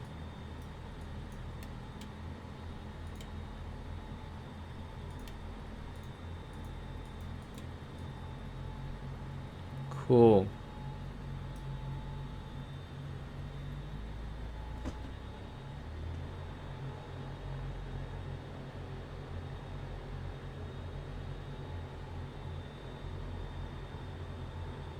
Yeah, that'd be really awesome, man. If you got your AGI, you can start putting your lesson plans together and stuff, and just like, you know, around the flight school. If I know you're sound like you're a busy guy, but if you are, you know, if you have the time to oh, dude, ordinary. So yeah, if you are if you're in the G1000, so what we did was we flew we programmed the DME arc in the flight plan portion of the G1000. You can just load in, K, what was this, SWO, and it was the VOR DME runway 35, and then you could load that in from IBA or IMBA or whatever it was. But instead, if you want the autopilot to fly it for you, then what you would do is actually make sure that the source is GPS. Make sure that the HSI source is GPS, and then have the autopilot be in Nav mode. So have the nav source be GPS, and then have the autopilot in Nav mode, and then make sure to activate the approach. You activate that approach. Let me actually just kill this thing here. So avionics, lights, and kill it. Master. Okay. So, you said, is it not able to fly the arc based on DME from the VOR? No. Right? No. So it's not able to. What it's going to do is in an IFR certified GPS, like what you're going to have is you can load that approach. And then once you load that approach, it will be on, you will be flying the path of that approach. It'll display it as a GPS. It's not going to be, displaying it in any other way. You can absolutely, what we did is we had it in autopilot and we did fly it in terms of DME. What we did is we tuned we used the Nav 1 and Nav 2 on the same VOR. We used the Nav 1 for the VOR. What that was, looking at this here, I'll show you. So what we did was we used Nav 1, tuned Nav 1 into Stillwater with the final approach course of 356, and we tuned that VOR, that Nav 1 was in VOR mode. We turned that course to 356, and we just set it. Because VOR 1 we use for tracking and intercepting. So we're just going to set that final approach course the way it is. Then we used a Nav 2. We use Nav 2 for Stillwater as well, because we need those cross radials to come. It's a DME from Stillwater. So we want to make sure that those cross radials that we're sweeping out are from the correct source. So Nav 2 is definitely Stillwater as well, with a bearing pointer for number Nav 2 active, and swinging. So we got to get that bearing pointer in there. And then what we did is we did something very simple. All we did was have the autopilot in heading mode, not nav mode, and flew heading bug selections in 10-degree increments around that 17 DME, and to maintain that 17 DME arc. All the way around to the final approach course, in which time we set it to approach mode, and we were allowed to, we just actually we set it to nav, where it just flew, because it's a VOR approach. It's not, it's not localizer or anything like that. So now that's one way to do it, and we maintain the DME using the heading bug. Right, and the HSI source was VOR. It was Nav 1, right? But if you want the autopilot to fly it itself, and you want to fly that DME arc hands off, then what you want to do is load the approach, and instead of using the source for your HSI to be Nav 1, you want the source to be GPS. The GPS will... and then what you want to do is be in Nav mode. And Nav mode, what that's going to do is it's going to say, okay, what's my GPS track? And I'm going to follow that GPS track. And that GPS track was based on something that you loaded, an approach that you actually loaded. So those are two ways of getting the G1000 or the autopilot to do that. Do I need to activate the approach on G1000 for it to fly in GPS mode? Yes, that needs to be, if that's crucial. It's crucial if you want to do it this way. See, I activated the approach like on the actual DME arc, because I wasn't doing it based on GPS. I was doing it based on DME and based on the VOR, you know, so who cares? But yeah, if you want that thing to fly it on its own, very, very crucial that you activate the approach at IBA, and that, you know, you want to build that into your call outs and your sequencing, like, of these steps, making sure that the GPS has the correct leg sequenced. And if it's not a big deal. Just make sure that that leg from IBA to, what is that? Tosuk? From IBA to Tosuk is, you would go to Tosuk, go to menu, and then activate leg. And then boom, there you go. And the rest should actually auto, like, sequence on its own after that point.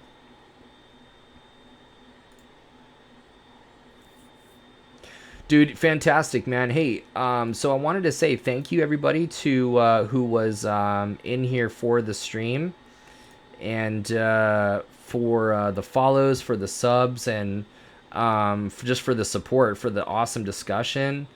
Yeah, I wanted to say thank you so much, and if this was useful and helpful, give me a follow, and I would be eternally grateful for a sub as well.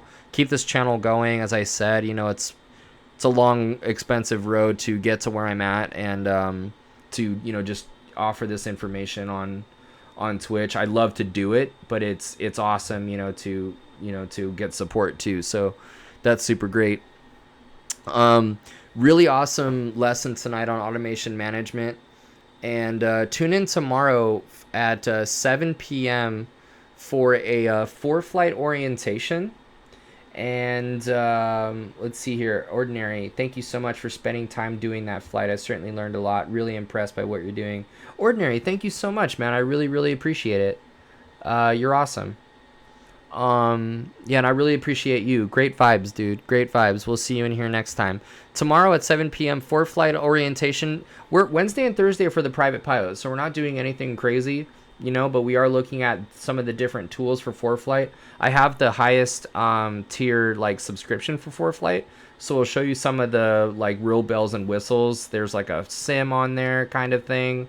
It's really, really dope. Like, it's really cool. And we'll do a cross-country... we'll do for-flight orientation, and then a GTN 750 orientation, like, workshop. So today was about automation, tomorrow's about GPS, and then on Thursday we will be doing a VFR, private pilot, GPS cross-country, probably in my neck of the woods, or maybe, like... maybe somebody out, because I want Pilot Edge, you know, like, I want my Pilot Edge subscription to help us out and really, like, build ATC into the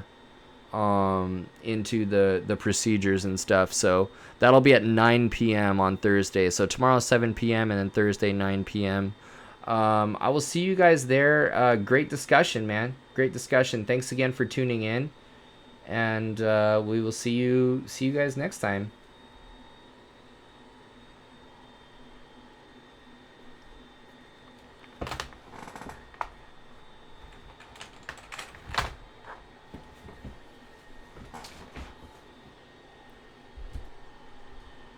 I'm actually going to be on in a second here, but playing some Diablo before bed. So if you guys, you know, watch for this, if you guys want to hop on, no problem. And you know what? I'm going to do something new right now.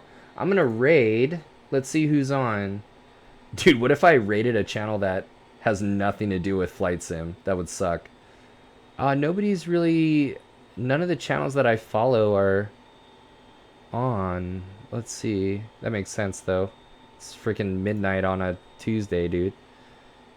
Yeah, dang. Alright, cool. So I'll be back with for some Diablo.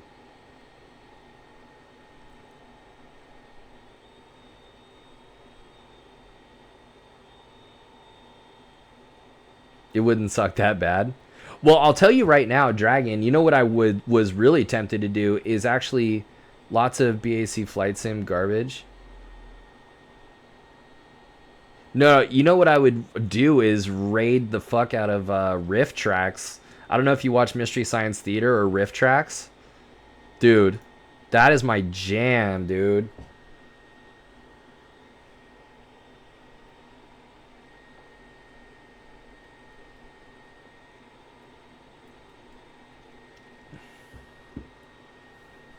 Yeah, Rift Tracks, man.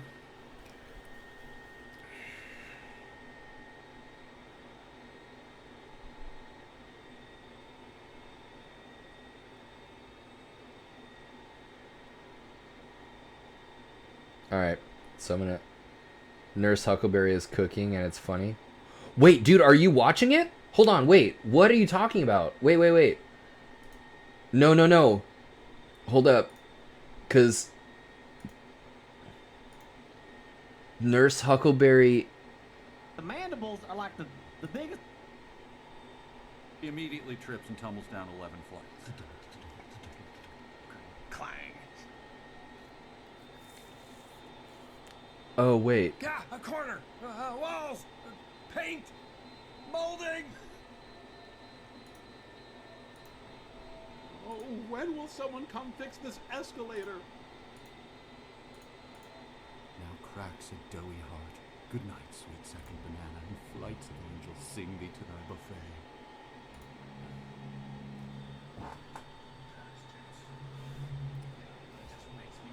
Oh, Nurse Huckleberry is cooking and it's funny. Wait, what are you talking about? Or are you doing Mystery... Are you on Mystery Science?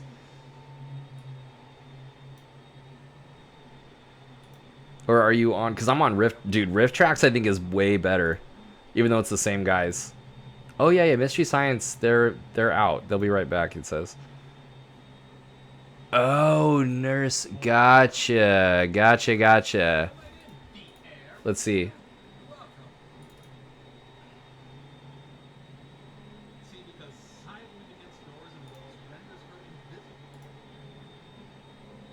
What's Nurse Huckleberry?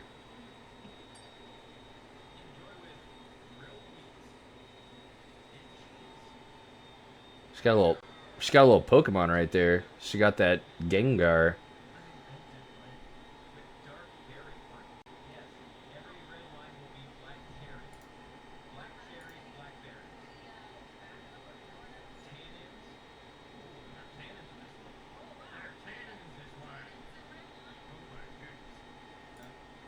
That's cool. Cool, man. All right, dude. I'll see if you want to do Diablo, man. But yeah, thanks for the chat, dude. Yeah, you're awesome. I appreciate the support, too, man. Talk soon.